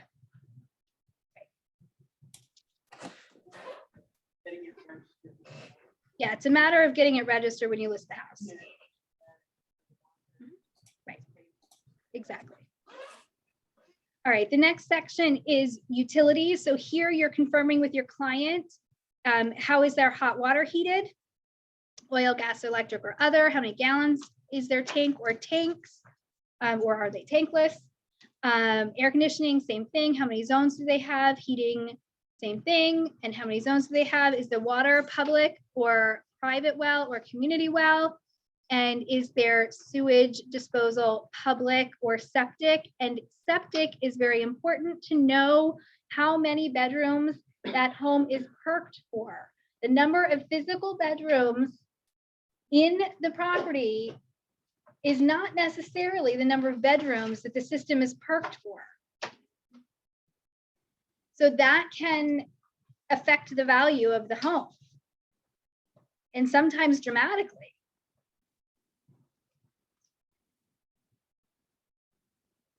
And then the last part of that paragraph talks about whether the septic system is under a waiver from the State Board of Health. Most cases, you're not going to run into anything with that. Now, the broker duties. So here we have a couple of additional things that we had from the buyer side. So, it gives the caveat at the top that the broker is going to exercise ordinary care and comply with all laws and, regulations, et cetera. But then it goes on to the specifics of what our role is under the listing agreement. So the broker will protect and promote the interests of the seller and provide services consistent with the standards of practice and competence that are reasonably expected of licensees engaged to do business in real estate. So something important there talks about standards of practice and competence. So when you're a new agent, we hook you up with a mentor, right? Because you don't have a competence level yet, right? So you work with a mentor who is with you from the client to close piece of your transaction. And that person helps you to make sure that you have a higher competency level, and that while we make you sit through classes with me, it's still on the job training that matters in real estate. So you have to have that competency level. The same thing goes for branching out into other areas, where if you haven't been to any training on rentals, you're not going to be able to do a rental. You're not going to be able to do commercial real estate if you have no training in commercial real estate. Just because you go get your license in Maryland doesn't mean that just because you've done 100 homes in Virginia means you know anything about Maryland, because Maryland is crazy. I got my license there begrudgingly. So these are things that we have to be careful about. Almost everything that you want to do, we're going to be able to help you do. We might have to partner you with somebody, right, in order to do it and take care of the clients properly. This first section A also talks about how we are bound by policies of the MLS, the Code of Ethics, the Code of Virginia, and regional rules and regulations for our lockbox system. So like we can't give them a code to just go into a home, right? But for the lockbox, we can't show coming soon listings.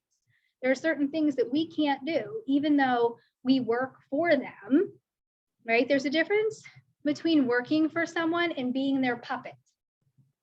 And we have to remember that, right? I know it might have sounded a little harsh earlier when I said that in the situation that Veronica was explaining, when she said, oh, but the client, what if the client says they really want to work with me, but I already represent the seller and the buyer really wants to work with me.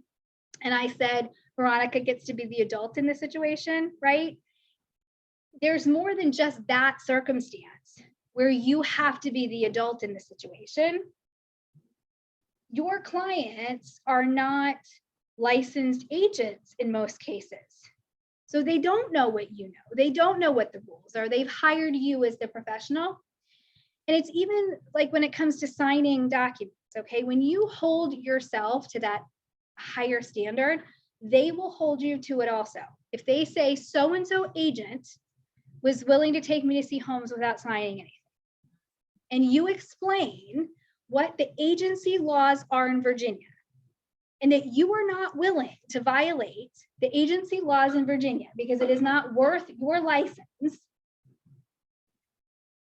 they will probably take a moment and think, wow, if that agent was willing to do that, what else are they going to do, right? They're going to figure that out. It's the same thing. You don't walk into a doctor's office and they hand you the clipboard and say, sign these things, fill this out, and you don't say, I don't want to, and hand it back and go sit in the waiting room chair and wait to be called. You're going to be waiting a long time, right? So it's the same thing. It isn't a choice. It is part of our world, okay? 9B says the broker will use reasonable efforts and act diligently to seek buyers for the property at the price and terms stated herein acceptable to the seller, and to negotiate on behalf of the seller, establish strategies, and assist in satisfying the seller's contractual obligations, facilitate communications. Okay, so we're the fiduciary, right? We're helping our clients honor the promises that they make in their agreements. That's our role is actually harder once the contract's ratified, I think. Especially if we're a listing So we can find buyers for a listing agent right now. It's probably a lot harder if you're a buyer's agent. But you really earn your money once the contract is ratified by making sure that everybody does what they are supposed to. So I also, hear all the time if when I kick a contract back because signatures are invalid, oh, well, the title company didn't catch it. Well, the title company doesn't care, right? Because two parties can show up, one with a suitcase of cash and the other with keys, and there is clear title, everybody signs, exchange, and we're good, right? You don't need a contract for the exchange of real estate. Okay, you need the ability to sell the property and you need consideration, and there you go. What we need is an enforceable contract because we are making sure everybody's honoring their promises. If it's not enforceable, then nobody's going to honor their promises, right? Broker will market the property, including without limitation, description, interior, exterior photos, inappropriate advertising media such as publications, mailings, brochures, internet sites, et cetera. Broker will not be obligated to continue to market the property after seller has accepted an offer. Okay, so what this is saying in code, basically, is that in the MLS, you go from active to pending, unless otherwise directed by your client. Active under contract is not the equivalent of contingent no kick out in our previous world. Active under, Scott just asked if there are still agents who don't understand that. Yes, there are a lot. So active under contract is simply for situations where sellers want to continue to allow showings and solicit backup offers for the kick out situation, AKA home sale contingency. Once the contract is ratified, the normal process is you go to pending and nobody else comes into your house. But if it's active under contract, you are still telling the world that you want to have people come into your house and submit backup offers. Okay? Yeah, agents don't understand. And they don't block the viewing. So Right. you schedule it and then they Right. Right. Yeah. You guys, remember, you're smarter than everybody else. I mean, I can't force them all to come to my classes, but I certainly can enjoy full days with you guys. The broker will present all written offers or counter offers in a timely manner to the seller, even if a property is subject to a ratified contract, unless instructed by the seller in writing not to. And I'm going to tell you, present it anyway, even if they tell you not to. Even if it's pending. Oh yeah, yeah. And even if they say, I don't want to see any more offers, even if they come in, you're going to call and tell them, hey, we just got another offer. I need to tell you about it. What counts as a timely manner? Well, it's ambiguous, and timely manner, I would say, is one of two things, either at the first possible opportunity or at the time that it has been agreed to with your client. So, for example, you get multiple offers that come in. Okay, my practice is that I always reach out as soon as I receive the first offer, and I have already talked to them about how we handle multiple offer situations. So I tell them, okay, here we have the first offer. I expect another one to come later tonight. Now that we have that first offer, I'm going to send out a message to everybody who's shown the home and put comments in that say, offer in hand, here's my deadline. Right? And then my client doesn't have to see everything because I'm going to put a spreadsheet together that's in such a way that they don't see who the clients are, they don't see who the agents are, they just see the content of the offer so that they can make a decision. So it's based on what you've agreed to with your client. But as soon as that first offer comes in, at my first opportunity to call them, I'm going to. Now, if you're on vacation and your first opportunity would be in a week, well, that's not okay because someone needs to be covering for you, right? So it's all about setting the expectations. Yes, Jeff. So that was my question. I think you kind of just answered it. You said put the spreadsheet. Technically, what does presenting an offer? Like, how is that defined? Well, in my terms, you don't send them every full package. You present them the terms up front, and then afterwards, they can see the whole package. But Dear Seller love letters come with these packages. They see who the agents are. They see the names on the contract. I don't want any part of that. I want them to see the terms. I don't want my client to decide based on someone's name. You just send a spreadsheet. With the terms. Mhm. That's right. Yeah, it's fair housing. Yep, absolutely. And then, I mean, I have to keep all of the other offers anyway, right? I'm going to keep them because I'm going to protect myself. And then when they've accepted one, then they're going to see the whole thing anyway, right? It's because they're going to ratify it. Not to mention, most sellers can't read through a whole contract. They're not going to be able to make sense of it. Well, yeah, and also during a listing appointment, during a follow-up to a listing appointment, once you've already gotten them to sign, you don't want to overwhelm them in the beginning, but in your next follow-up, one of the follow-ups before you go on the market should be reviewing an offer package.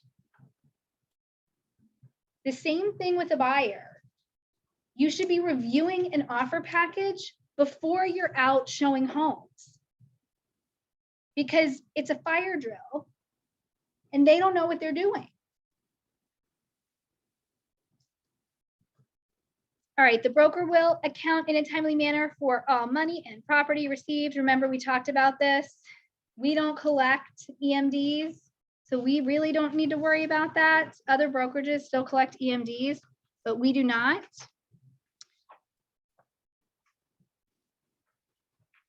Okay, this is one that somebody's going to have an aha moment here.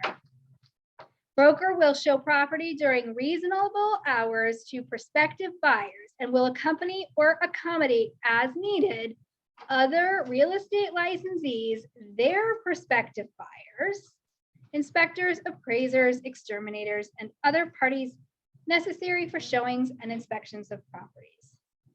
Who just had an aha moment? Agent calls you from XYZ brokerage, says, I'm out of town and my client wants to see your listing. What do?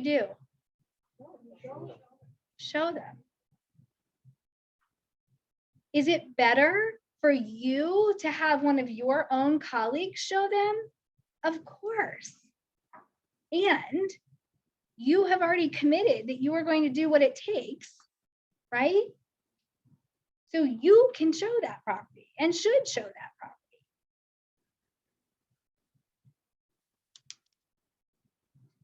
Broker agrees that the showing instructions to be shared with other real estate licensees and their prospective buyers are as follows. Okay, so anything less than a 2-hour notice is ridiculous, in my opinion. Don't be that agent if you're a buyer's agent that calls or submits the showing request 20 minutes before you want to see the property. Plan ahead, be a professional, right? Be a professional. Right in front of the house. Yeah, don't call from the driveway. Say, can we commit? Be a professional. 2-hour notice is my minimum, even if the property is vacant. I want to work with professionals.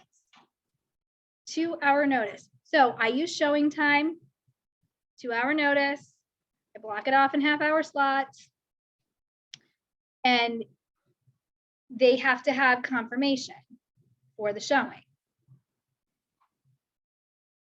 The next section says, or yes, Jeff. Comment on, and I'm just looking at one of my situations where we had to accommodate around and do work from home. And so it wasn't just 2 hours, it depended on the day. What are the requirements, like, if you, let's say, for example, we put the house on the market on Monday, but we really can't do any showings till Thursday. I know you're supposed to be able to have it available for showings once it goes on the market. Yeah, so Jeff's question is, what if you put it on the market Monday and you can't have showings till Thursday? Well, you can't put it on the market Monday. But then what if the following week also not available Monday through Thursday? Because it's working from home? So if there are days that have to be blocked out, that's different, but you can't put it on a Monday and then say no showings till Thursday. It has to go on Thursday. Now with the following week, you have to block out a couple of days. They do allow that. What I'm going to tell you is, in a situation where you are working with a landlord seller, meet the tenant. Go make nice with the tenant. The tenant doesn't care about the landlord anymore. They're moving. They might be being kicked out because the landlord wants to move and they didn't want to move, right? Go make nice with the tenant. Explain to them how it works. Explain to them what their options are, that people are, the horror stories that they hear about people just showing up is not going to be on your watch. That if someone requests a showing with less than 2 hour notice, they can hit decline, empower them to do that so that they will accommodate what they can. Make friends with them. Now, there will be one-off situations where you're just going to run into an unfriendly, unkind tenant who hates the world. Okay. And in that case, you wait until they move out, because they might make your landlord's life even worse by not moving out at closing date. Okay. And that's an even bigger issue. But if you can get a tenant to accommodate, then get them to accommodate. Otherwise, if it's a difficult tenant, wait to put it on the market. Will the buyer install an electronic lockbox? Yes or no? Will you install a for sale sign? Yes or no? Do not use combination lockboxes. Say it all with me. Do not use combination lockboxes. How will you track who goes in and out of that house? Can you track it? You can't track it. Central lock. Central lock. The other thing is combination lockbox. Rightly or wrongly, I have a less favorable impression of that. Yes, just, yep. Scott said exactly a valid point. If you use a combination lockbox, what that says is that you are not a professional, because you do not have a lockbox. Now, I have extra lockbox. So if you need to borrow a lockbox until you can get to NVAR to buy a lockbox, I will help you. Okay? I'm not going to prevent you from putting your listing on because you don't have a lockbox, and I will have it fit if I see that it's a combo box. I will help you. The market centers don't have lockboxes, right? But I personally have lockboxes, and I'm not listing properties all the time anymore because I prefer to work with you guys. All right, so I will help you. I might have a listing agent that changed the central lockbox after ratifying for the appraisal. Okay, so that's different. So after the property is under contract, you can swap the lockbox for a combo box for contractors, for the appraiser. That's different because you are controlling who you're giving the combination to, and you're controlling who's going in at that point. That's fine. When I was ordering my lockbox last year, they had like a 1 policy. That's because because of all the lock boxes sitting on the cargo ships off the coast of California, because the central lock boxes come from China. So that's not expected to be normal policy. Right. Yes, you can. Yep. All right. Marketing and internet advertising. Okay, so there's two long sections here. I'm gonna go over them quickly because there's not really a big deal here. You need to have an on the market date. Okay, you need to have it on the market date. It defaults to 3 days from ratification of this document or some date in the future. Okay, so do they authorize you to put it in the MLS? Yes or no? If you sell it pre-market, right, pre-MLS, you may never, ever, ever put it in the MLS. Not my rule, MLS's rule. I don't like it. Don't shoot the messenger. Okay, but if you sell it before it goes in the MLS, right, and the other MLSs feel that they are not a data service tool, that they are a marketing tool. So if you don't use them to market, you may not ever put your listing in. Okay. So you have to check the box within 3 days of this listing agreement being ratified or on or before some date in the future. So sign your agreement today, put on or before September 1st, right? If your client's like, oh, I don't know when I'm going to be ready, give them a date. It's going to give them a target to work for. Okay, I promise you, what's the worst that can happen? You do a listing amendment, changing the date. It's really easy, but at least it makes them start working. Okay. You may not do any public facing marketing until this listing is in the MLS, either as active or coming soon status. So Bright wants to know that you have a listing before they will let you talk to the public in a large, easy to disseminate fashion. Okay, so no Facebook posts, no mass emails, one-to-one communication.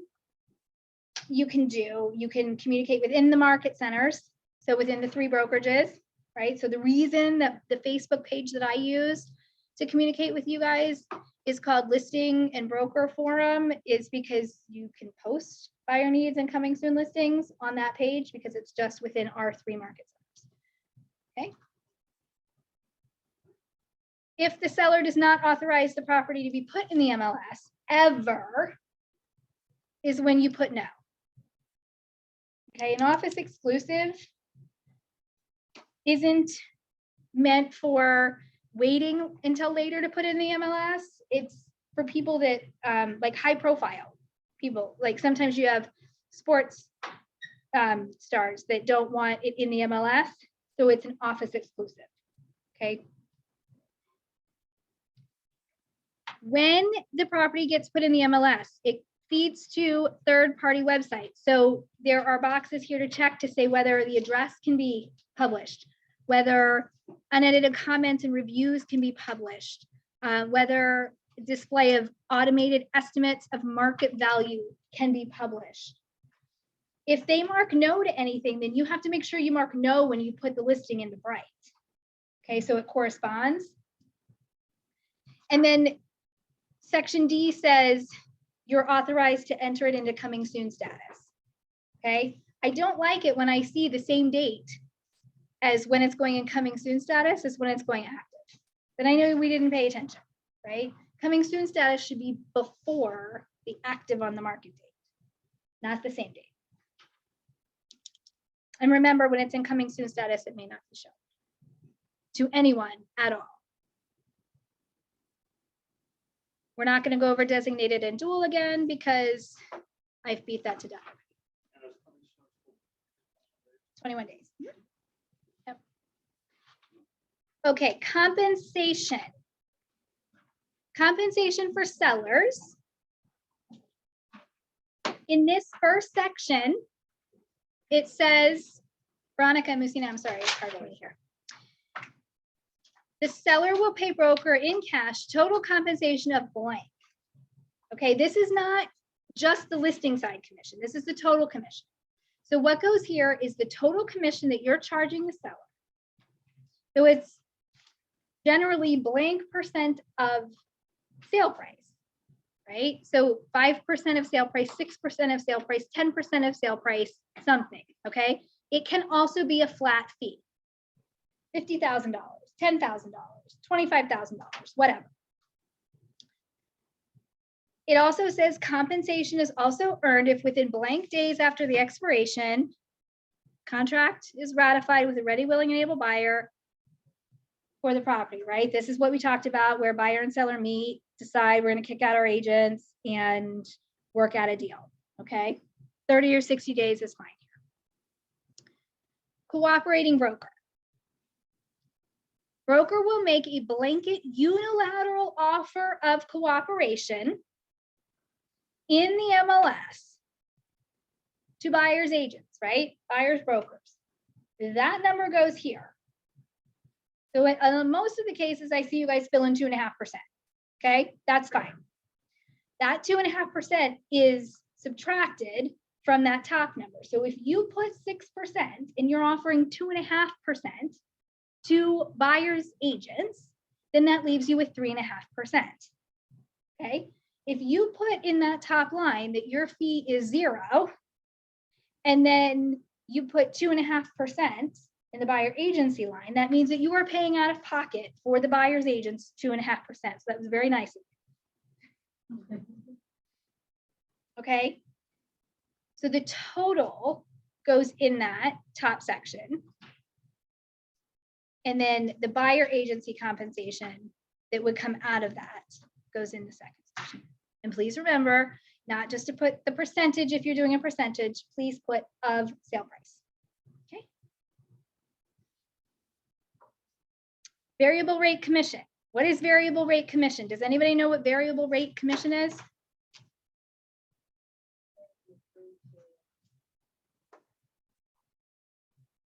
A lower rate if you bring. Yeah, you're on the right track. So variable rate commission means that if you have the buyer and seller, somehow you're reducing the commission. Okay, you're giving them a better deal. So if you have the seller as your client and the buyer comes in unrepresented, you're going to reduce your commission. Okay, so what this means is that any buyer coming in that is represented has to offer more money in order to compete with the unrepresented buyer. Okay, because there's no commission being paid or a lower commission being paid.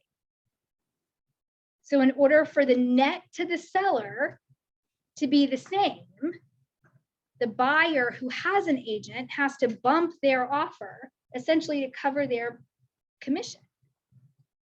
So that's why variable rate commission has to be disclosed. If you are doing variable rate commission, it has to be disclosed in your listing. Yes, Jeff. I've also heard of where you adjust the commission rate. I don't know if that's here or somewhere else, based on the selling price. So they said, you know, I'm willing to take a price reduction if you give me. Yeah, that variable rate commission has to do with what we're offering to the buyer's agent. So let's say, let's say in case we don't check this box, and then after it happened that we are in a situation where there's unrepresented offer, can we do an amendment later and change? So if you had a multiple offer situation and your client chose the buyer that was unrepresented, you're gonna have a risk. Because they chose possibly the unrepresented buyer because they're gonna get a deal. Because they're gonna save money, because they're not paying out to the buyer's agent. No, in this case, if I put In this case, 5%, I should get all the 5%. yes, in every case, right? Right, but if there's no buyer's agent Right. and you want to reduce that commission, and there was somebody else that came in and was offering, you're not reducing the commission, you're paying out commission. So it's going to look like your client chose the unrepresented buyer because it saves them money. And you hadn't disclosed it up front. Oh, because we could see a buyer agent competition for an app. But if there isn't any buyer agent. Right. So where does that get this? But here it says. In the listing, in the MLS. So if you put buyer agents, Mhm. right, we put 2.5. Yes. Let's say there isn't a buyer agent because he's not represented. Yes. In this case, we as a broker, we don't take all the 5%? Yes, we do. But variable rate commission means that what you're saying is that if there isn't a buyer agent, that you're going to reduce that 5% to something lower. No, that I say, let's say if I don't do the variable, I forget or we don't do it. right? Yes. In case we don't check that box, so we don't put nothing in that box. Mhm. And we are going this situation. Yes. What happened? Can we do an amendment later? Right. And So you can't if you're in a competing situation. So if your client chose the buyer that was unrepresented okay, and there were other buyers that were represented, okay. you would not be able to do an amendment later So because you look at because it appears that the offer was chosen with the unrepresented buyer because of the money that the seller was going to save. So the other buyers didn't have an opportunity to pay more to the seller to win the deal. That's why it has to be. So the only option later is something in case after this, we will broker credit. So in case. I know We, you don't lie. well, I know no, you in lie. that case, it's the same thing. You're still reducing the commission. You're still giving them money back. Yeah. So no broker credit in that case. You can do it. So there is no way. to use. Correct.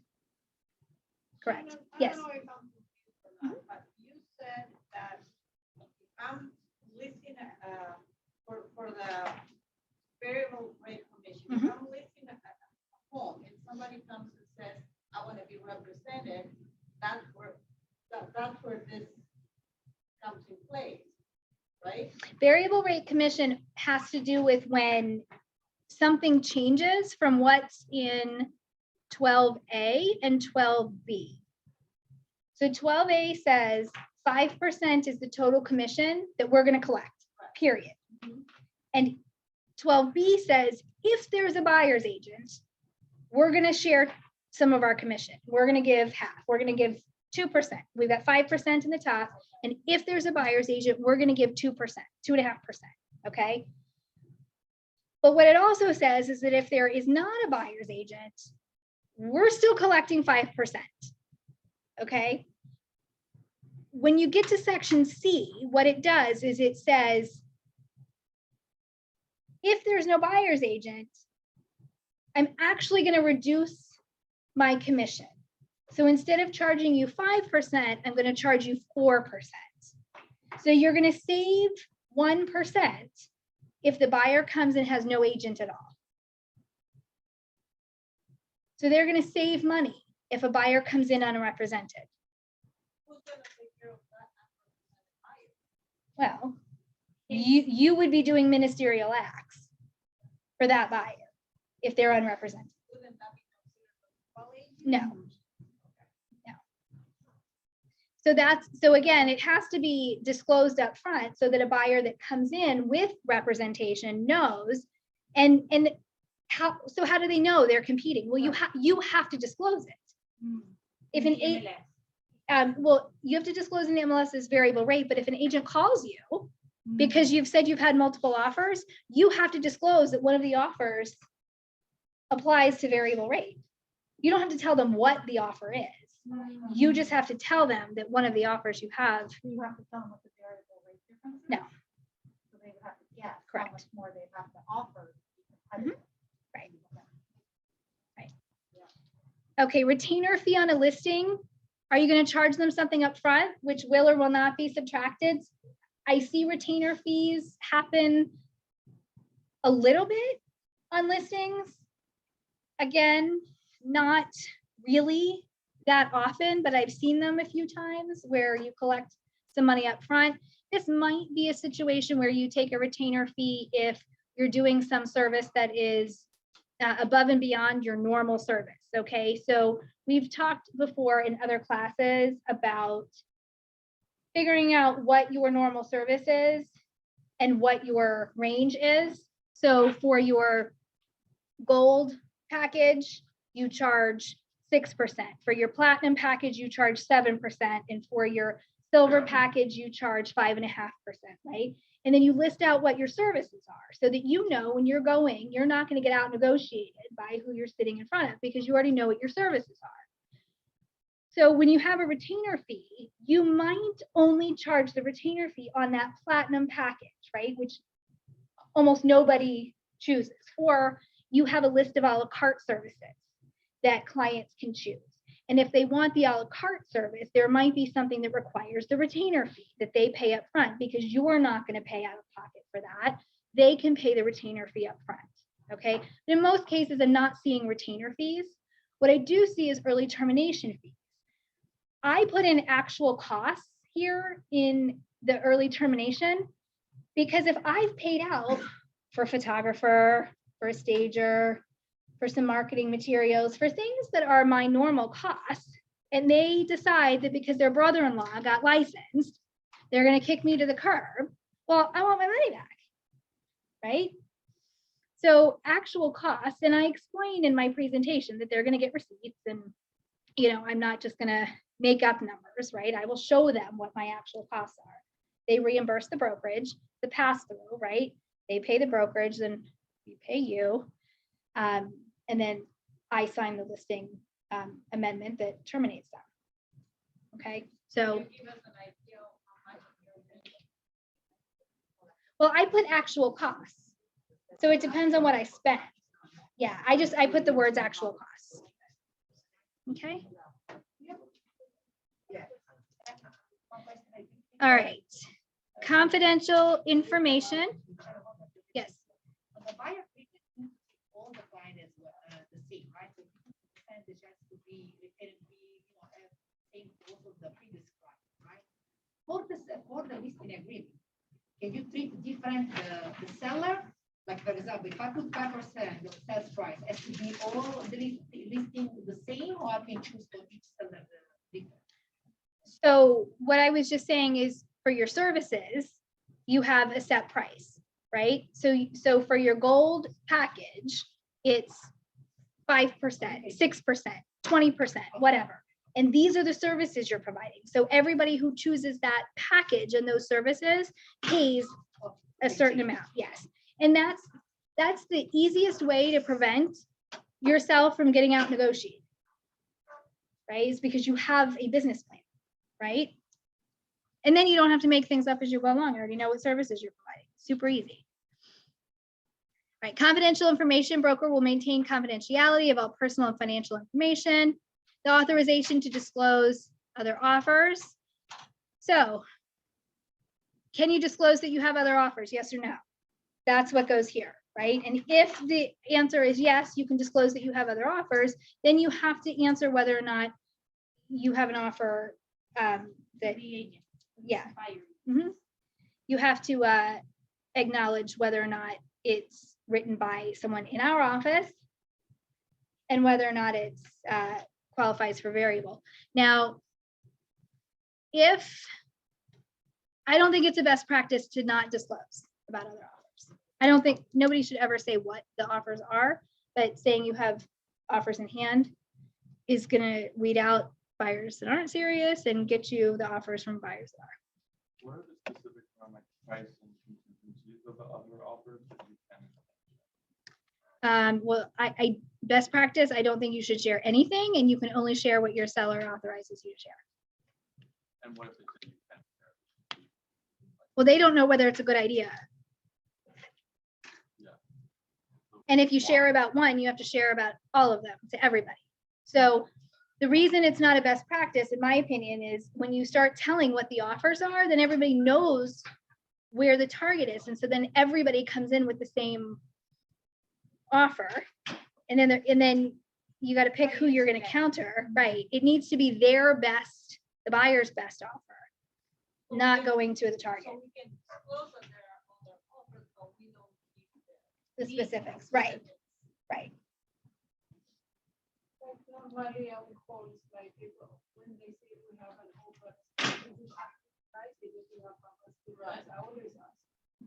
Well, yeah, you can ask and see what they tell you. That's why I brought it up. I just had one. The guy told me the exact price, and that's very rare. So I was like, is he even allowed to do that? Or?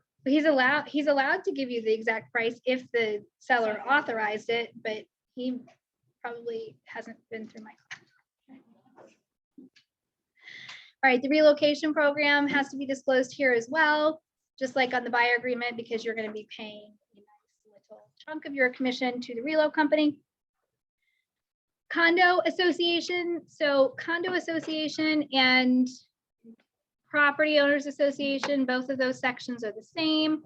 Is it in an HOA or and condo, right? It can be a condo that's located in an HOA. So there's 2 sets of docs, 2 sets of fees, etc. You're going to get the information from your seller. You're going to stay on here whether the seller is going to order or the buyer or the broker is going to order at the time of listing or following ratification. This is what I will tell you. Check the box that says broker will order and check the box that says at the time of listing, and then do it.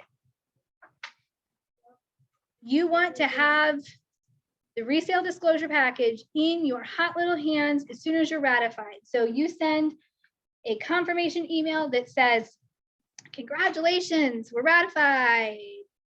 And then the next email says, congratulations, here's your HOA docs, right? Because it's really long. Well, because the buyer has up until 3 days from receipt of the resale documents to void. So they don't even have to wait till they receive them to void. They can void at any time up until 3 days after they receive them. So as soon as we have to ratify exclusive right, sign, we order them. Yes, yes. And there's also going to be an inspection that happens. And so you want to know whether there's anything that has to be fixed, because it is the seller's responsibility to fix anything that comes up on that disclosure inspection. The seller needs to understand this. Even if they say, I'm not going to do anything on home inspection items, great. The HOA is different. You set their expectations up front that they have to do those items. The buyer can void if they don't. They don't have a cure letter before closing. The buyer can be out the door. Yes, Jeff. Where does the timing come from? So you have 3 days to decide once you get the document, or you have to be sure that A time frame on what? On them curing it and providing? yeah, like by closing.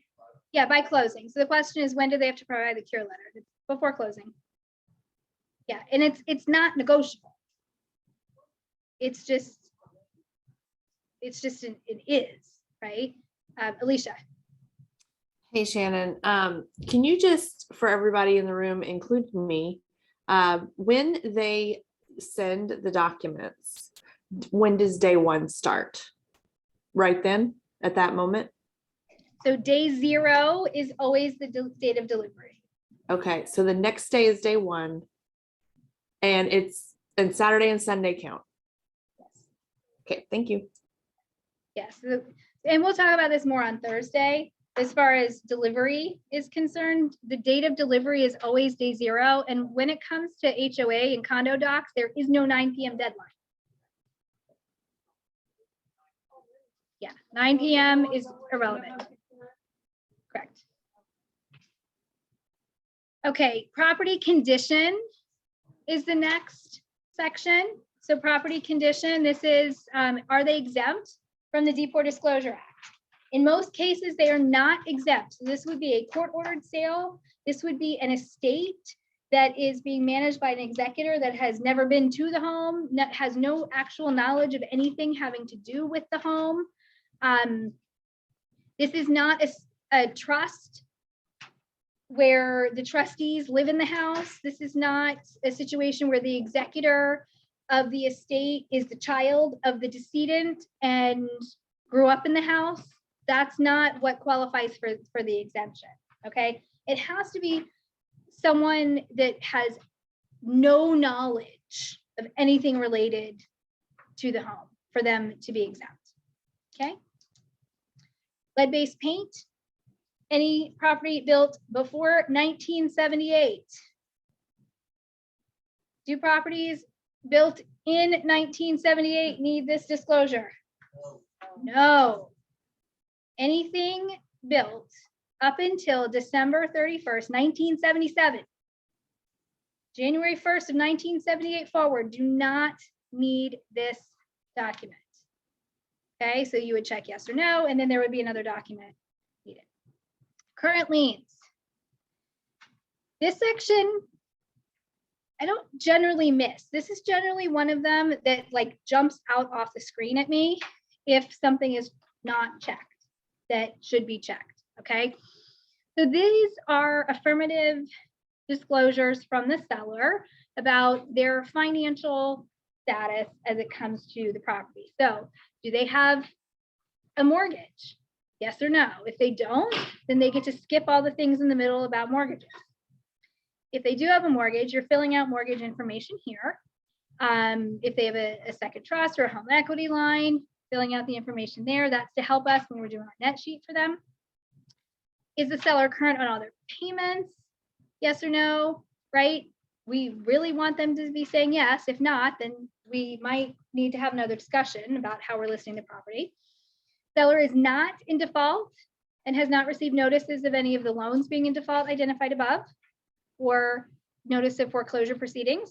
There are no liens secured on the property for federal, state, or local income taxes, unpaid real estate taxes, or HOA dues. Yes, HOAs and condos can foreclose and take property. No judgments against the seller. Seller is not filed for bankruptcy.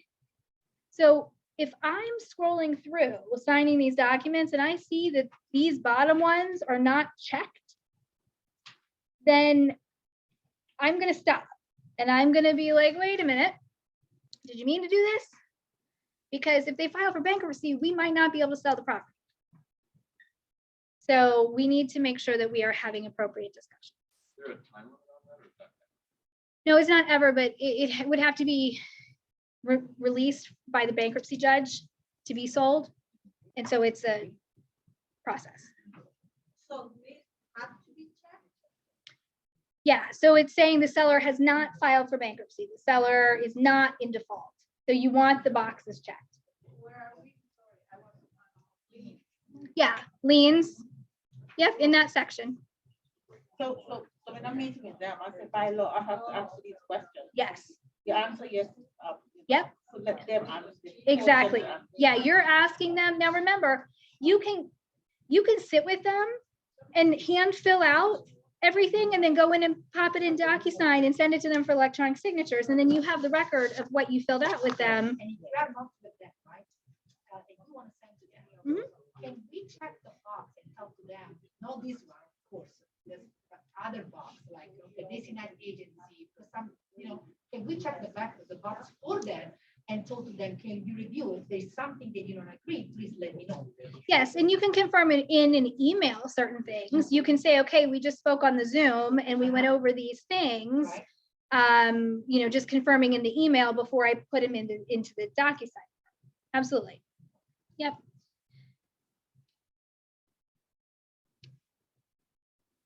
All right, seller does or does not agree to offer seller financing. Almost always your clients are not going to offer seller financing because they have mortgages that have to be paid off.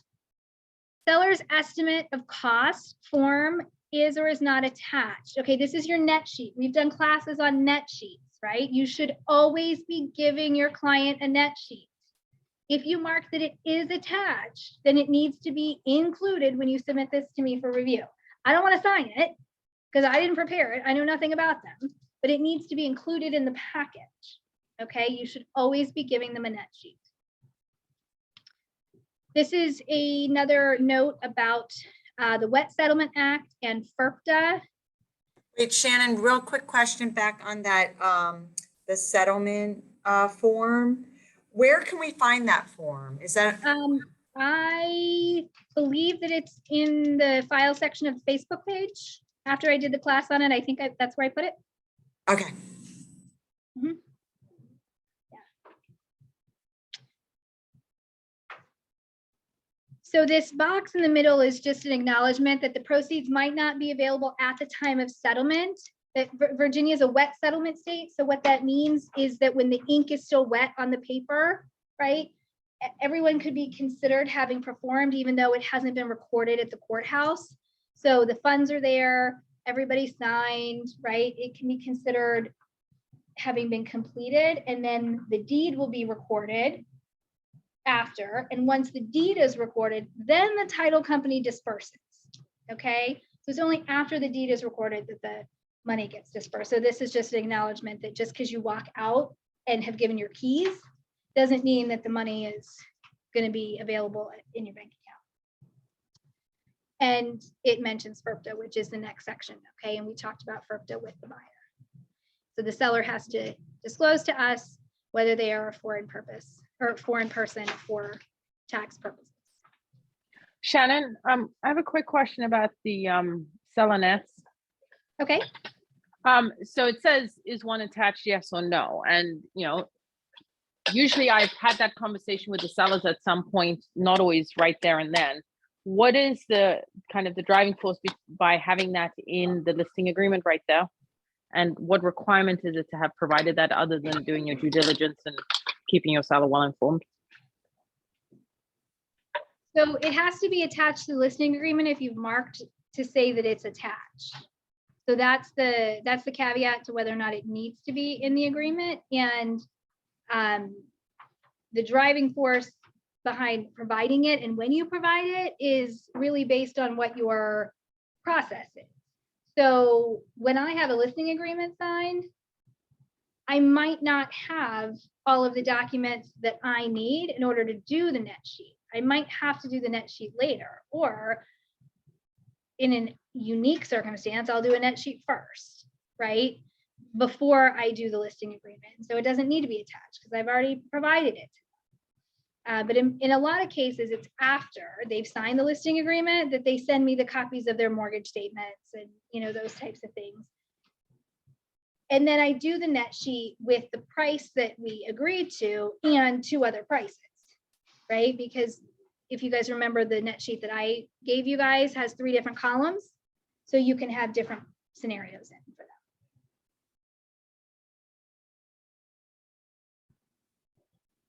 All right. Seller's duties. So this section talks about what the seller's going to do, right? There's a lot of stuff that the agent's going to do. And this section talks about what the seller is going to do.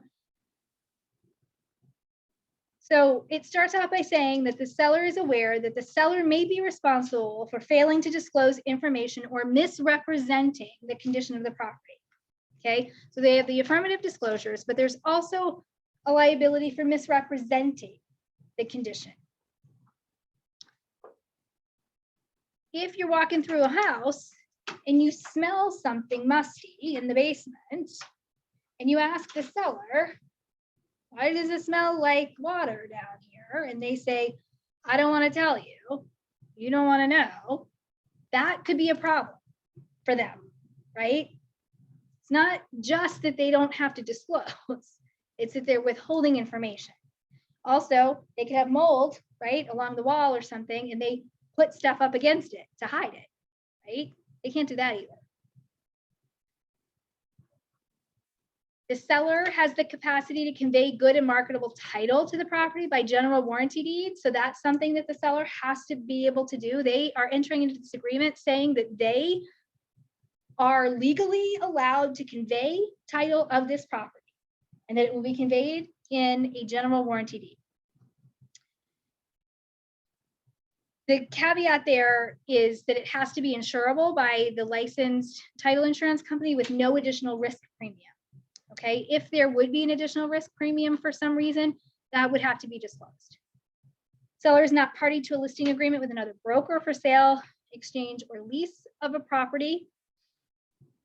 They can be under a sale listing agreement with one and a rental with another. They have to tell you, right? Because if they rent it, then you have to kill the deal for the sale, right? Because they rented it, and vice versa. Because a lease is a lien on the property and it conveys. So you don't want to unknowingly sell a property that has a tenant. Yes, Gailey. So what you just said about how, I guess, I know it's a fine line, but I guess I'm a little bit like, so they don't have to disclose mold.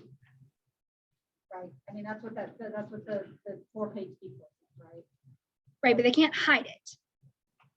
So what's the difference? I know there's mold, it's just not visible, but I know it's there, so I don't have to say anything. But if it's visible, then I can't hide it. It seems like. Okay, so Yeah, you can't say there's no mold if there is mold. You can't go and spray the mold with kills so that nobody sees it, even though you know it's mold. You can't pile up boxes or furniture in front of it. So like that's, but the other piece is that you can't, like, let's say the mold is in the attic, okay? And nobody's going in the attic to look in the attic during shows. You can't demand that no one has a home inspection, right? Because then you're preventing the buyer from discovering the mold. And you don't have to disclose it, but you can't. You can't prevent the buyer from discovering it. Okay. Yep. Yep. I have a question. Oh, hang on one second, Bill. Yes, Pam. Yeah, I have a question that they're not in a, they don't have a listing agreement. Now, I do expired listings. Now, when they show up as expired listings in multiple listing in Bright, now I don't need to worry about anything like that, but what if they were canceled? Do I need to have something in writing that they have been released from the other agent? So what I'm going to say is expired doesn't in MLS does not mean their agreement is truly expired from the brokerage standpoint. So I absolutely would verify with them that their agreement has expired. And when it's canceled, I also would verify that it truly is canceled, simply because an agent changes the status in the MLS does not mean that there is paperwork to back that up.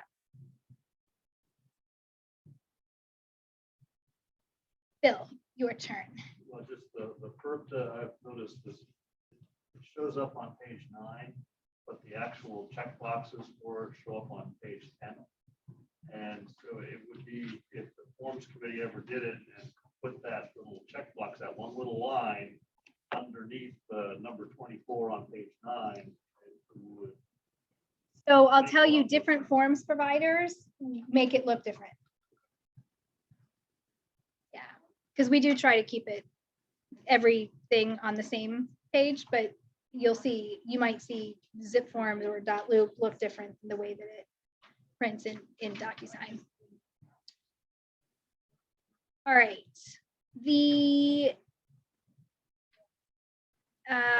okay, so no person or entity has the right to purchase, lease, or acquire this property by virtue of option or first right of refusal or otherwise. So what does this mean?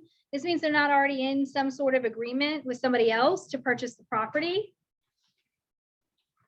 The seller is or is not licensed, inactive, or active as an agent.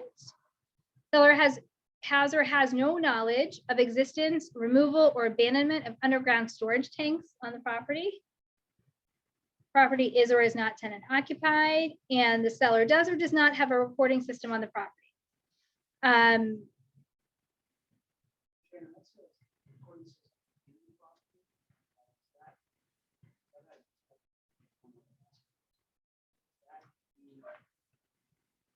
Something exterior to the house is a camera, is that considered in the property? Let's say on. Presume that's easy. Well, so I don't think that in and on are, I don't think that was purposeful, that it says in the property. So the reason behind this is when you go up to a property, there's a ring bell, right, on the front door. You can see it, it's obvious. You can't get into the house without practically touching it, okay? But inside a home, a buyer isn't going to know that there is an audio recording device somewhere hidden up in the bookshelf or whatever. The same thing with other cameras or things outside that could pick up audio or video. So here, anything that is not readily apparent in your face, like the Ring doorbell, needs to be disclosed, right? So sometimes there'll be a secondary camera that gets a different angle or, whatever, that should be disclosed. Now, when you walk in,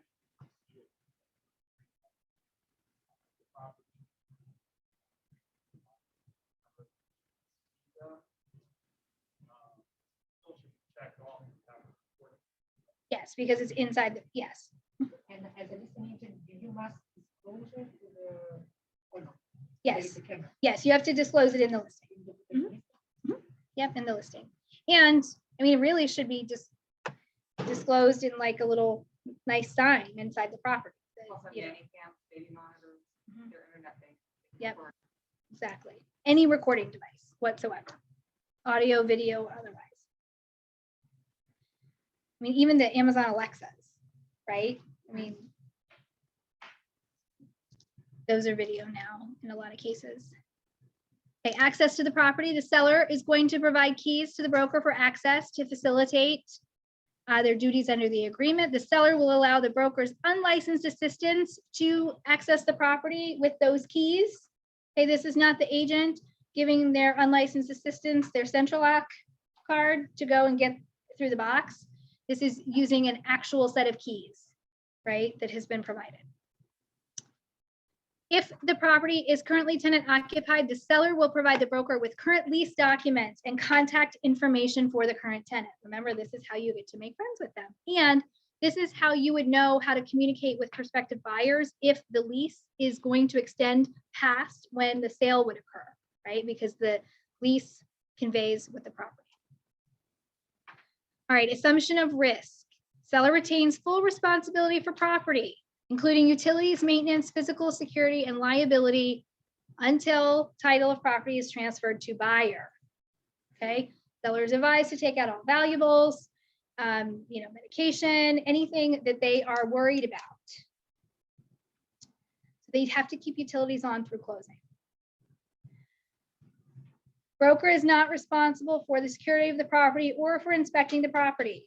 Please don't get yourself tied up in something like that where you say, oh, it's vacant, I'll go check on it for you. Please don't get yourself tied up in that. There's also a note in here that if it's vacant, the seller should be reminding their homeowner's insurance company the property is vacant. There's different coverage for when the home is occupied and when it's vacant. All right, in consideration of the use of the broker services and facilities possibly the MLS and Realtor Association and any other affiliate that we have, this is a hold harmless statement right here. So basically, they're not going to hold anybody at risk except for malfeasance, which is like purposeful wrongdoing, okay? Miscellaneous provisions. This is a reminder to seek appropriate professional advice when necessary. We are not tax advisors. We are not home inspectors. We are not mortgage professionals, etc. The service provider referral disclosure is here again, right? That we talked about with buyers because it could be considered an endorsement. Wire fraud, talking about subsequent offers and contract acceptance. After a contract has been ratified, the broker recommends the seller obtain legal advice prior to acceptance of any subsequent offer. Okay, so what does that mean? That means that sometimes your seller gets presented with an offer that's better than what the one is that they ratified, and they want to try to kick out that first one. Okay, and so you have to advise them to talk to an attorney if they aren't going to believe you. I mean, I can talk to them first. Most of the time I can get through to them, but you don't want them to get into a situation where you have advised them that they have voided the contract and they really haven't. Governing law, of course, the Commonwealth of Virginia is where we live. So the laws in Virginia prevail. This agreement is binding once it is signed by all parties. And listing agreements are actually binding through to the heirs, right? So if somebody passes away, right, that agreement is for the sale of property and could go on to the heirs. Same with a contract, right? If the buyer dies, the buyer can't buy if they were trying to get a loan, right? But the seller could still sell, right? The estate could still sell. Talks about the same attorney's fees as before. Additional terms. Please try not to write additional terms. If you need to, see me, we can talk about it. Sales associate and broker information is the same as the buyer agency agreement. I'm trying to zip us through and then I'll let you guys ask questions because there's not too much left and I know it's getting late. This one-page deport disclosure statement form, this asks for the property address and legal description. It requires both property address and legal description, okay? It's not an or, it's an and. There's a link for all of the disclosures, all of the one-page affirmative disclosures, everything that a buyer or seller could ever want to know about the Deport Disclosure Act is on the website. But basically what is happening here is the seller is providing this disclosure, and either they're providing the additional documentation that's required, right, for the affirmative disclosures, or they're not providing anything to the buyer prior to ratification. And all parties are signing this saying that if they are represented by a real estate professional, that they have been advised of their rights and responsibilities under the act. That is actually what they're signing. They are not signing saying that the seller is not disclosing anything to them or is disclosing something to them. That is not what they are acknowledging. They're acknowledging that we did our job.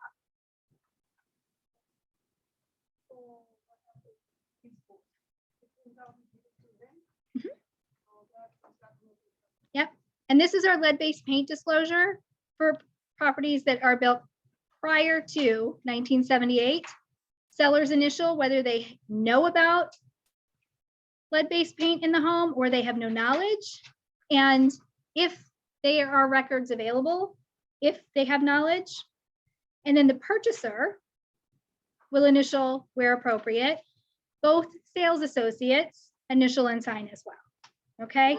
Really quickly going back to the detour, is it like a FISBO or the seller didn't sign it? Can you just include it in the contract offer? They sign after, or does it have to be the seller? So the seller cannot sign after. I do look at dates, but you can include it blank in the offer for the seller to sign first and then send it back. Same with lead paint. You can include it blank.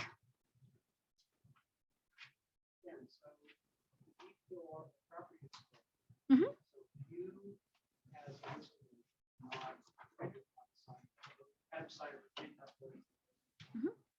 You get an offer in that has the buyer signing on it, that the seller can't sign out. So what you can do. Well, okay, so the seller can sign after, but the buyer has 3 days from receipt of that, if it's after ratification, to void. So they should be signing it first and then the buyer signing, because then it's in a counteroffer situation and then there's no risk that it's perceived to be delivered after ratification. All right, listing agreement amendment. So this document here is the listing amendment. This is to be used for anything that is a change to that listing agreement document after it's signed by everybody. So the price changes, you're going to extend the listing period, you're changing the date that it's entered in the MLS, some other provision like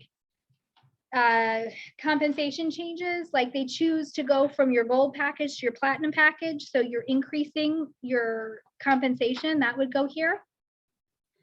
The property is temporarily off the market. You need to have one of these signed so that the seller's acknowledging they know the status, it's been taken off the market. Withdrawn from MLS and canceled. So there is a difference between withdrawn and canceled in the MLS and on our document. Withdrawn means we are no longer marketing the property for sale. However, they are still bound by our listing agreement. Okay, so it may have been on the market for a while and they decided to withdraw it because they're not really sure if they want to sell. They had a lot of showings, nobody made an offer, they're over it, whatever. If they get calls from other agents soliciting, that's a violation, okay? Do not call withdrawals. An agent could call you though that said, hey, I showed your property a month ago and my client, they decided that it really is the one and we want to submit an offer. Well, you technically still do represent them, okay? Because it might still be within that period. Now, canceled is terminated. That means we've set them free under whatever the terms are that we've agreed to. Either there's an early termination fee or there is not. But they're terminated, they're canceled. Other agents can solicit their business and blow their phone up and whatever they want to do. Okay. Information for making an offer from the seller. So this is your listing offer instruction sheet. You fill this out and upload it to Bright in the document section with your D4 disclosure and your lead-based paint if applicable. You fill out all of the information that a buyer's agent needs to fill this offer out completely and correctly. So are they FERPTA? Is it a 1031 exchange involved? Is somebody licensed? Anything that needs to be filled in goes on here, okay? And they don't, you're right.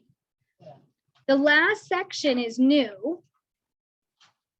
Okay, the last section talks about proof of funds, settlement date, settlement preferences. You can put, I mean, a seller can request a title company, but the buyer directs it, right?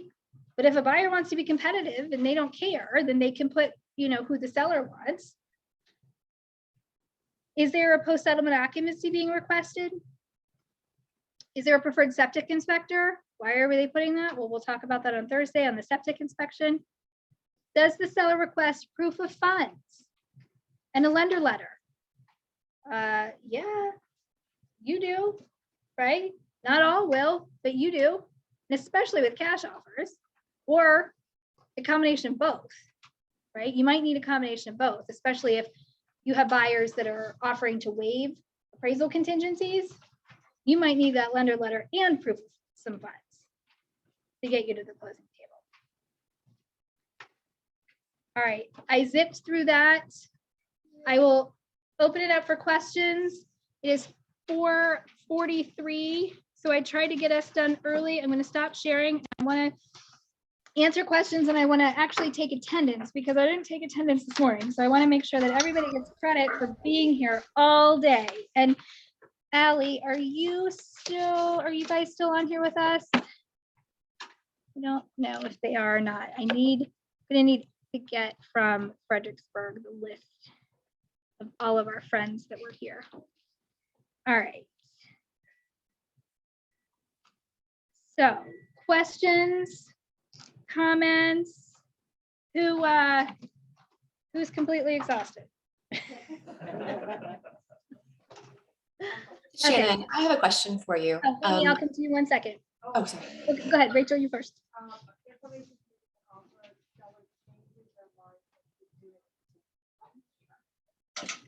They change their mind about doing a 1031 exchange. What do you do? So it was in the contract that they were going to do the 1031 exchange and then they changed their mind? Well, it should be in the contingencies and clauses addendum. And so then you could just do an addendum that everybody signs saying that the 1031 exchange no longer applies. Yeah, easy peasy. All right, Amy, you are up. I've seen a lot of listings where the seller's agent has uploaded the DPOR one page and they have added the address but have not included the legal description like they're supposed to, and it's already signed by the sellers. At that point, we shouldn't be adjusting the document without going back to the sellers and getting them to at least initial the changes, right? So how do you want us to deal with that? So if you're on the buyer side, I would say don't worry about adjusting it. But if you're on the listing side, just make sure you always fill it out correctly. Okay, thank you. Yeah, so the question was about the D4 disclosure. So if you are pulling the D4 disclosure from a listing and you see one of the many agents that doesn't fill it out properly, should you be correcting it? And the answer is no, you don't need to be correcting it because then it becomes, you know, a weird counteroffer situation with that. But just make sure you're always filling it out correctly when you're on the listing side. Okay, Scott.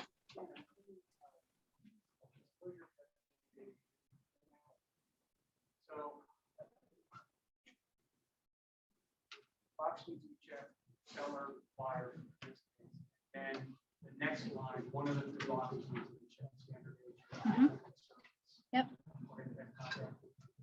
Yeah, so this question is about the designated agency form and how you mark it up. So it's always going to be standard agent on this, and it's going to either say you represent the seller / landlord or the buyer / tenant on the one section, and then the other section will be the other side. So if you're on the listing side, you're going to mark seller / landlord, and it's going to have your name, and then we're always standard agent, and then the other agent who works for KW United will be in the bottom section, and it'll be checked for the representing the buyer / tenant. Okay, thank you, Scott. All right. Yes. There was a separate class in the net sheets. I have it recorded, and it'll probably come around again soon. No, it is not part of this. Shannon.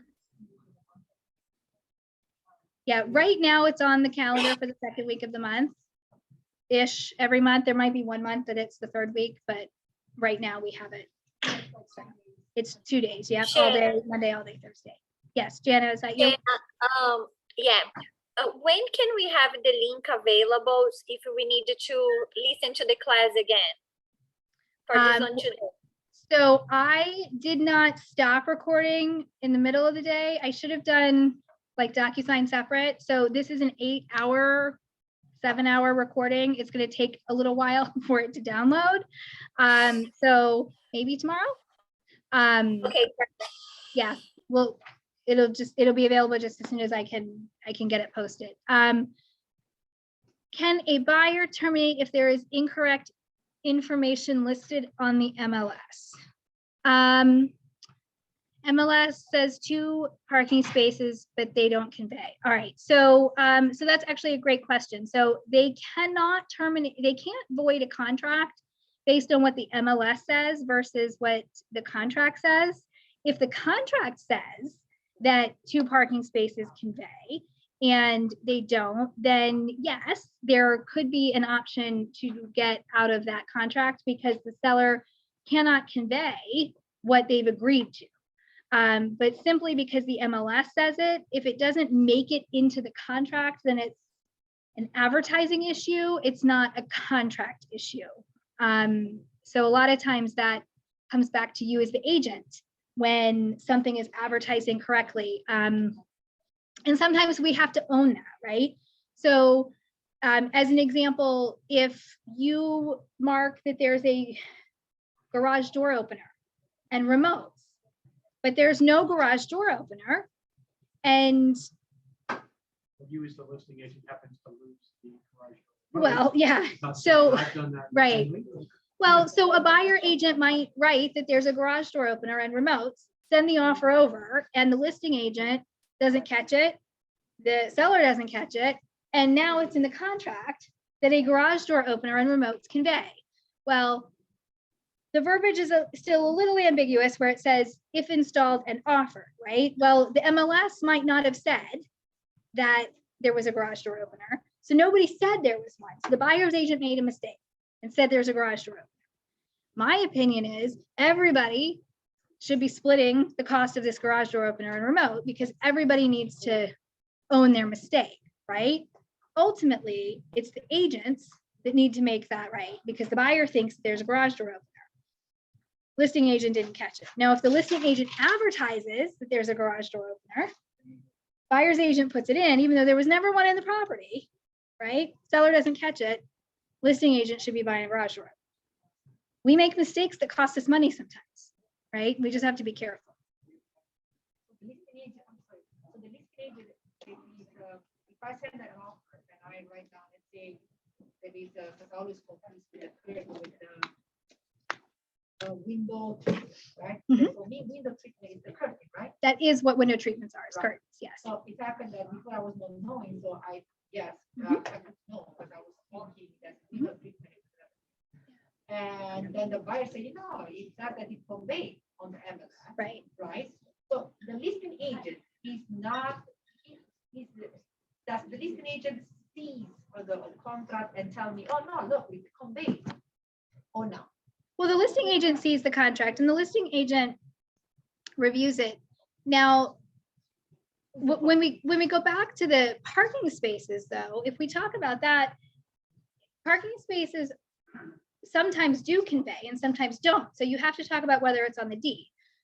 That's really hard to rectify.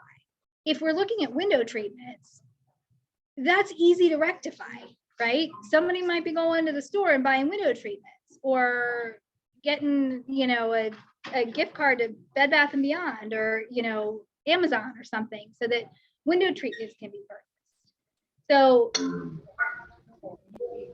well, the garage door opener is another one. Garage door openers can be like $200, right? You buy a garage door and, have it installed. Remotes are cheap. They're like $25. So the seller is ultimately responsible. However, they're not looking at these things. They're expecting you to look at them, right? So everybody is responsible, and ultimately it's the agents, right? Yeah. So be careful with parking spaces. If you're in an HOA or a condo association and there are assigned parking spaces, assigned parking spaces don't convey with the property in the contract. Parking spaces in HOAs and condo associations in general are common elements that are part of what the HOA provides, right? They're not owned by the owner of the unit. There are associations that have deeded parking spaces though in condos, and you can sell the parking spaces and they have a separate deed that goes with them. So don't put parking space information in a contract unless you know it has a separate deed. So that's not easy to rectify. Yeah. Yes, Sherry.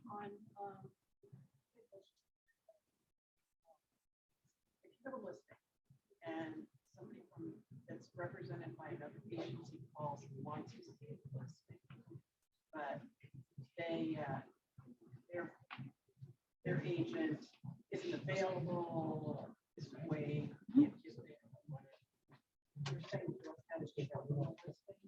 Yeah, so Sherry's question is about whether if someone calls you who's represented by another agency or that agent calls you and says they're represented by another agent, are you supposed to show? And the answer is yes. Yes. Does it have to be that the agent that shows somebody? No, it can be somebody else. It can be somebody on its own. Yeah, absolutely. Absolutely. Yep, Anna. You might have mentioned this and I might have just missed it, but when you were talking about the buyer agency agreement, there was a talking about when kind of canceling the agreement that you have, and that with the buyer agency agreement, it's mutually like this, the client could cancel it and the agent can cancel it. And the comment you made make me understood that in a listing agreement, it's not both sides that have that option. Yep, yes, you're right. So when go back in there real quick and I'll show you the listing can only be canceled by the seller. And I'll show you that language. So what happens if they're real PITA after you get rolling and you cannot, like in good faith, continue the process and represent their best interests once you're into the process? Well, then you get them to mutually agree, but you can't send notice. So this,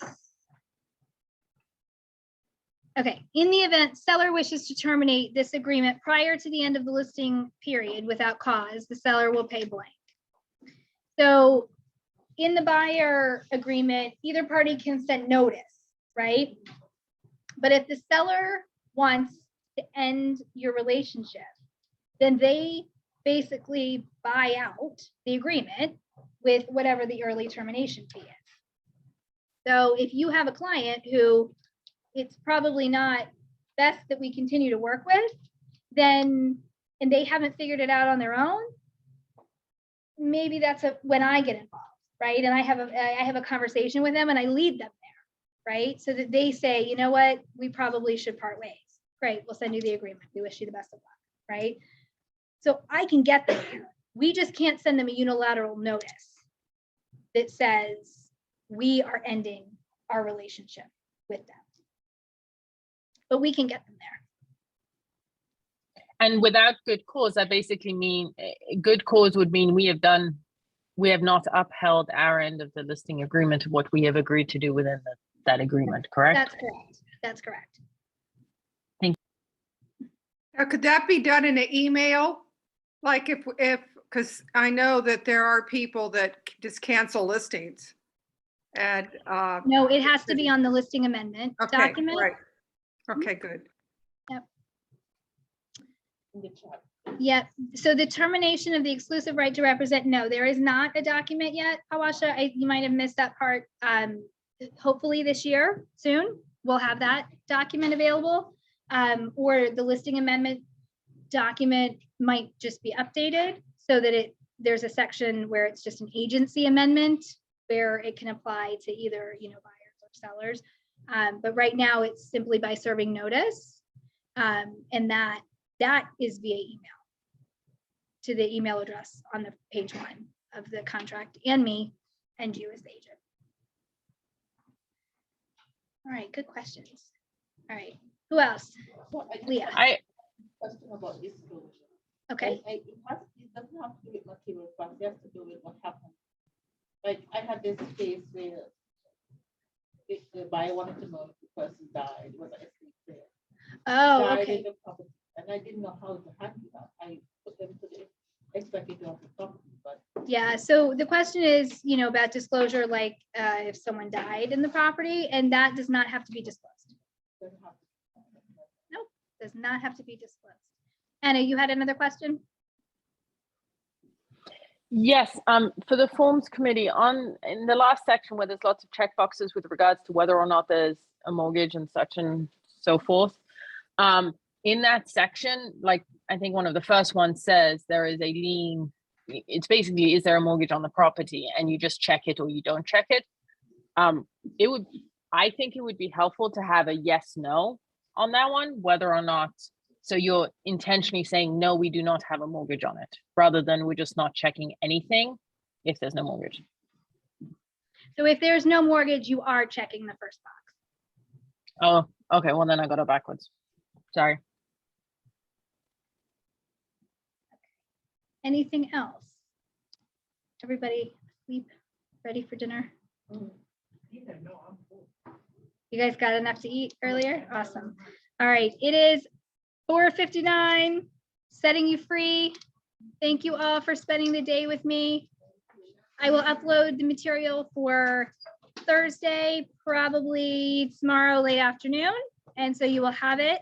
And some of you will see tomorrow. Some of you will see Wednesday. I'll see all of you Thursday. Thank you for spending the day with me. I appreciate it. I hope you guys got Thank you, something out of it.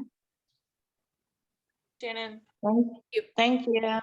Hey, Shannon, if you're taking score, I was not here this morning. I got there at 1. You're too honest. Well, Thank you.